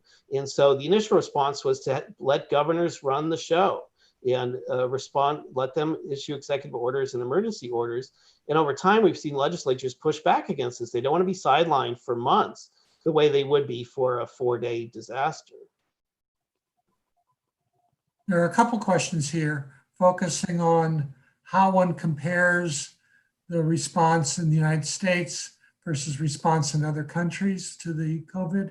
And also, someone questioned, given the fact that the states have borne the heavy responsibility, is it useful to compare what's been done in the states to what's been done in other nations? Yeah, of course it's useful to compare. We failed. We can see it. This is not abstract. We know it could be done better. We know there are methods that would have kept numbers lower. Of course, numbers are rising again in Europe. And we are a bigger, more diffuse country for sure. But other countries, whether they were democracies or not, whether they are centralized or not, they had coherent national strategies, and they weren't all the same, whether it was emphasizing universal mask wearing or aggressive testing and tracing, what have you. We have not had any kind of national strategy to deal with this. And it's a scientific model, which I think, federalism is always wonderful. In my experience covering politics, people always care about the issue at hand more than federalism. I think that's more justifiable in a situation like this, where you're dealing with a medical and scientific problem and not, a policy argument. Anyway, and we've seen, states doing better. The states that were hit the worst initially in the Northeast now are doing better. Cases are going back up in New Jersey, but the positivity rate in New York is about 1% on, how many people get turn positive. It's about 1% in New York versus, 20% in some other states, and even higher right now. So yeah, it's useful to see what is working in other places. And the tricky thing about a virus is until we have a vaccine, you're not, people may still get it later, but delaying infection is useful. We've already seen in these months improvements in treatment and a lowering of the death rate. So if more places did the right things, we would have fewer deaths. So yes, it would be worth learning from places that work, whether here or abroad, in my view. In addition to that, if I can add on to what Alan was saying, is that too often we have people at all levels who are playing politics with a very serious, deathly illness. And opening up the economy when your rates are high or opening up schools is absurd. When just because it will get you votes, you'll think you will get you votes at the next gubernatorial election or to the U.S. Senate or wherever it may be, you have to put the best interest health-wise of your constituency as your number one priority. We would all like to get back to work. We'd all like to get back to normal, but we have to practice responsibility as individuals and as governments and as political leaders and do what is right. Even I saw a small hometown of mine in South Carolina who recently said, well, we're going to have to wear masks. We're going to cancel the Christmas parade. Well, we don't want to have to do those kinds of things, but if it will get us back to where we need to be and save lives, we do it. But people have to have the political fortitude to say we have to do what is right. But we're in a dilemma we've never experienced before, although it's no excuse for not doing the right thing. We've never had a recession that was driven by a health pandemic. And until we get a handle on the coronavirus, we're going to be wallowing in this situation for years to come, maybe decades to come, if we don't take care of what is top priority is the key, the linchpin for everything, the economy ever coming back. Second to last question. It says, do you think this pandemic would have been handled differently if it wasn't an election year? I don't think so. I think things had happened and maybe an inopportune time, a fortuitous time. I think once the pandemic began to spread and things got worse, I think people tended to politicize it. But I'm not sure the folks in the White House, they're still asleep at the switch. I don't think they are thinking about the next election. I mean, if I were a President Trump, I would have taken advantage of the situation and said, I didn't cause it, but I'll get you out of it. I know how to bring the nation out of it. He could have taken advantage of it being the incumbent, and he didn't do so. And it took Vice President Biden a long time to finally figure out, even if I have any kind of plan, some kind of plan, just get me a plan that it could be politically viable. I'm not sure that the folks in Washington, those in office and those who want to be in office, actually have a good idea is what they need to be doing. They're doing what they have to get elected, but I don't think they can connect the dots, quite frankly. I think this president is a short-term thinker. I don't think it being an election year is what drove his thinking. I think this was something he didn't want, and he wouldn't have wanted it in 2017 or 2018 or 2019 either. And he's not someone who, every crisis of his presidency up till then was of his own making, and now he's been handed something he had to deal with. And I think Professor Benton is right that you're talking about finding the political will. I mean, the political will should all be on the other side. If Trump had come out even as late as the summer and said, I alone can fix it, we're going to beat this thing, we're going to really do the PPE and the masks and all these kinds of things, we're going to shut down the economy for 2 weeks, we're going to ask everybody to stay home for 3 weeks, we're going to eliminate the virus, he would have been given huge points for trying, as every governor who took this seriously has seen a spike in approval ratings. And also with the stimulus, to me, it's bizarre that, you want to prime the pump before an election, even if there's not high unemployment. But, there's just this refusal to do so.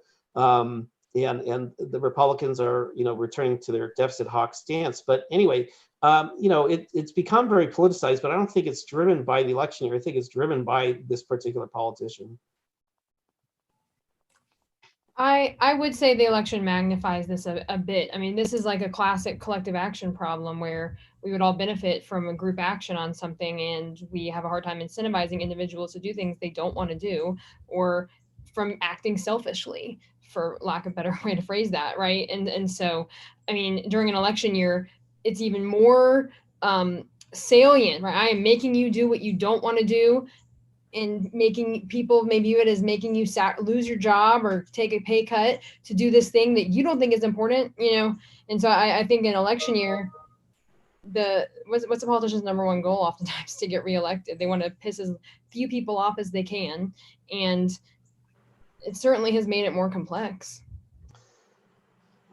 There's something to be said too, that sometimes people just happen to come along at a time where leadership is needed, and they come forward, whether it be a Winston Churchill or a Franklin Delano Roosevelt or a Mahatma Gandhi or whomever.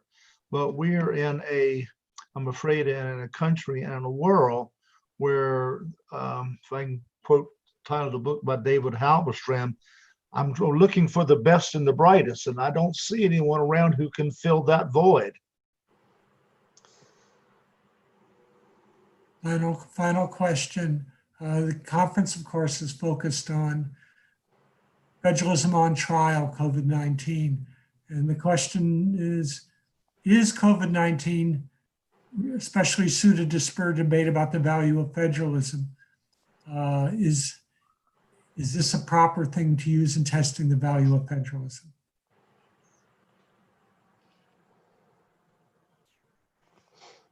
I mean, most people have a problem with government policy for, like, I tell my students, like, for 3 reasons. 1, you don't think this is a problem. 2, you may not think this is a problem that government should solve. Or 3, you don't like how government is solving it, right? And so this kind of falls into the third, where it's clearly a problem, and government, it is their job to solve collective action problems, right? But there's a debate about whether or not we think that government, most people don't like how government's doing it, whether the scrutiny be on the president or a particular governor. We don't think it's being done well. And it's certainly not having if we were to evaluate the policies, they're not having the outcome we want them to have at containing the virus. So federalism, this does give us an opportunity to kind of bring to light some weaknesses in our system or strengths in our system. I'd say weaknesses, right, with the disorganization of the ability to act quickly in time of crisis and be decisive and nip this crisis in the bud before it becomes out of control, as we've been talking about, right? And it has become out of control because we had an inability to centralize power and make a decision at the beginning. And so it's allowed for kind of too many decision makers at the table to the point where we're having a hard time coordinating. Anyone else like to add to the perception? Well, like I said at the start of my talk, this was a stress test for federalism, we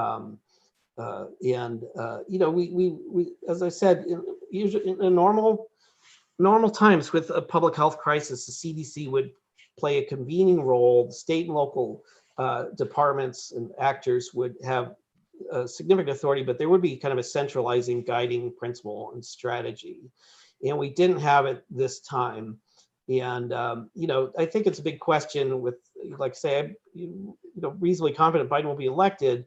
I'm sure he will take a more public health driven approach than the current president, but whether he could put Humpty Dumpty back together again, I don't know. I think that we'll continue to have resistance to a lot of ideas from Republican governors, Republican legislators, and Republican voters, because this issue has become so polarized, even with lives in the balance.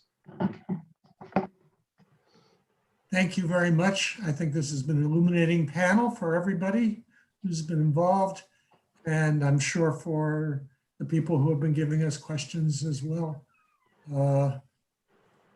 On my screen, so I guess on yours, there's a question about joining the breakout room afterwards. I will see you there. Thank you.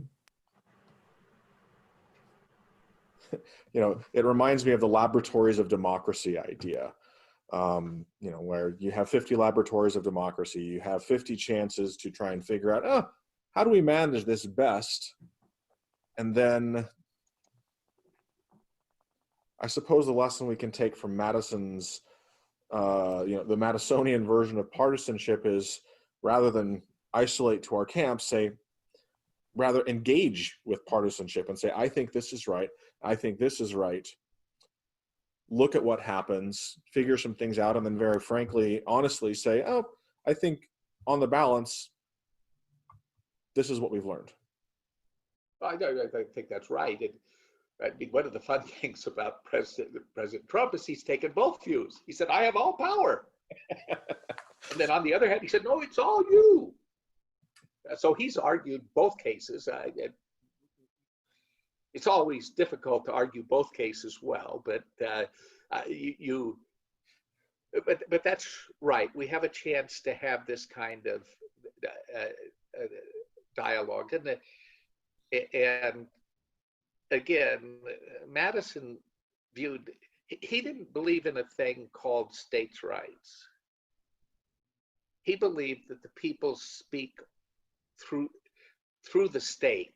The state of Utah is just an organ of the people of the state. They're a voice for them, and he believed that multiple voices would check each other when any began to become tyrannical, but they also could then come together and reach.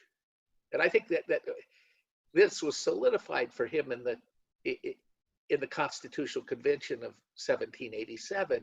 He would have agreed wholeheartedly with Franklin that there were things he didn't like in the Constitution. For example, he wanted, on impeachment, he wanted the Supreme Court to hear it, not the Senate. That he felt very strongly about that. But he didn't win everything. But on balance, they ended up with a document that has served this nation so wonderfully. And so I think they, as a generation, came to believe that this partisanship wasn't a bad thing as long as you kept it reined in so that it was facilitating discussion. So no letting partisanship run amok, keep it controlled, like reins on a horse. And federalism was one of the ways, Sam, they did that. Yeah, to direct that power productively. And so you bring up an interesting point about the idea of states' rights, which is such a contested, tempestuous discussion today. It almost sounds like, and I think this is an imperfect metaphor, the states are almost like a corporation to the voice of the people, where, instead of having 10,000 voices all saying, we speak for Virginia, Virginia speaks for all 10,000 voices. Is that? Well, they also, you'll remember that the large states, the small states, and they understood that the voices of the states would be different, and that they would be reflective of the people.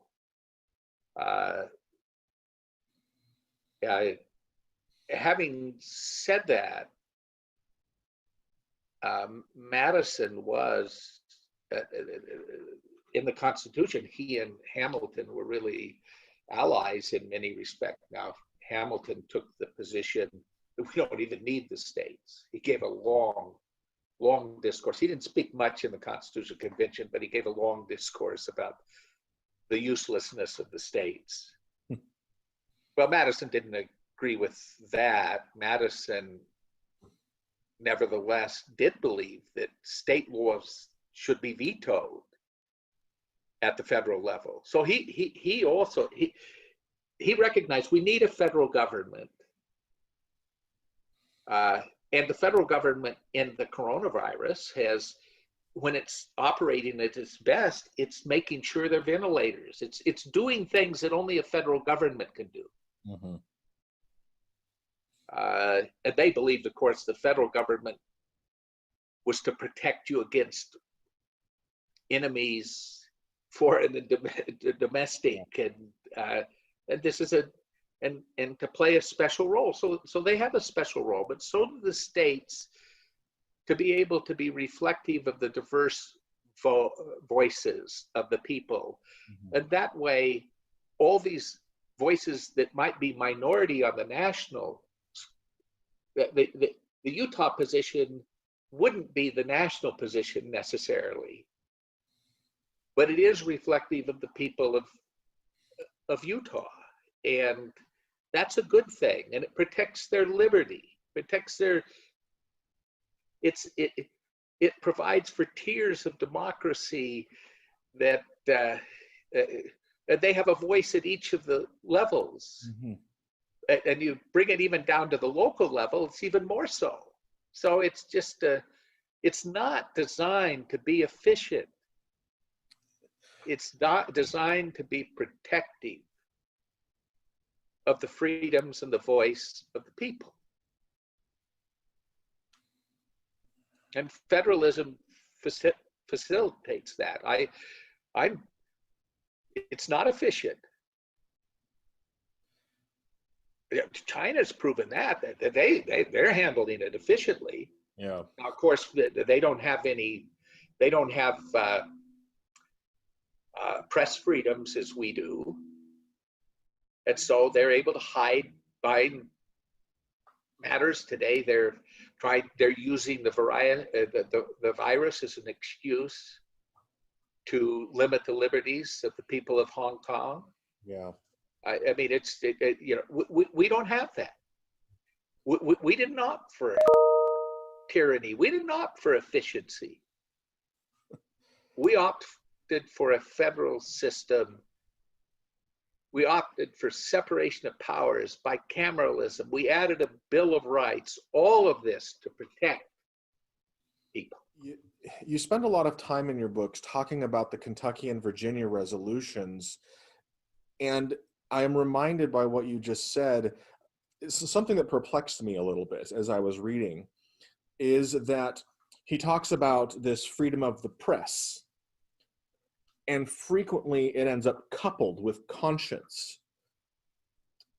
And initially that struck me as sort of an odd coupling of, why can't we have opposition press and conscience? Is this why? Well, that's such a great question, Sam, because you're getting the essence of the book, and it is so interesting. It doesn't appear. Jefferson, you see, does the Kentucky resolution, but Madison largely does the Virginia resolution and the Virginia report.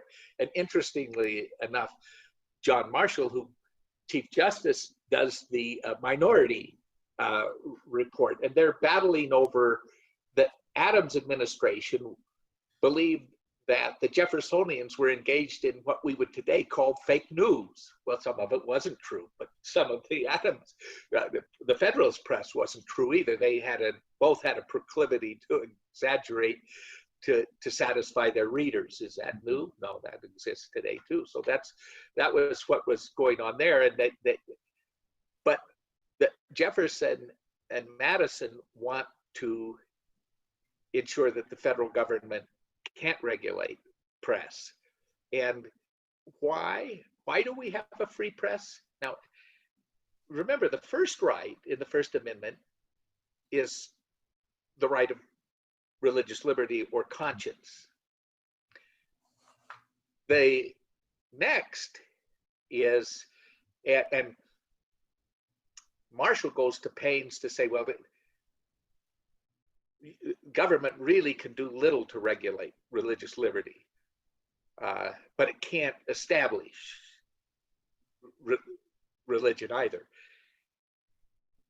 But then there's a bridging, and that applies to the freedom of the press and so forth. But the press itself, why do we want the press? Well, we want the press to express those, it's a vehicle by which we can communicate to others our conscience, that which is most important to us. So you see, the whole First Amendment's interdependent. If you limit the freedom of speech, you're going to limit the freedom of the press, you're going to limit religious liberty, you're going to limit the right to petition, you give the government the power to limit the other. It was created to be interdependent, all designed to protect our conscience, to protect our right to be able to engage in a dialogue about that. If you're an environmentalist, about the environment, whatever is whatever is a part of your conscience, you're able to do, and that's really being protected there. So you're right. And he said they were. I wondered the same thing. I read the first time he said that the freedom of the press is an inalienable right. Freedom of the press. Well, the only way it gets to be an inalienable right is if it's reflective of our human dignity or our conscience. So much of what they did in the Bill of Rights and Constitution seems designed this way, where they remembered because they knew their history, that when you take this step in the direction of encroaching on a liberty, the other steps tend to follow. And so it seems like they pushed that fence out as far as they could, and even I suppose left a little more on the field than they could have taken justifiably to make sure that nothing crossed that border. Well, that's right. You've just, and that's where Madison gets to the 9th and 10th Amendments and says, well, look, if we've missed anything, the states can provide more liberty, or we can decide under the 9th Amendment that we haven't provided enough, in part because he realized, in my book, particularly the second book, I really go into the slavery issue in great detail. And I don't excuse Madison, but I do explain him. And he knew there were issues incomplete. It's sort of the euphoria of 1787 to 1793, from the Constitution to the Bill of Rights. He really believed we've set in motion the freeing of the slaves. Now, I'd like to get back a little bit to a discussion of states. So Kentucky and Virginia resolutions, they emerge because the federal government is saying, hey, we're going to control how you do these things. And I assume that the people who were in support of the First Amendment and concerned about the power of the federal government said, well, you just gave it to us and now you're taking it away. And so you get this articulation of nullification and interposition. And some people use them a little interchangeably. Some, even back then, some people seems to try to use them interchangeably, but they're very different things. Can you give us the primer on the two? Yeah. Thank you, Sam. I'm glad you raised that, because it was so critical. And Madison spent much of the latter part of his life, again, always talking about conscience, but he talked a lot about slavery, and then he also talked about keeping the states united, and that it was the people of the states being united in the United States. And he coined the term interposition. Jefferson used nullification. Nullification with the Tariff Acts and so forth, and John Calhoun began to become the rallying cry of the secessionists. Interestingly, Madison had dealt with secessionists too. They just happened to be in the North. These secessionists used the notion of nullification. We have the right to. So when they passed the Tariff Act, they said, well, we believe it's not constitutional, so we have the right to declare, to refuse to enforce it, to nullify it. Madison didn't agree with that. Madison said you have the right to interposition. And that means, and that's part of why he would have loved what's happening today with the states exercising, essentially petitioning the national government. But interposition for him was you interpose yourself. You say, wait, federal government, before you do that, you need to think about these issues. And Madison had grown in an area. Today, only 3% of the American people know what a petition, that the right to petition their governments also protected in the First Amendment as a matter of conscience. But the states can petition, and if they do it collectively, it becomes powerful. So you have both Kentucky and Virginia, and ultimately the all of the steam behind the limitations on the press lose their power. Now, one of the, because we've been hearing, you know, they call it a con, they call it an Article 5 con, the idea of proposing an amendment to address many of the problems. In the book, you point out that for Madison, that was the last resort. And interposition was an earlier, or interposition encompasses all of this, but there were two earlier steps. Can you talk to us about those earlier steps? Well, the earlier steps are to exercise, first of all, our rights that were given and exercise them effectively. And then on to federalism.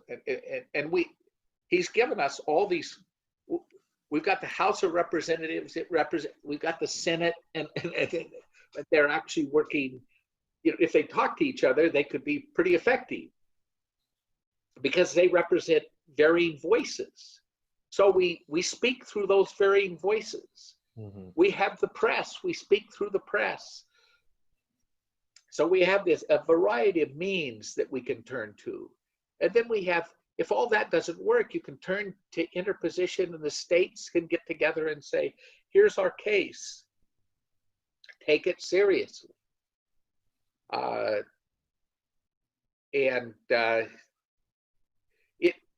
The beauty of that, it also requires the states to articulate well their case, not just to pontificate.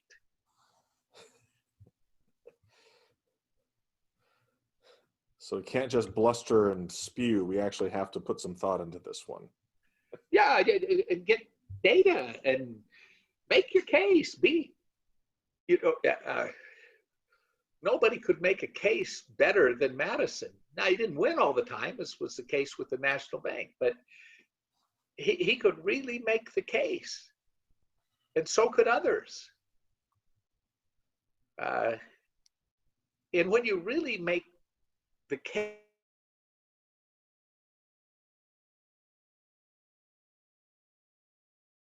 out generally appears, and that's been part of the genius of America. We've had a government that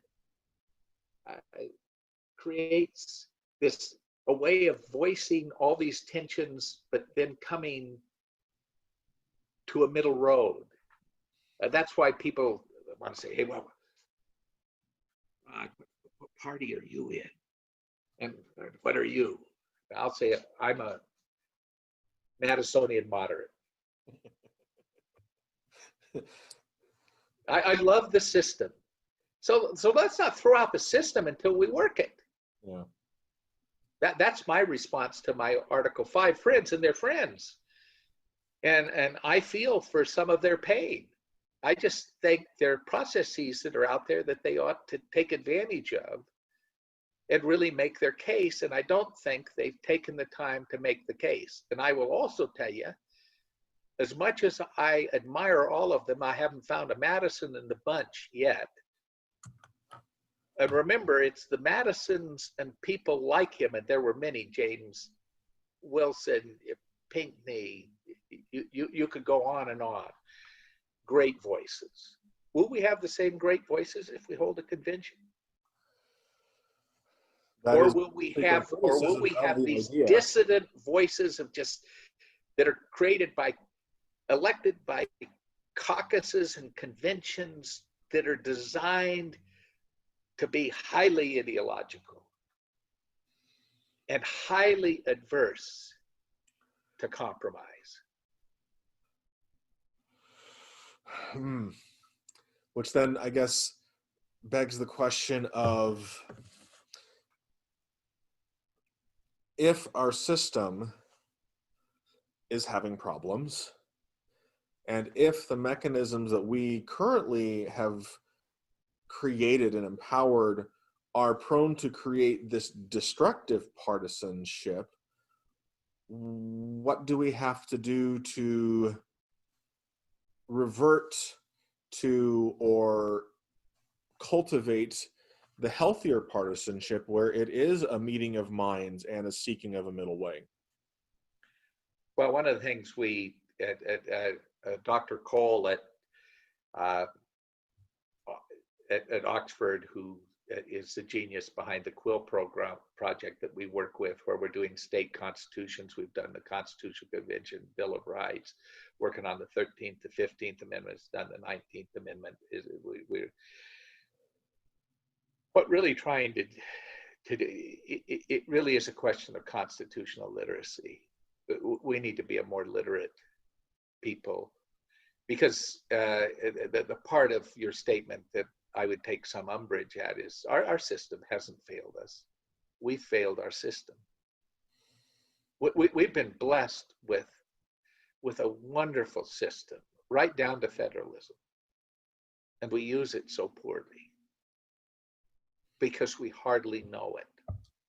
Only 1 out of 3 Americans can name all 3 branches of government, and yet the interaction of those 3 branches of government are designed to protect and promote liberty and good government, not efficient government. And compromise. They were designed for that purpose. Yeah. I didn't want the most efficient builder to build my house. I wanted the best builder that would think about all the problems and build well around them. So I had to wait 4 more months than I might have liked to for my home to be finished. But it's a beautiful home, well built, because they took the pains and the time to do it well. And we have a system designed to build a custom house. So in closing, Rod, I want to give you the last word. In this COVID moment, where everything that we see, everything that we hear focuses on this disease and the responses to it,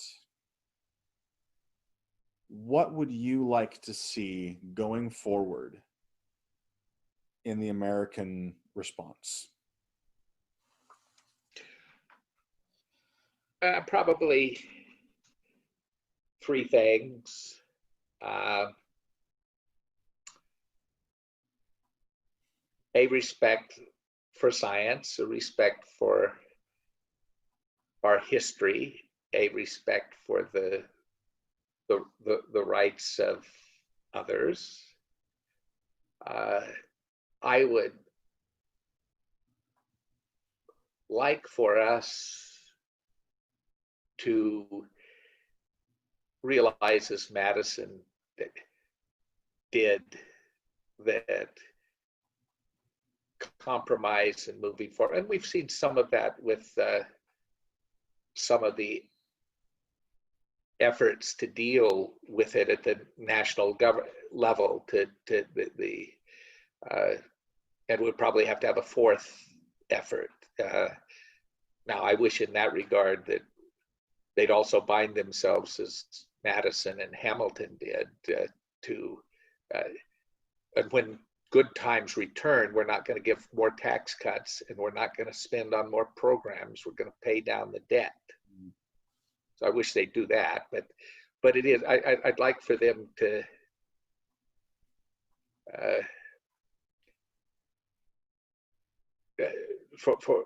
for us to relish how well our system is working, and to use it well. And of course, in the process, I think we should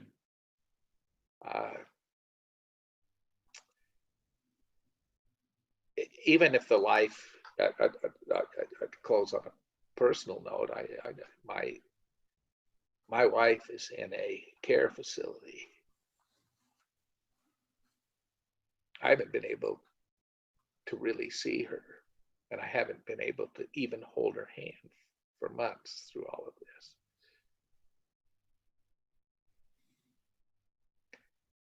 No life is dispensable.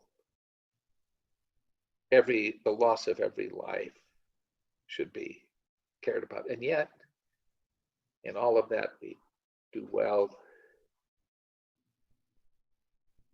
to respect others and to also have some sense of humor.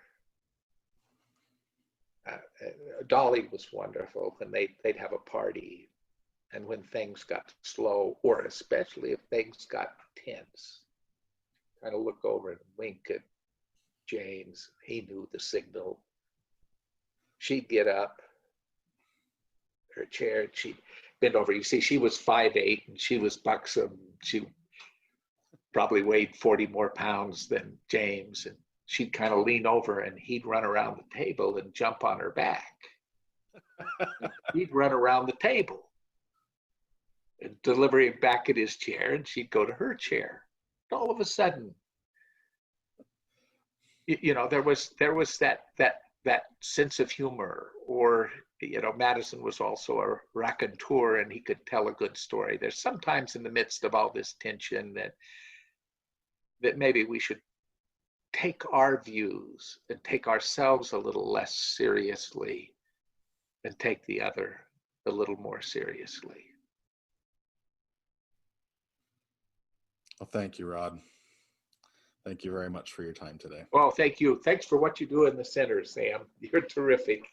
Thank you so much. So for those of you who are watching, let me encourage you, find them, buy them, read them, and then give them to your friends. They're wonderful books. They do what I think a good history book should do, which is it tells you the story by telling you a story, as opposed to just sort of dragging you through an endless list of names and dates. And I must confess that I laughed out loud at the thought of our president on his wife's shoulders galloping around the table. So they're an enjoyable read. Thank you so much, Rod.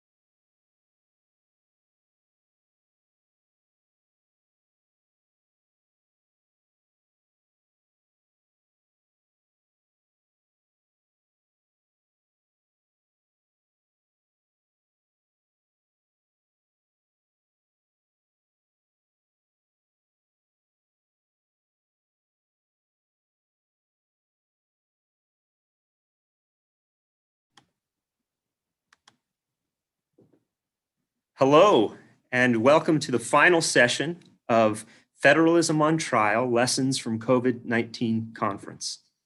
I'm Scott Paul. I serve as interim director and executive director here at the Center for Constitutional Studies at Utah Valley University in Orem, Utah. As we begin this session, we must express deep gratitude to the Utah State Legislature and especially to the legislature's Utah Federalism Commission for their enduring commitment to functional federalism and for their support of our Federalism Index project.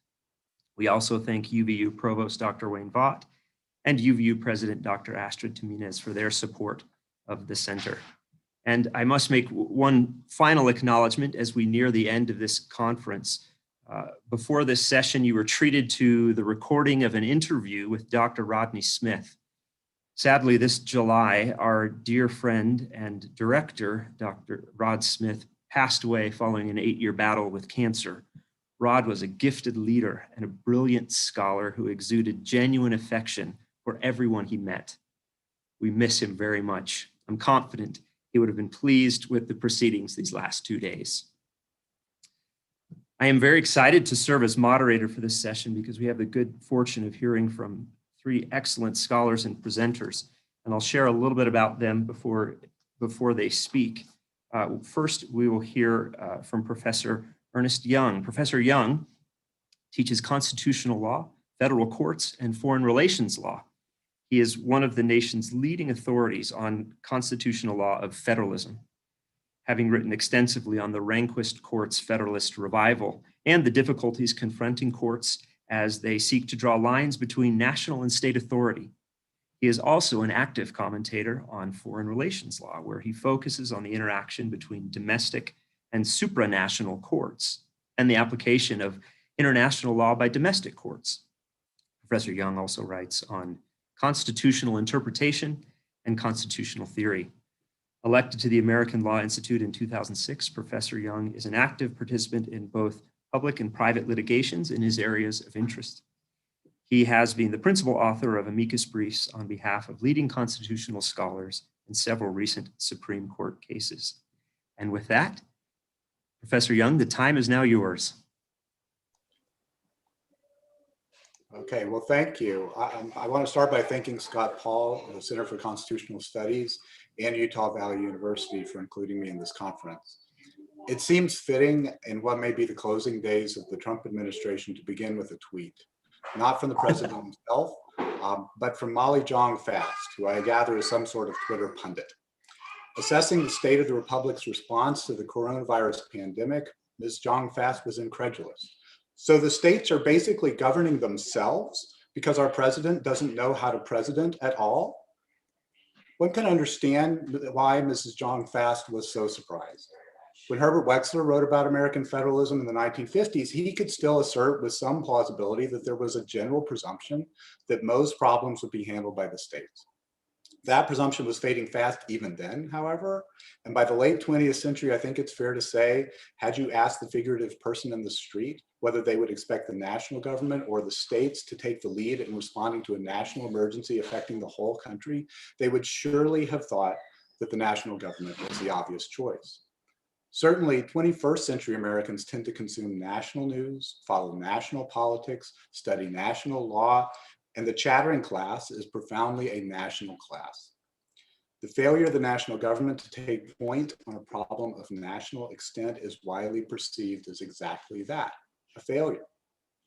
In my remarks, I want to consider the possibility that this failure, that is a response to the pandemic in which the most salient decisions, those about lockdowns and reopening, are left to state and local government, may actually be the right way to president or to Congress in this particular kind of emergency and under the conditions confronting our nation at the present moment.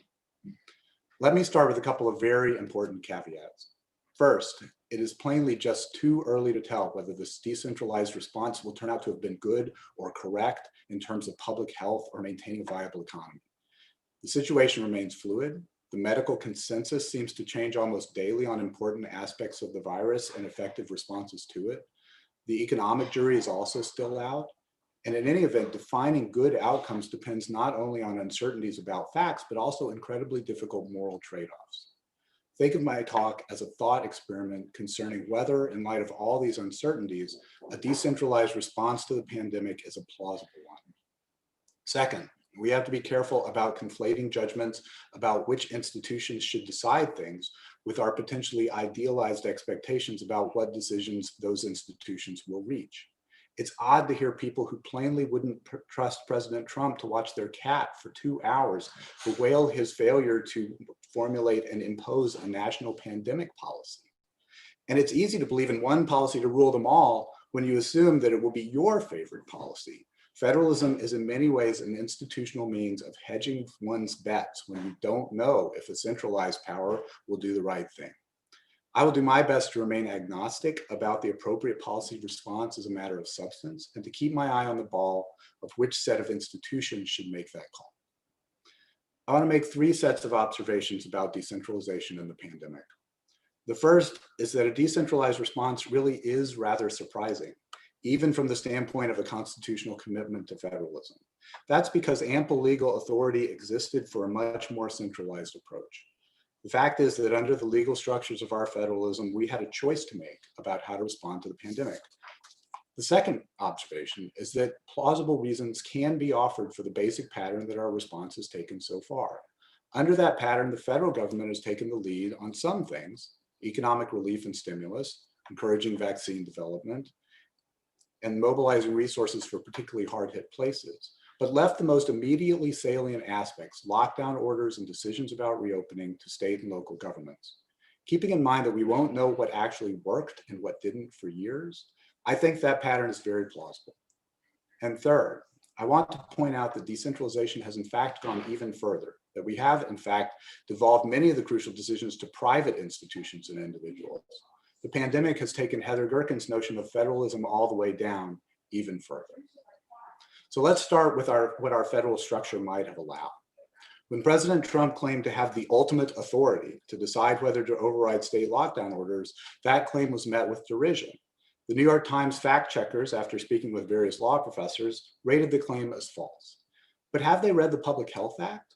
42 USC section 264A provides that the Surgeon General, who serves at the pleasure of the president, is authorized to make and enforce such regulations as in his judgment are necessary to prevent the introduction, transmission, or spread of communicable diseases from foreign countries into the states or possessions, or from one state or possession into any other state or possession. That's pretty broad. Now, maybe the Times fact checkers thought that this doesn't say anything about overriding public health orders issued by the states. But if they thought that, they haven't read many preemption cases. In those cases, a more limited federal regulation often trumps more rigorous state regulations. That happens all the time. So there are any number of relevant delegations of authority to executive officers that the president might draw upon to take control over response to the pandemic. One might try to read these narrowly. I would favor trying to read them narrowly, but courts generally do not read such things narrowly. And of course, presidents have long asserted emergency powers over and beyond those powers delegated in statutes to deal with situations precisely like this.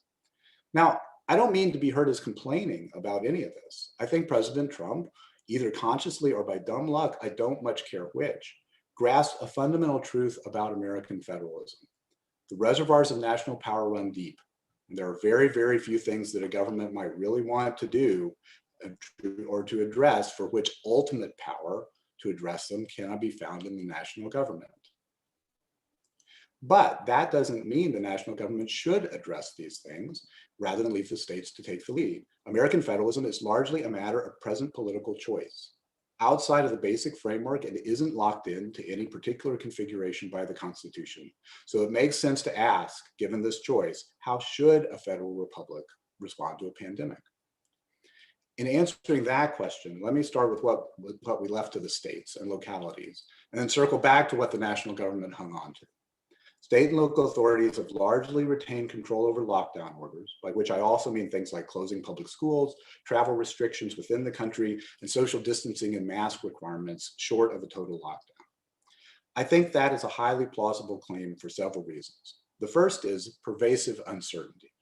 Decentralization is often a good response when you're not sure what to do. If I may channel Donald Rumsfeld for a moment, this pandemic presents policymakers with at least three sets of known unknowns. The first is uncertainty about the health impacts themselves and how the virus works, how it's transmitted, how fatal it's going to be, that sort of thing. The second is uncertainty about trade-offs. So these include both health trade-offs, for instance, the benefits of decreased virus spread versus costs of less people going to the doctor and catching cancers early, or trade-offs of health and other values, disrupting children's education, throwing people out of work, undermining social cohesion. We're starting to see some efforts at quantifying some of these trade-offs, but those efforts are in their infancy, and some of these values probably can't be quantified. And then finally, there's uncertainty about how to weigh the trade-offs. How many lost jobs is equivalent to one life, for instance? It's important to recognize that these questions are not simply questions of science. There is no obvious answer as to how to weigh, for example, the likelihood of a somewhat greater spread of the virus against the impact of keeping large numbers of first graders out of school. When you're uncertain about what to do, it makes sense to try different responses in different jurisdictions. That's basically what we've done. We also need to consider variations in conditions. So even if we know what the right policy response is, that doesn't mean it will be right for every place.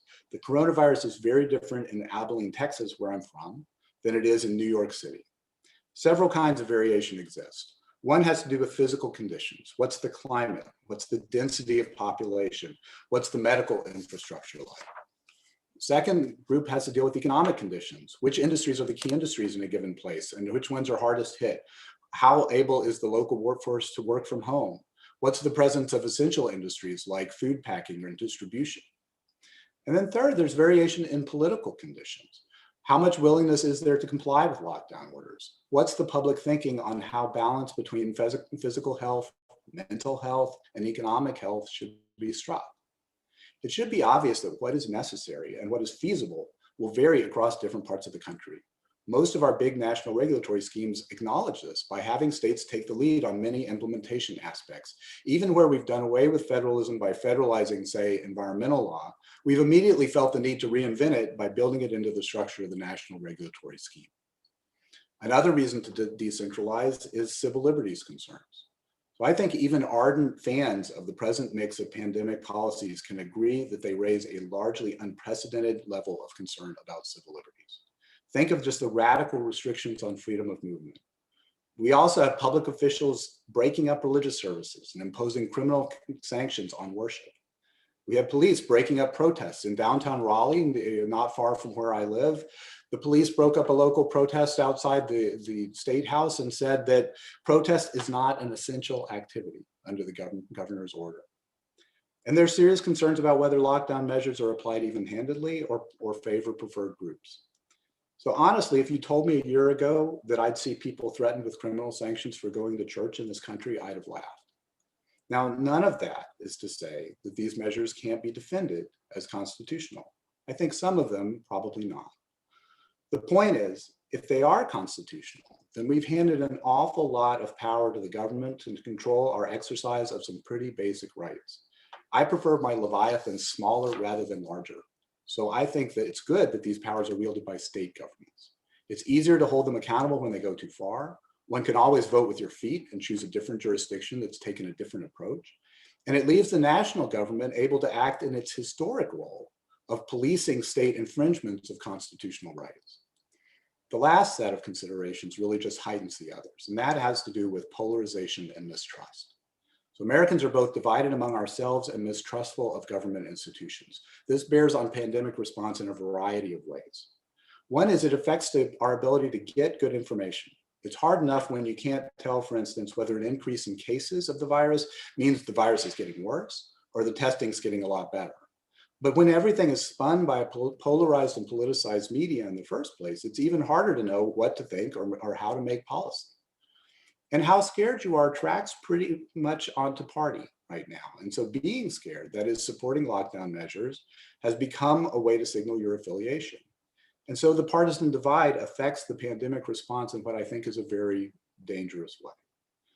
And then finally, polarization affects our ability to implement policy responses by making it harder and sometimes impossible to legislate. If we had depended on Congress to respond to this problem, then the inability of Congress to pass basic legislation would have become a major impediment. So couple this with a long-term decline in public trust in government institutions, but especially national government institutions, and a national response becomes quite difficult indeed. So decentralization may help with that for several reasons.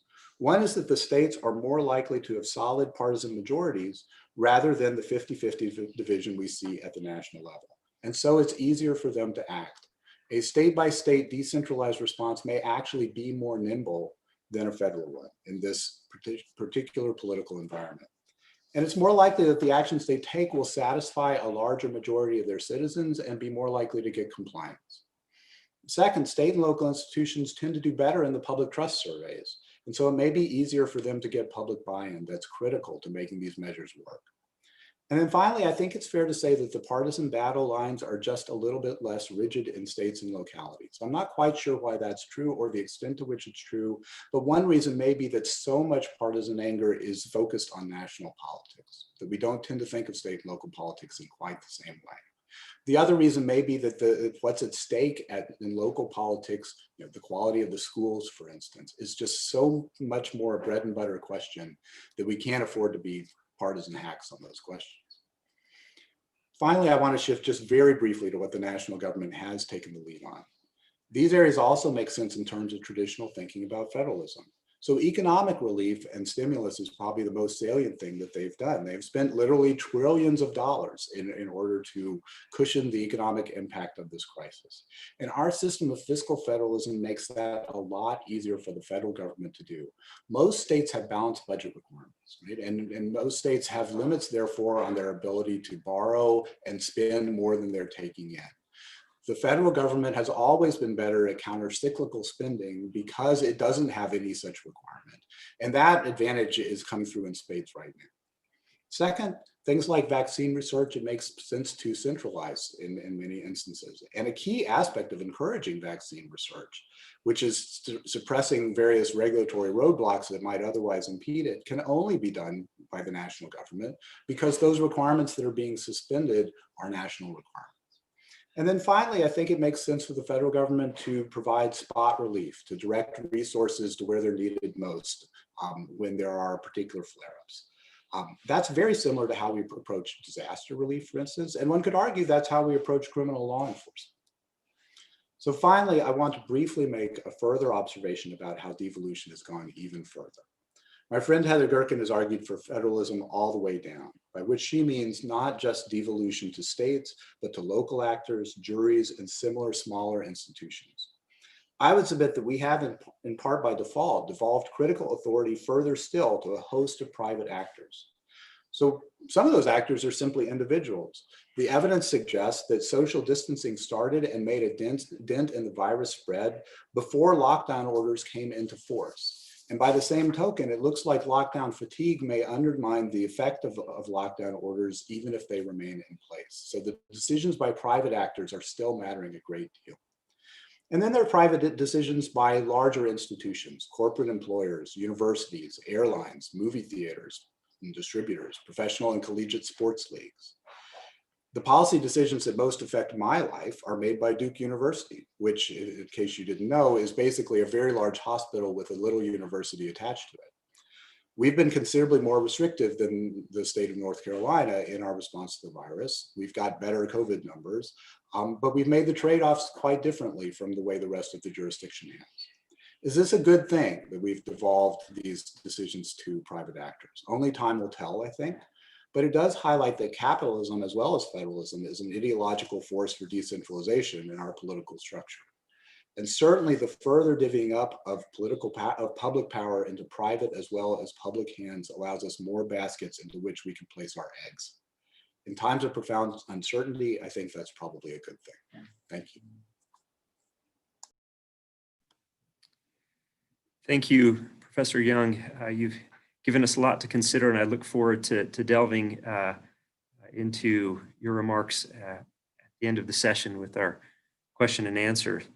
We will next hear from Professor Gary Gerstle, who arrived in Cambridge in 2014 after 3 decades in the United States.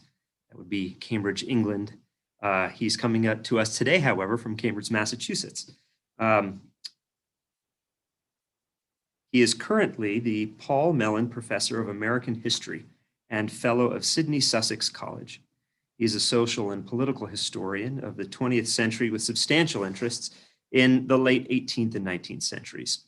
Professor Gerstle has received many fellowships and has lectured throughout North America and Europe and in Brazil, Israel, Mexico, Japan, South Africa, and Korea. He was elected to the Society of American Historians in 2006 and is named a distinguished lecturer of the Organization of American Historians in 2007.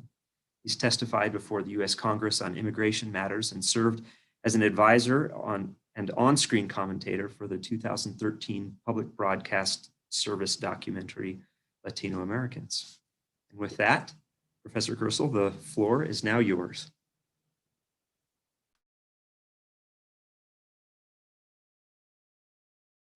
Professor, can you unmute for us? Very good. Thank you. Sorry about that. Thank you very much, Scott, and thank you to the Center for Constitutional Studies and to Utah Valley University for this invitation. My talk is going to be quite different from Professor Young's. I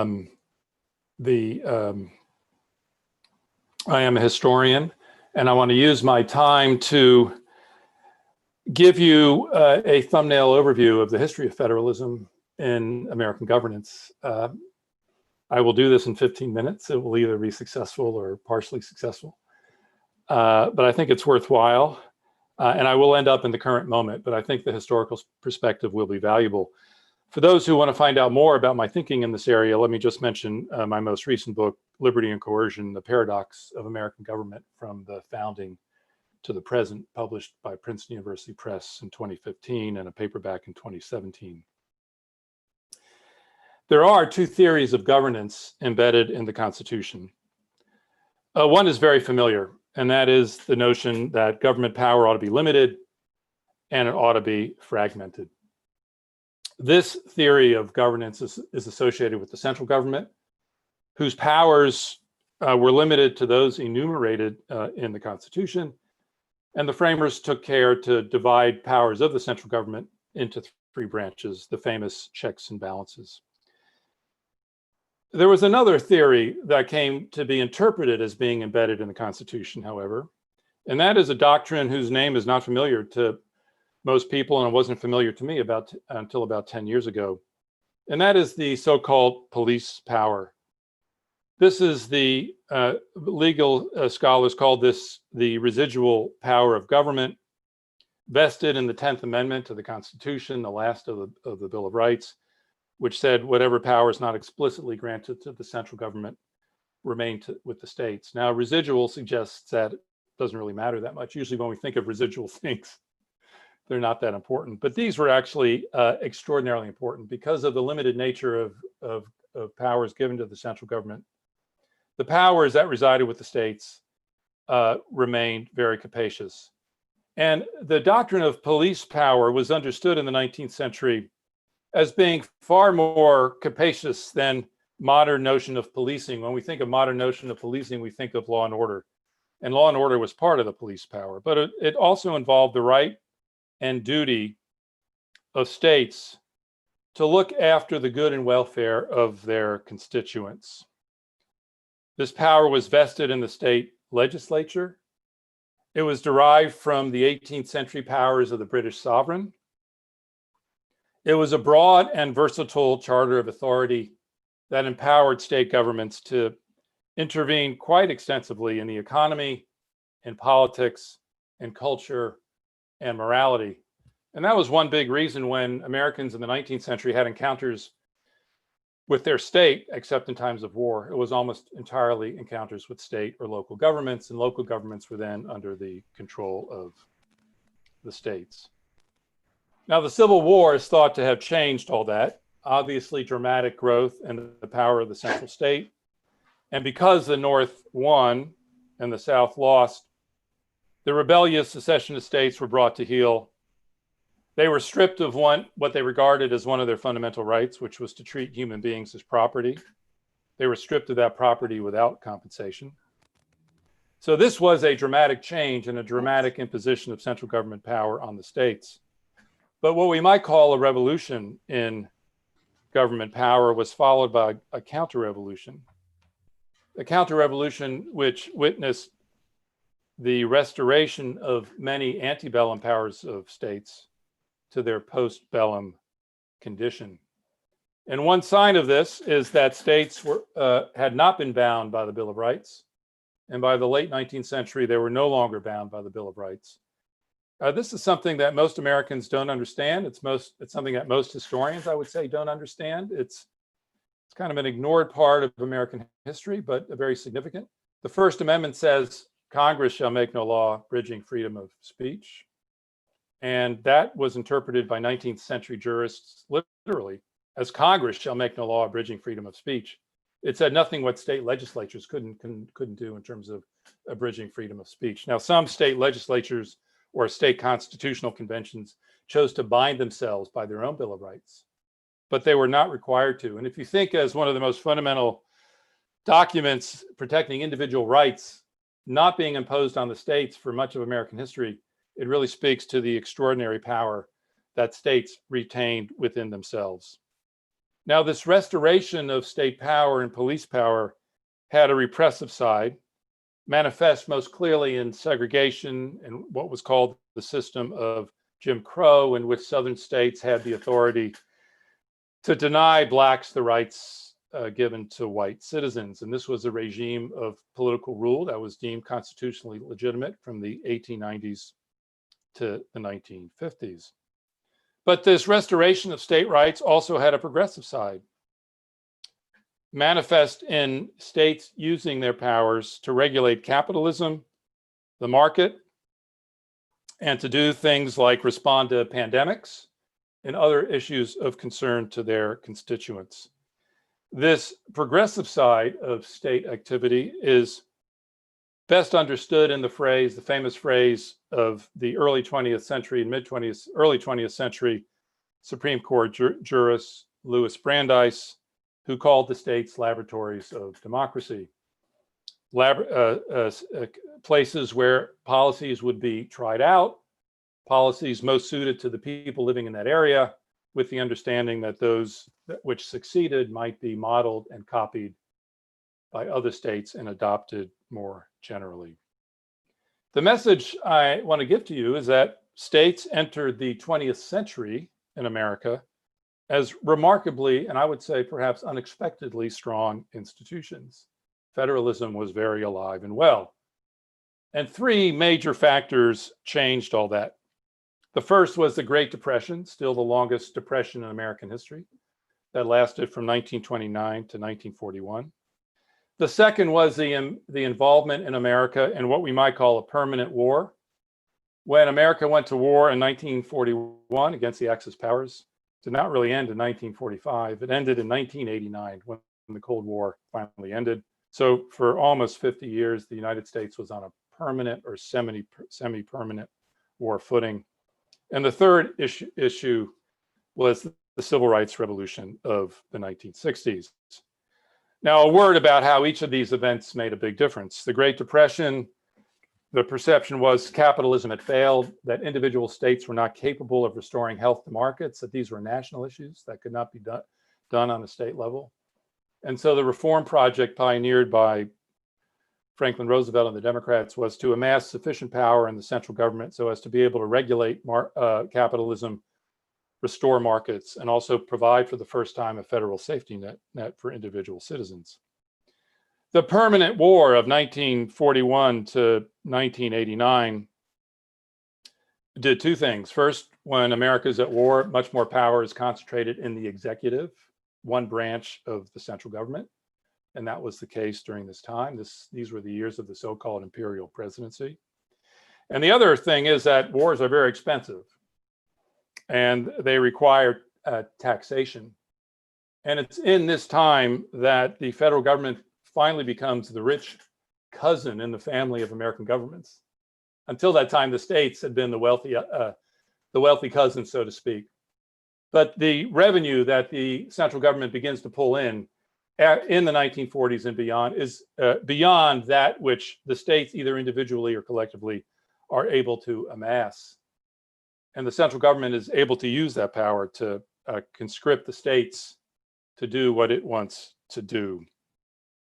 So, and then the Civil Rights Revolution of the 1960s and the decision and the conviction on the part of the Warren Court that Jim Crow, segregation, inequality for Blacks and whites could no longer be allowed to stand. And so this is a moment when the states are incorporated under the Bill of Rights, put under the mandate of the Bill of Rights, which is a federal Bill of Rights, put fully under the federal Constitution. And as a result of these three events, the states are much, much diminished in their autonomy and power. The Republican Party begins to think in the 1970s and 80s that it is not happy with this outcome. There was a deep sentiment in the Republican Party that the big centralized state violated the Constitution. Ronald Reagan said that it put the US on the road to communism, or an equally nasty form of collectivism. A prime Republican Party operative of the 1990s by the name of Grover Norquist put it best. He said he wanted to shrink the size of the central state until we, meaning Republicans, could drown it in a bathtub.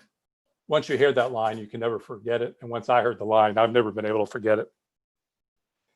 But the Republican Party can't actually dismantle the entire central state erected since the 1930s. It was too large.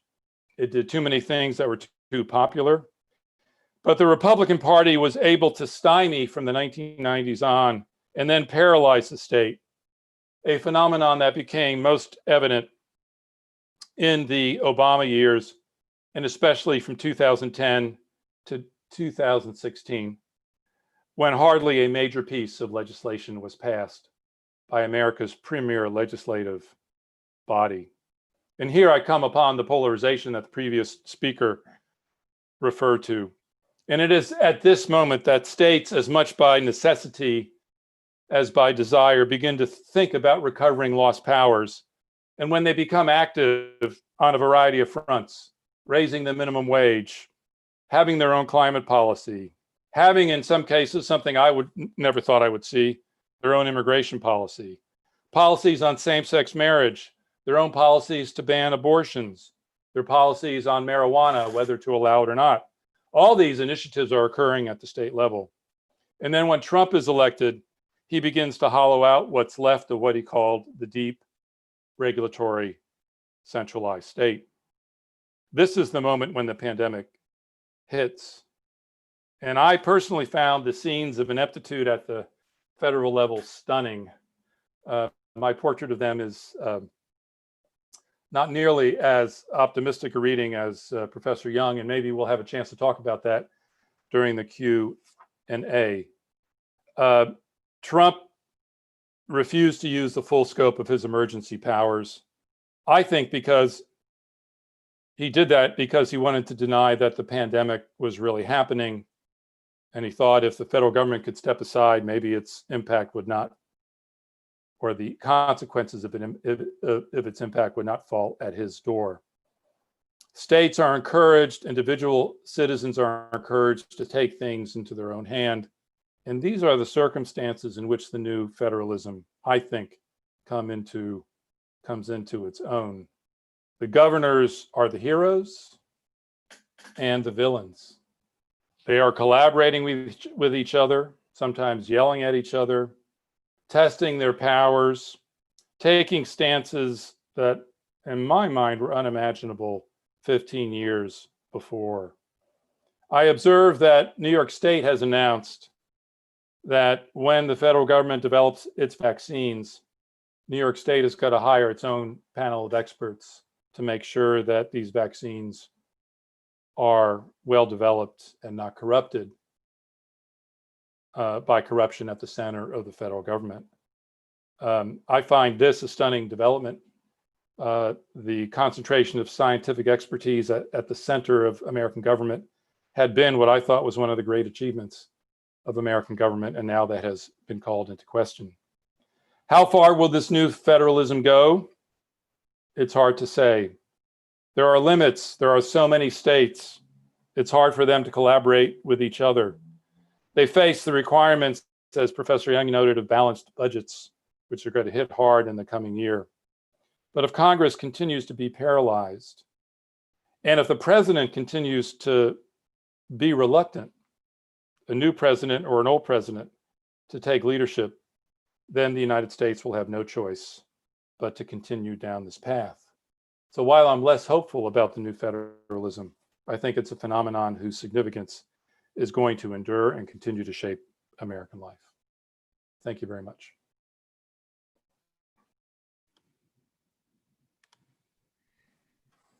Thank you, Professor Purcell. I appreciate your remarks, and again, you've given us a lot to cover in our question and answer at the end. We do have one final speaker on this panel. That's Professor Troy Smith. Professor Smith is at Brigham Young University, Hawaii, where he is a professor of political science. He's also a fellow at the Center for the Study of Federalism, where he is the editor of the online version of Federalism in America, an encyclopedia. His primary interest is in states lobbying Congress and the philosophy and history of federalism. His academic work has appeared in Publius, the Journal of Federalism, Congress and the Presidency, the Review of Politics, and others. Professor Smith, the time is now yours. Thank you, Scott, and thank you to the Center for Constitutional Studies and all the people who work there who've made this conference possible. Also, thank you to the Utah Valley University and the Utah State Federalism Commission for supporting this. It's a pleasure to be a part of this conference, and it's been interesting to see the various perspectives taken on federalism and COVID-19. One of the themes that has been consistent through the panels is the polarization that dominates America today and shapes the policy responses and the lack of policy responses. And so I thought I would talk a little bit about that polarization and some of its sources and some of the deep-seated history that is driving the two different perspectives. I want to begin by talking about the bargain of federalism that has dominated the system for so long. And I'm going to share some slides.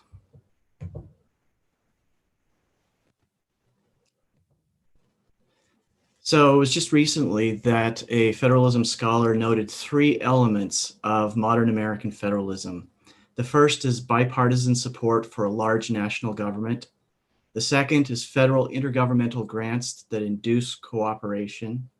And the third is deference to the executive, particularly administrative agencies. And after noting all 3 of these, Ben Merriman also noted that all 3 are constitutionally and politically tenuous and fragile, meaning that their support in the Constitution is not particularly solid and the political support for them is falling apart. For example, the first one, the bipartisan support for a large national government, which dominated much of the late 20th century, has begun to fall apart. The Tea Party was a response to opposition to that. And the Trump campaign and administration has also challenged certain aspects of that. The federal intergovernmental grant system is very expensive, and federal debts are drawing into question the sustainability of those grants. And the Supreme Court, as it's taken a bit of a conservative turn, is indicating that it will challenge the deference to the executive, particularly the Chevron doctrine, and deference to the administrative agencies. So we see this federalism bargain beginning to break down. There are a number of proposals for what should replace it, but none clearly dominate in the conversation today. Let me look at just some possible causes of polarization, and then I want to focus on the last one. A lot of people say the polarization is a result of gerrymandering, but there's broad agreement by those who study polarization and gerrymandering that this is not the cause. If it were, it would be hard to explain the polarization in the United States Senate, where there is no gerrymandering. Another one is the internet. The internet is challenging elites and establishing forms, ways of doing things. Some have compared this to the invention of the Gutenberg press, which ultimately led to the Protestant Reformation and then 30 or 80 years of war, depending on how you count them. The internet similarly has released new and challenging ways of challenging elites and mobilizing groups together. The centralization of power has been seen as a cause of polarization, in part because it no longer allows diversity and variety, but creates one standard for everyone. Also, more is at stake when the federal government has the power. And so different groups must be active to protect their interest. Sometimes that includes deciding which way the political winds are going to blow rather than what they actually favor. Another is the decline of civic education. The United States currently spends $54 per student on the STEM fields, but it only spends 5 cents per student on civics education. And 15% of American students don't get any civics education at all. A failure to understand our political system, how it works, the limits on power, has led to some pretty strange theories about what our government can and should not do. It's definitely led to a misunderstanding of federalism. Another possible cause is the political party reforms of the 1960s and 1970s. These shifted the political party system from a state-centered system that gave states who are concerned with a lot of the practical policies and how it's going to actually work for their citizens, shifted from this party system from a state-centered system to a candidate-centered system, and that has shifted to a national party control system. This has allowed for an emphasis on more polarization rather than on practical solutions to the problems that are faced. Yuval Levin has also pointed out that this has led to politicians using institutions as platforms to perform rather than as institutions to form deliberation and good policy. And also with those political party reforms have come primary elections, which have allowed extreme political candidates to be elected rather than the more moderate ones that the parties would generally choose to ensure winning the election. An example of this is in Utah not too long ago when the moderate Senator Bennett was rejected by the Republican Party. Another problem is campaign finance reform. And I'll just mention one of these aspects of how it's affected it. In the past, before campaign finance reform, a number of state and local officials candidates would travel with the national party candidates to different events. In their travels, they would get to know each other. They would get to share ideas and concerns and develop relationships that would help them work out problems if they both got elected. Campaign finance reform has prohibited those sorts of collaborative engagements, even just traveling to different events. A third is the rise of Republican conservative supporting organizations. The Democratic progressive organizations have been very active for quite a long time, financially supporting different institutions and funds to encourage the advocacy and promotion of their ideas. The Republicans have been quite slow at this. In the 1950s, Time magazine asked if conservatism is dead because the conservatives didn't have much going for them in a scholarly way. That's changed with the Charles Koch Foundation, the Federalist Society. Conservative and Republican groups have developed a scholarly agenda to support ideas favoring their positions. And there's greater now competition between these different perspectives. One theme that has been getting a fair amount of attention is inequality, both in wealth and across the states. The claim is that differences and factions overwhelm individuals' public life. If we can overcome these with the same protections, benefits, and services to all Americans, then fellow feeling and neighborliness could be combined with a powerful centralized government and expertise to attack America's most pressing problems. This is a favored explanation of the American Political Science Association. Is this a problem?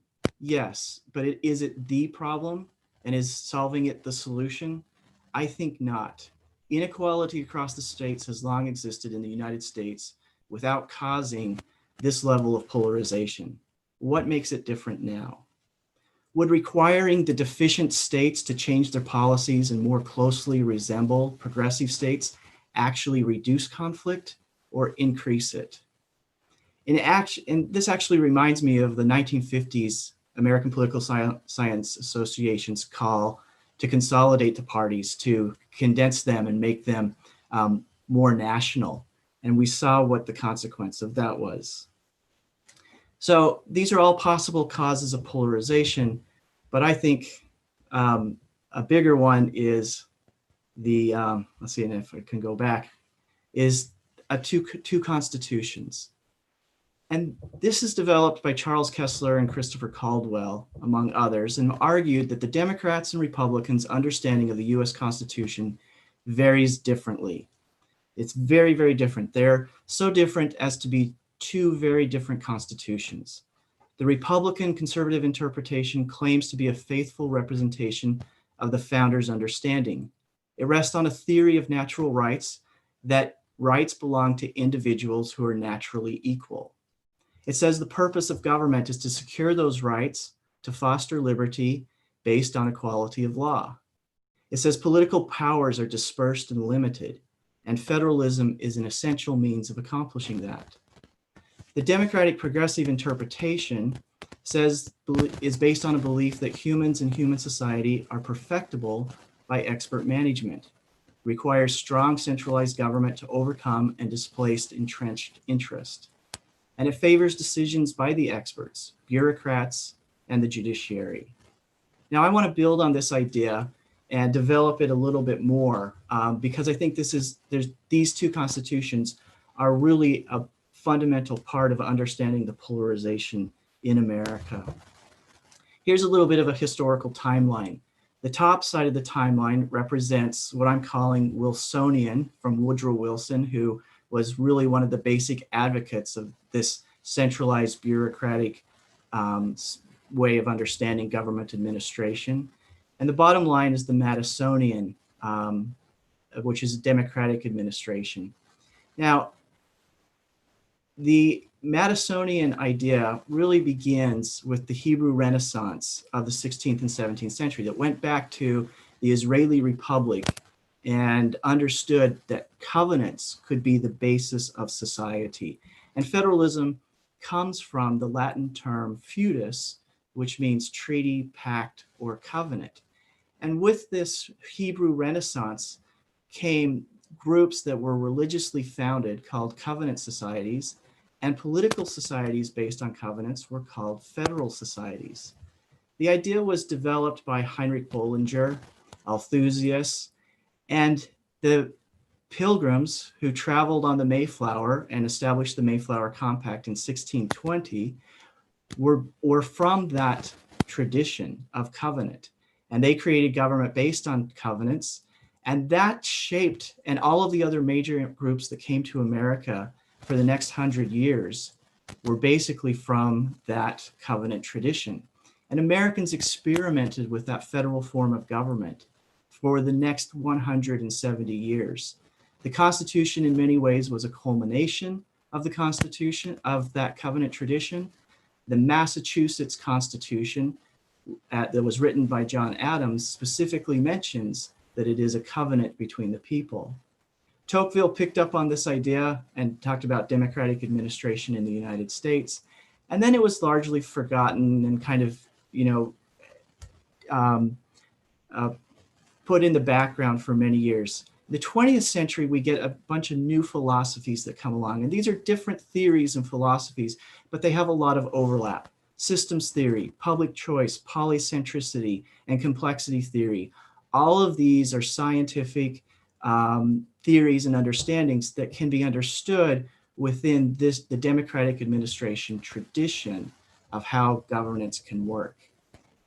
On the upper line, Martin Luther, who was a Protestant, right, but he was very hierarchical in the way he saw it should be done.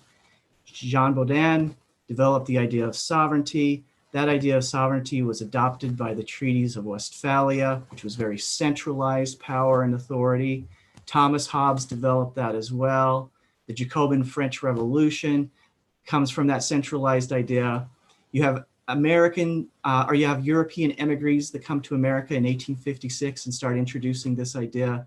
Woodrow Wilson, who studied in Europe, brings it back to America and really begins to develop it, and it begins to take off.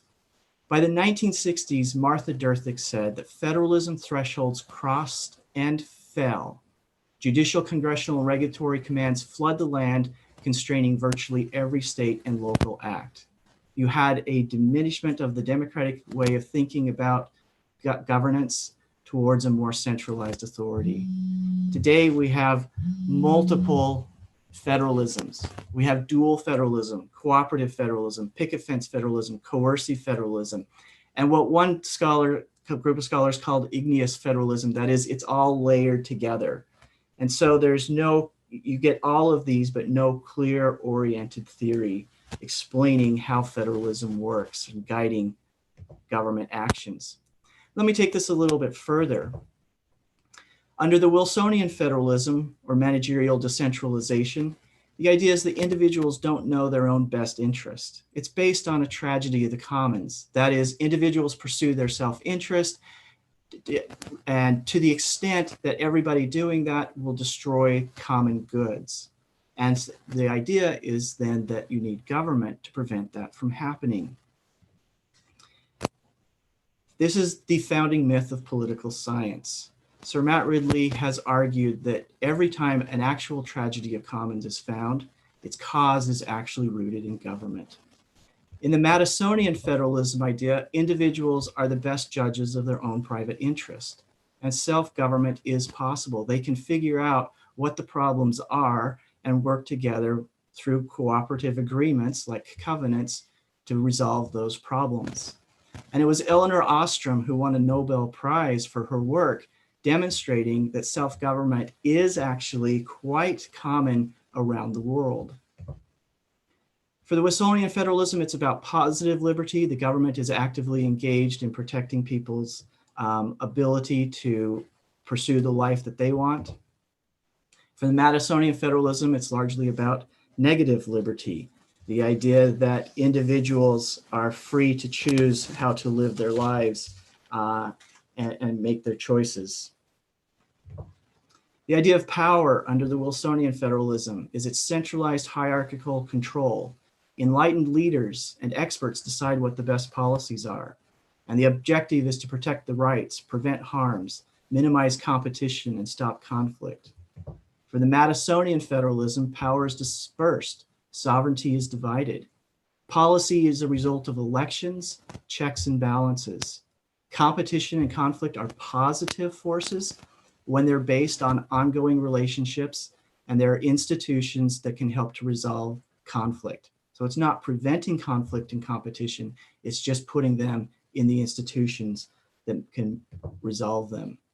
Federalism for Wilsonian federalism is a transitory phase in a nation's evolution to unitary government and national union. Federalism for Madisonian federalism is self-government, diversity. Diversity is recognized to lead to inequality. And e pluribus unum, right? A limited union based on a covenant, but allowing significant diversity within the states beyond that. Now it's interesting that there's a division over science between these two groups. Wilsonian federalism is based on Newtonian mechanics, right? The purpose is to free humans by understanding and controlling nature. Its assumptions are materialism, physical matter is all that matters. Reductionism, we can reduce everything down to its parts to understand the whole. Linearity, small inputs equals small outputs. And it's predictable. Under Madisonian federalism, the new science that's coming out, systems and complexity theory, argues that humans and human society are dynamic, complex systems. Humans are not billiard balls. The Newtonian mechanics doesn't apply, right? Human systems are not reductive, linear, or precisely predictable. The Wilsonian federalism favors a systemic approach, define everything precisely, focus on behavioral regularities, find the boundaries that cannot be crossed. For complexity systems theory, the regularities that may exist in one situation can shift to new attractors overnight, and oftentimes by small inputs rather than by major inputs. That's a radical change from the Newtonian mechanics theory. Under the Wilsonian federalism, planning is the solution. Society is perfectible. Order can be preconceived and imposed top-down, and coordination is required. This removes power from local governments. Under the Madisonian federalism, order can be dynamic, spontaneous, and bottom-up. Expertise is limited. Experts can't predict very well in long-term situations. There are institutional limits, right? For example, information is sticky and local. As Eleanor Ostrom said, anytime you involve bureaucracy, it entails a loss of information because the information does not move up into other areas and hierarchies very well. And it creates a democratic paradox. The more you defer to experts, the less opportunity there is for democratic participation.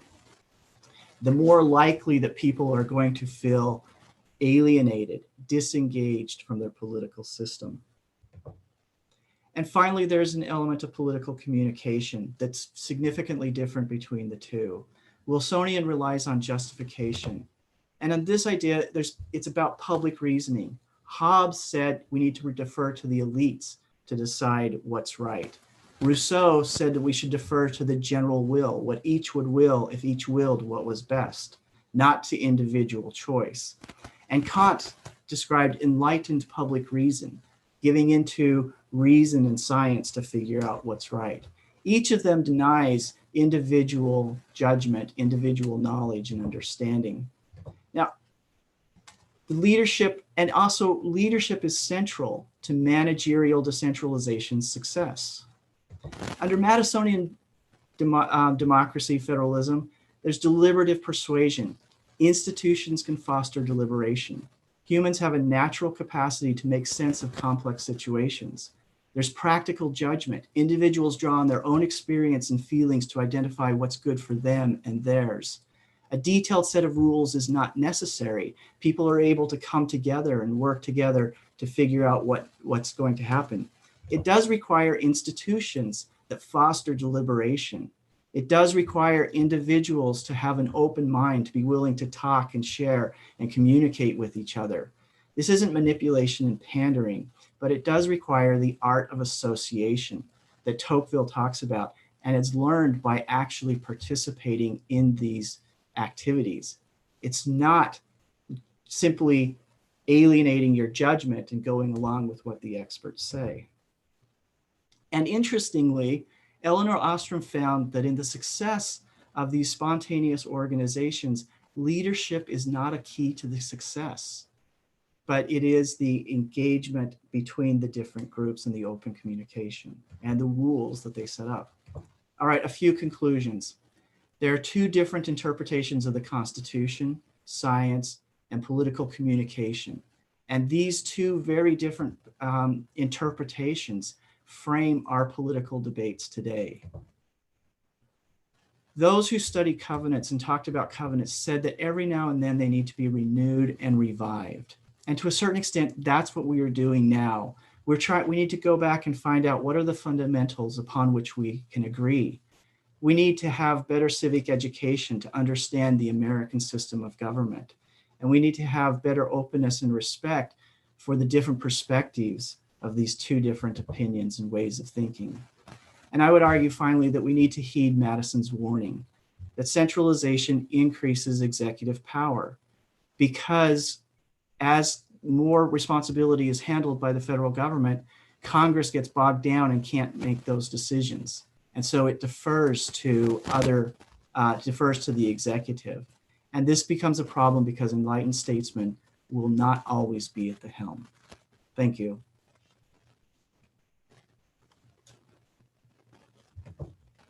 Thank you, Troy, for your remarks. I look forward to now being able to discuss them. We've covered quite a lot of territory in these three presentations, and the questions that are coming in reflect that. If you bear with me for just a minute as I sort through them.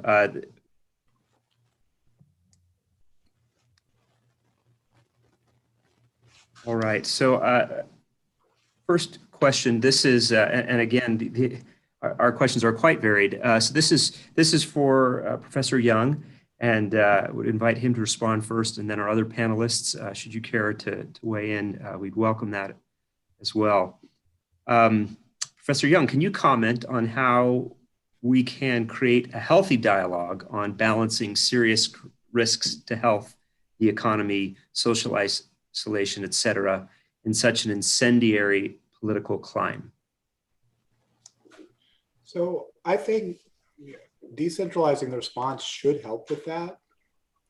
It's interesting that we have a very kind of high stakes political debate going on in the context of the presidential campaign, which assumes that this is a federal responsibility and the president should take the lead.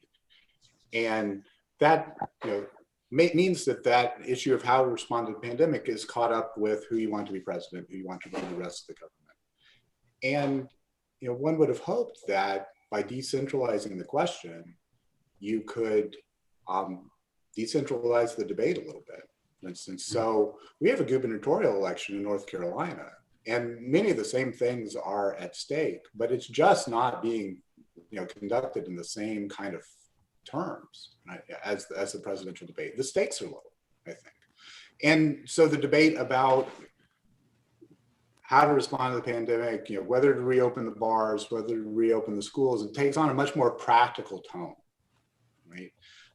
Whereas I don't think the debate at the national level has been conducted in terms of practicalities at all. It's been conducted in much more ideological terms about, well, did you really just not care about killing all those people? And things, just these incredibly incendiary charges. And so I think there's some hope that if we came around to an understanding that these sorts of things would have only a limited role for the federal government, that it wouldn't be the whole ball game, that might lower the stakes and therefore the temperature of our national debate. But because you can always federalize things if you want to, I'm not sure that'll work, because the one candidate can always say, well, I would take it over and I would do it better, and federalize the debate and put it back in those high stakes terms. I'm not sure that's much of an answer. Thank you. Other panelists wish to comment on that?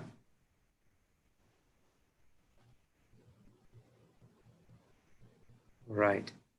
I have a question for Professor Gersel. Do you believe there is a way for the federal government to regain their previous control? And would this be beneficial or detrimental to the US, in your opinion?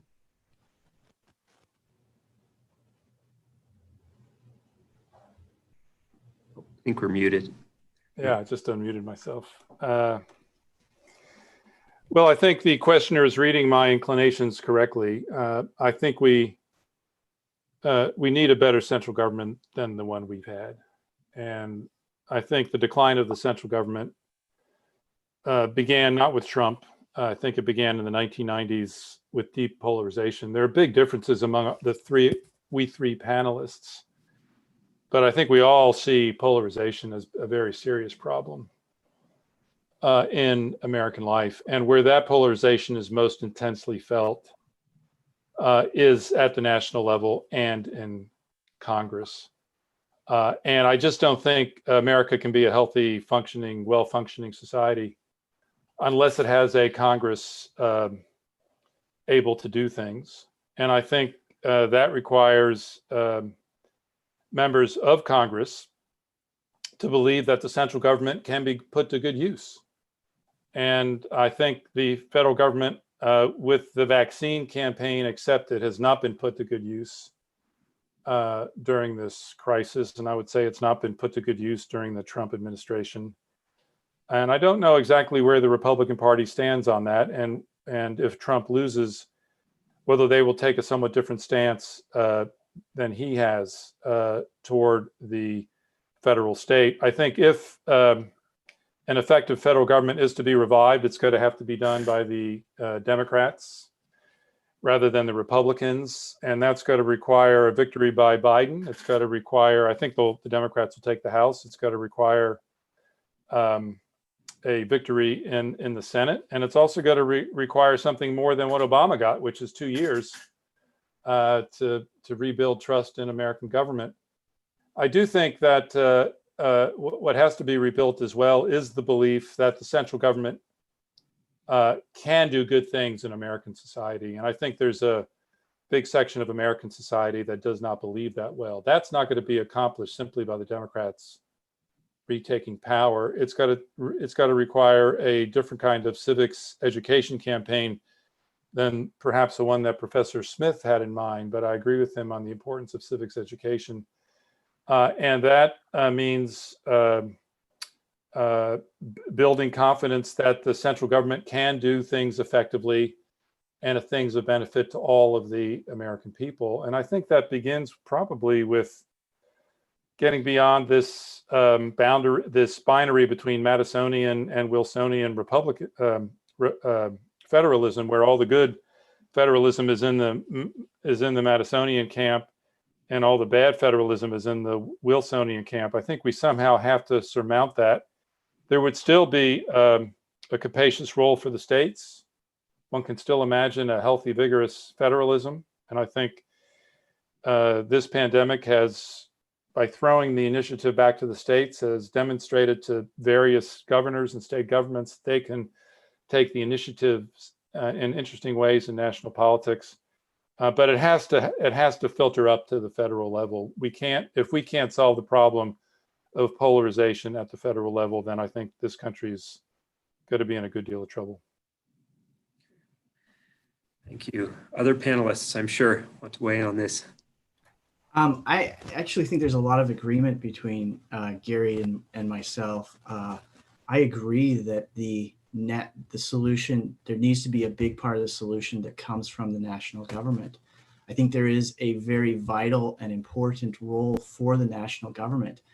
I think federalism, right, oftentimes it gets the idea that it's about states' rights or it's about local control, and misses that side of it, that it is about union. It is about a national government. There is a responsibility and role for the national government, and if we could call it a covenant, the American covenant, or the foundational agreement that pulls Americans together, is over the national government and what it should do. Now, there's a disagreement over what it should do, but let's not forget that a strong, powerful national government is at the heart of federalism. It's a limited government, but it does have a role and responsibility. Now, where we might disagree is how we get Congress to be more practical and more engaged. I think Madison has a good point that as we centralize power and as the federal government is asked to do more things, it becomes more difficult for Congress to do those things.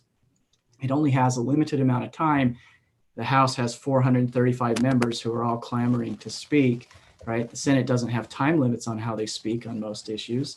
And so there's a limited amount of things that they can do and do well. If they have too many responsibilities, Madison said, then they will defer to the executive. And that's largely what's happened to the extent that we have a very strong executive. I would argue that if the federal government did less, it could do what it does well, and that would increase confidence in the national government and increase public support for Congress and the national government. Yeah, I don't think any of us disagree that we need a strong national government. We need a well-functioning national government. I think there's two issues. One is if you're trying to figure out what to do with the governments we have, and not the governments that we want to have. And we have to remember, Madison's point that enlightened statesmen will not always be at the helm. And I remember waking up the morning after the 2016 election and thinking, well, at least all my colleagues who are usually skeptical of federalism and separation of powers will probably now be a little easier to convince that enlightened statesmen will not always be at the helm, right? And so my remarks are directed mostly toward, given that we have a lot of dysfunction at the national level, there are very good reasons to think devolving certain aspects of this response are very plausible responses. But do we need to improve the functioning of the federal government? Of course we do, because the federal government, even under the current policy menu, has incredibly important roles. I suspect that when we look back on this crisis, the things that the federal government hung on to, encouraging vaccine development and fiscal stimulus and relief, that those are going to loom every bit as large as the things that the states were doing. It's just more salient because it's easier to see a lockdown in your neighborhood than it is to see what the feds are doing or not doing for vaccine research. And I'm agnostic on whether the federal government under this administration is doing those things well. I hope they are, but I don't really have much way to tell. It's terribly important that we have a functioning federal government to do that. I do think that reforming the functioning of our politics at the national level is going to require some way to live together and not just count on the good guys winning, right? So I don't think civic education is going to convince 50% of the country that they should be Democrats. And so part of the reason why we are in the fix that we're in, I think, is that a lot of people felt left out of kind of an elite consensus about appropriate policies and things like that. And the backlash finally came.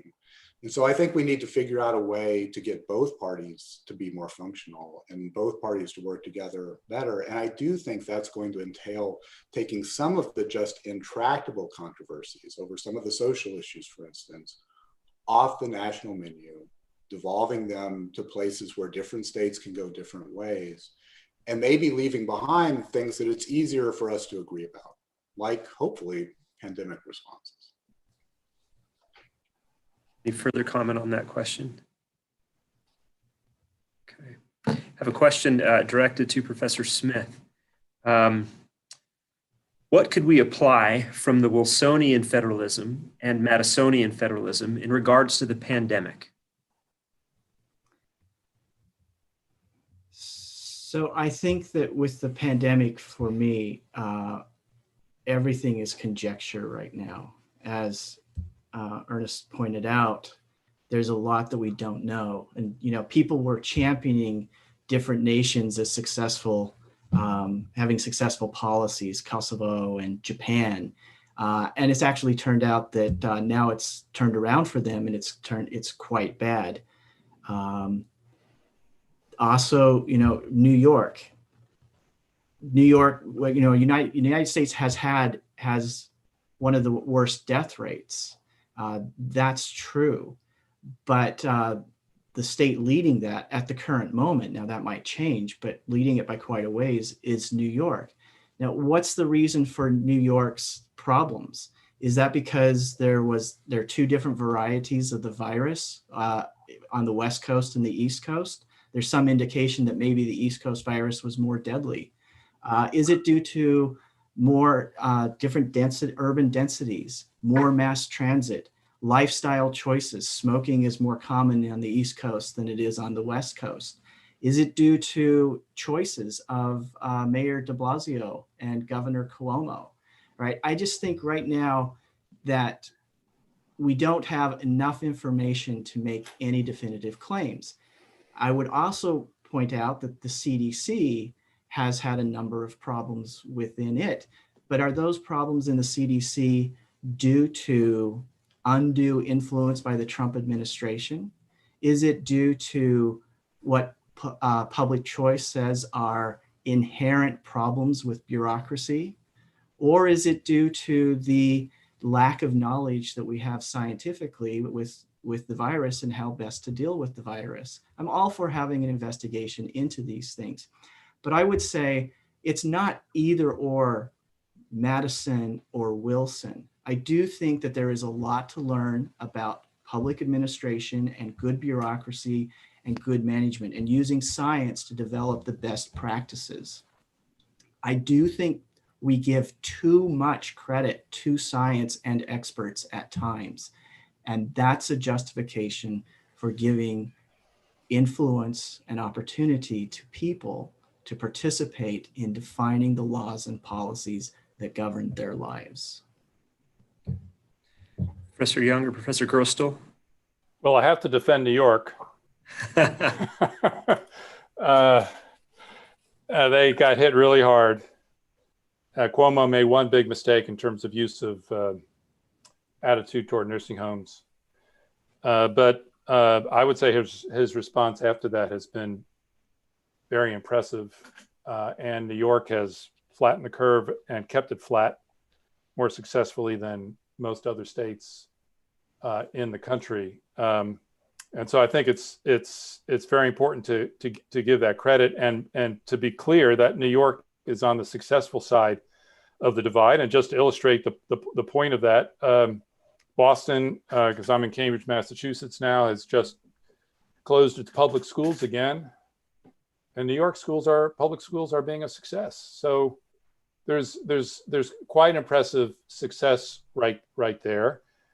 And in terms of invoking the Madisonian or Wilsonian model, I come out here strongly for more Wilsonianism, more expertise, more regard for the CDC. It hurts me to see the decline of the CDC, kind of the gold standard for in the globe for handling disease.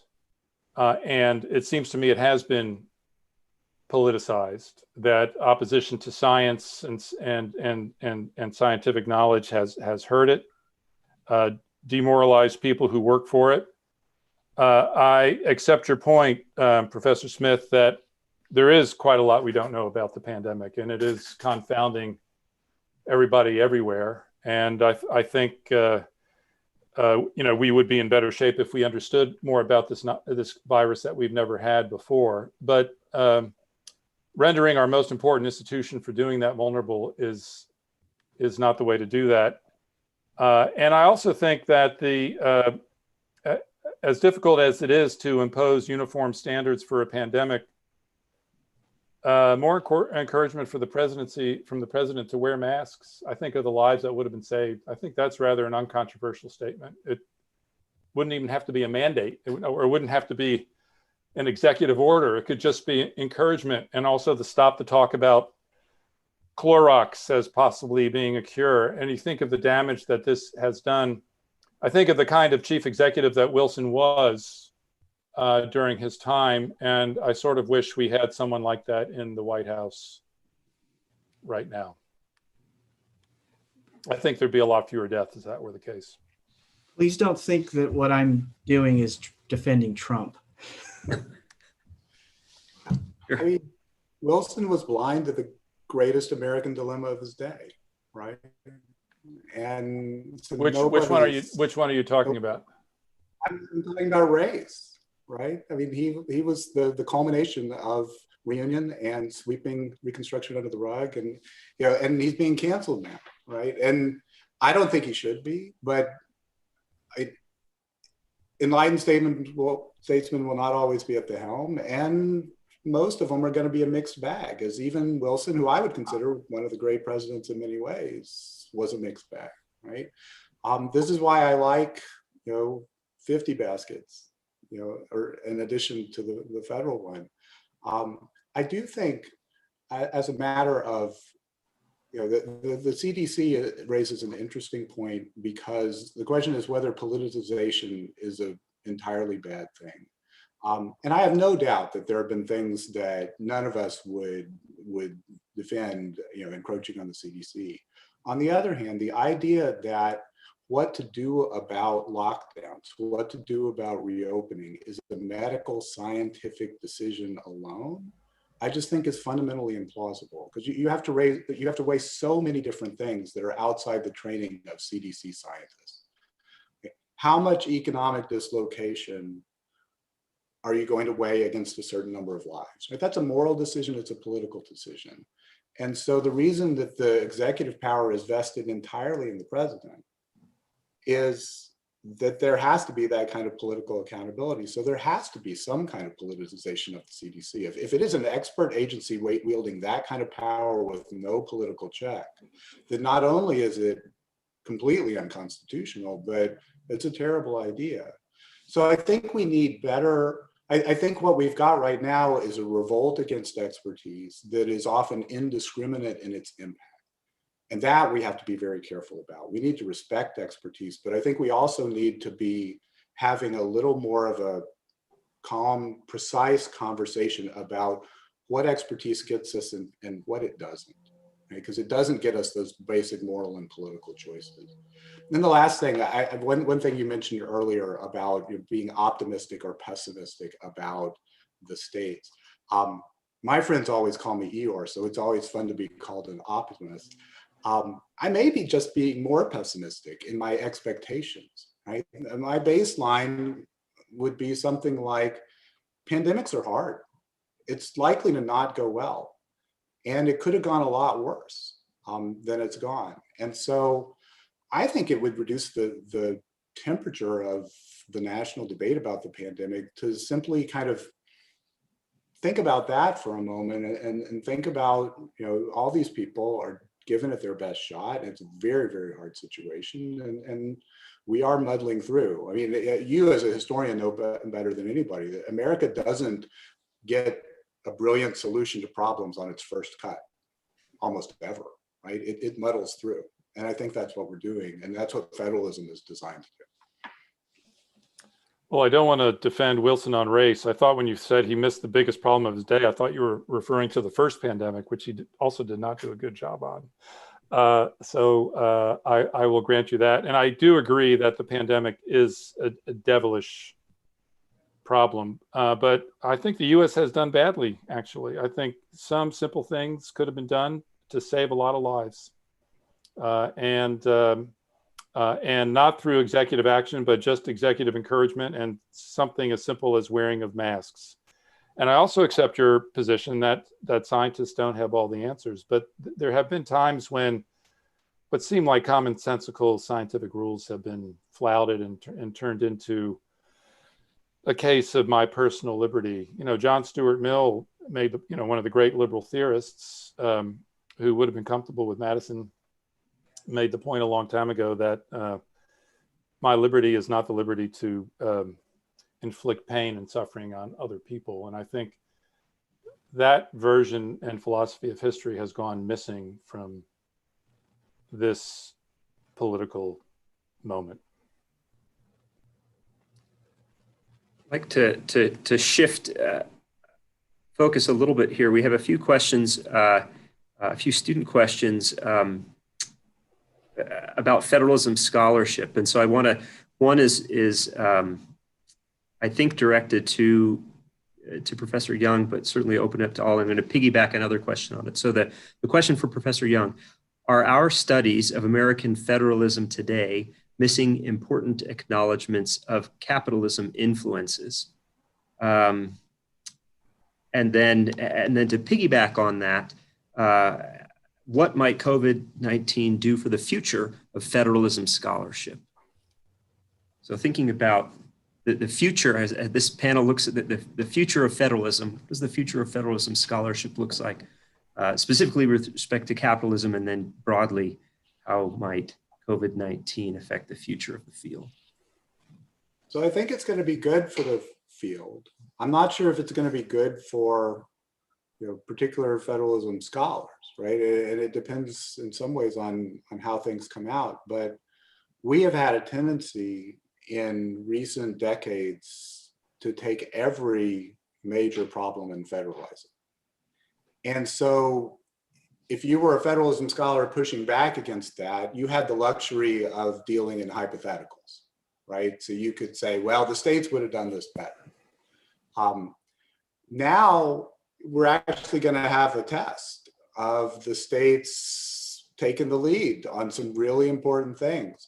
And we're going to see if they would have done it better, right? And who knows? I mean, I just really don't think we know very well about how all that's going to come out. I think we'll muddle through, and maybe that's where the bar should be. But could it have been clean? What I think it's going to be important to do, though, is not to compare ideals to actuals, right? So once we figure out what the optimal response to a pandemic is, I think the temptation will be to say, well, we had 33 states that didn't do that, and therefore federalism is a terrible idea. I think the benefit of hindsight will help us answer the correct question. But the correct question is a federal system more likely to get us to the right answer or to an acceptable answer than a unitary response. And I think, you know, so you can't be all hindsight, if that makes any sense. You can't compare diverse state policies to just a unitary government that adopted the right policy. You also have to ask, how likely, for instance, was it that the unitary government would have adopted that policy? How would things have gone differently? So I'm not quite sure what the questioner means by the capitalism aspect of the question. I would simply say that I think there is a vision of federalism that includes non-governmental bodies as other centers of power. And so I did a 200th anniversary paper on the Dartmouth College case last year. And one thing that the Dartmouth College case essentially did was make private education possible, because it kept the state from taking over Dartmouth and made college charters sacred and that sort of thing. And so what that did was basically contribute to the building of a civil society in which there were multiple kinds of educational institutions generating ideas and contributing to debate and all of those sort of things. And so I think one thing we are seeing is that we have a system where there's a lot of power that's dispersed, not only within the government, but outside the government. And that there may be some benefits to that as well. This moment is great for federalism studies. Look at this conference. Look at the people you've brought together. Look at the size of your audience. And it just, Professor Young said that America has had a tendency to federalize problems. I would say American historians have had a tendency to federalize the government. In other words, all they want to study is the central state, and historians have ignored the states for generations. And I'm one of the first people to insist you cannot study American government without studying the states and the relationship to the federal government. I mean, could you be any more elementary than that? And in that way, I'm definitely a Madisonian. But this has been completely written out of American history, and now it's coming back in a big way. And this is going to trigger a flood of studies among historians about the history of federalism. So in that way, it's a very encouraging sign. I don't know what it's going to yield, but it's going to be exciting. It's going to be dynamic. It's going to be fertile. One comment about capitalism and federalism. I don't know if the student was getting at this, but before World War II, the major reason we got a big state in America is because the individual states could not handle big corporations. Big corporations could move from one state to another. The states tried to regulate them. There's a long history of that. But it's a history of failure. It's an inability to regulate big corporations, then national, now international, on a state-by-state basis. And that was the bigger driver for centralization. And if the student is asking, how are we going to regulate capitalism in a renewed age of federalism, it's an absolutely brilliant question. And we don't know the answer to that. It's not clear that federalism has an answer to that. It may be that, as before, this is where the central government comes back into play. And here, if we're ending soon, here's an optimistic note. Who knew that Attorney General Barr would file an antitrust suit against Google in the waning days of the Trump administration? I'm trying to figure this one out. But part of what's interesting about it is that this is where a certain part of the right of the Republican Party and a certain part of the left of the Democratic Party actually agree. What does Elizabeth Warren most want? She wants to either regulate or break up the big social media companies. And here suddenly, out of nowhere, seemingly, I don't know what the Barr administration or the Trump administration strategy is here. I don't get it. It's not the first time I haven't gotten something about the Trump administration, but it may actually represent an interesting development for a possibility of convergence. I would be interested in hearing from the true Federalist scholars on this panel, my two companions here. I don't consider myself a true Federalist scholar.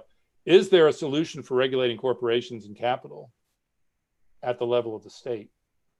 Can you imagine something like that happening? Or does it, in fact, have to be kicked upstairs to the central government for the reasons I've outlined? Well, one example is the states taking down big tobacco, right? I mean, that was a suit where the states combined their forces and did it through litigation. But the tobacco settlement, in many ways, looks like a federal statute, and it regulates nationwide. But the combined might of the state attorneys general was sufficient to take down even one of the most powerful cartels in American history. And so I think there's others examples of that sort of litigation, but I think that's probably, that's what I would point to, at least, as a hopeful sign.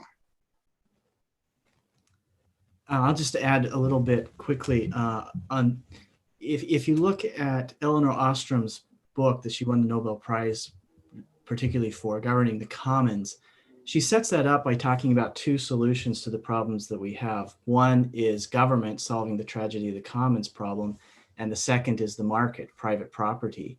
And the point that she's making is there's a third alternative that's oftentimes neglected. And this goes to Ernest's point that there are these civil organizations, groups, nonprofit organizations. There's different ways of people combining collectively to solve problems that aren't necessarily government top-down centralization or the market economy. And these have been neglected, but I think it's a tool that we can foster and develop within the system.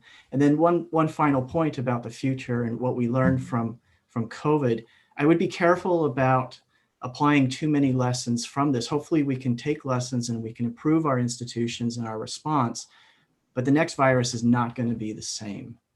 And let's not fight the last war. We need to have the flexibility open so that we can adjust to what it brings. Okay. Professor Smith, Professor Young, Professor Crystal, thank you very much for an incredibly stimulating panel, a fantastic end to this two-day conference. It's been a pleasure to be with you, and I'm so glad that our audience has been able to learn from you this afternoon, or morning as the case may be, still in Hawaii. I invite the three of you to join the breakout room while I offer a few very, very few closing remarks. On behalf of my colleagues here at the Center for Constitutional Studies, I thank all of our speakers and moderators throughout the conference. And we thank you, our viewers, for joining us. We hope you've come away not only better informed, but with a deeper and broader perspective on American federalism. Speaking especially with the students who are watching in mind, I hope you've noted how speakers who have very different, even opposing perspectives were able to disagree with civility. There is much, much to be learned from that. Now, this is the first in a 2-year series of conferences focused on principles of American federalism. Please check back at our website and follow our social media accounts to learn about future events here at the Center for Constitutional Studies. We invite you to join us again and again and again. Until then, it's been a pleasure. Please take care.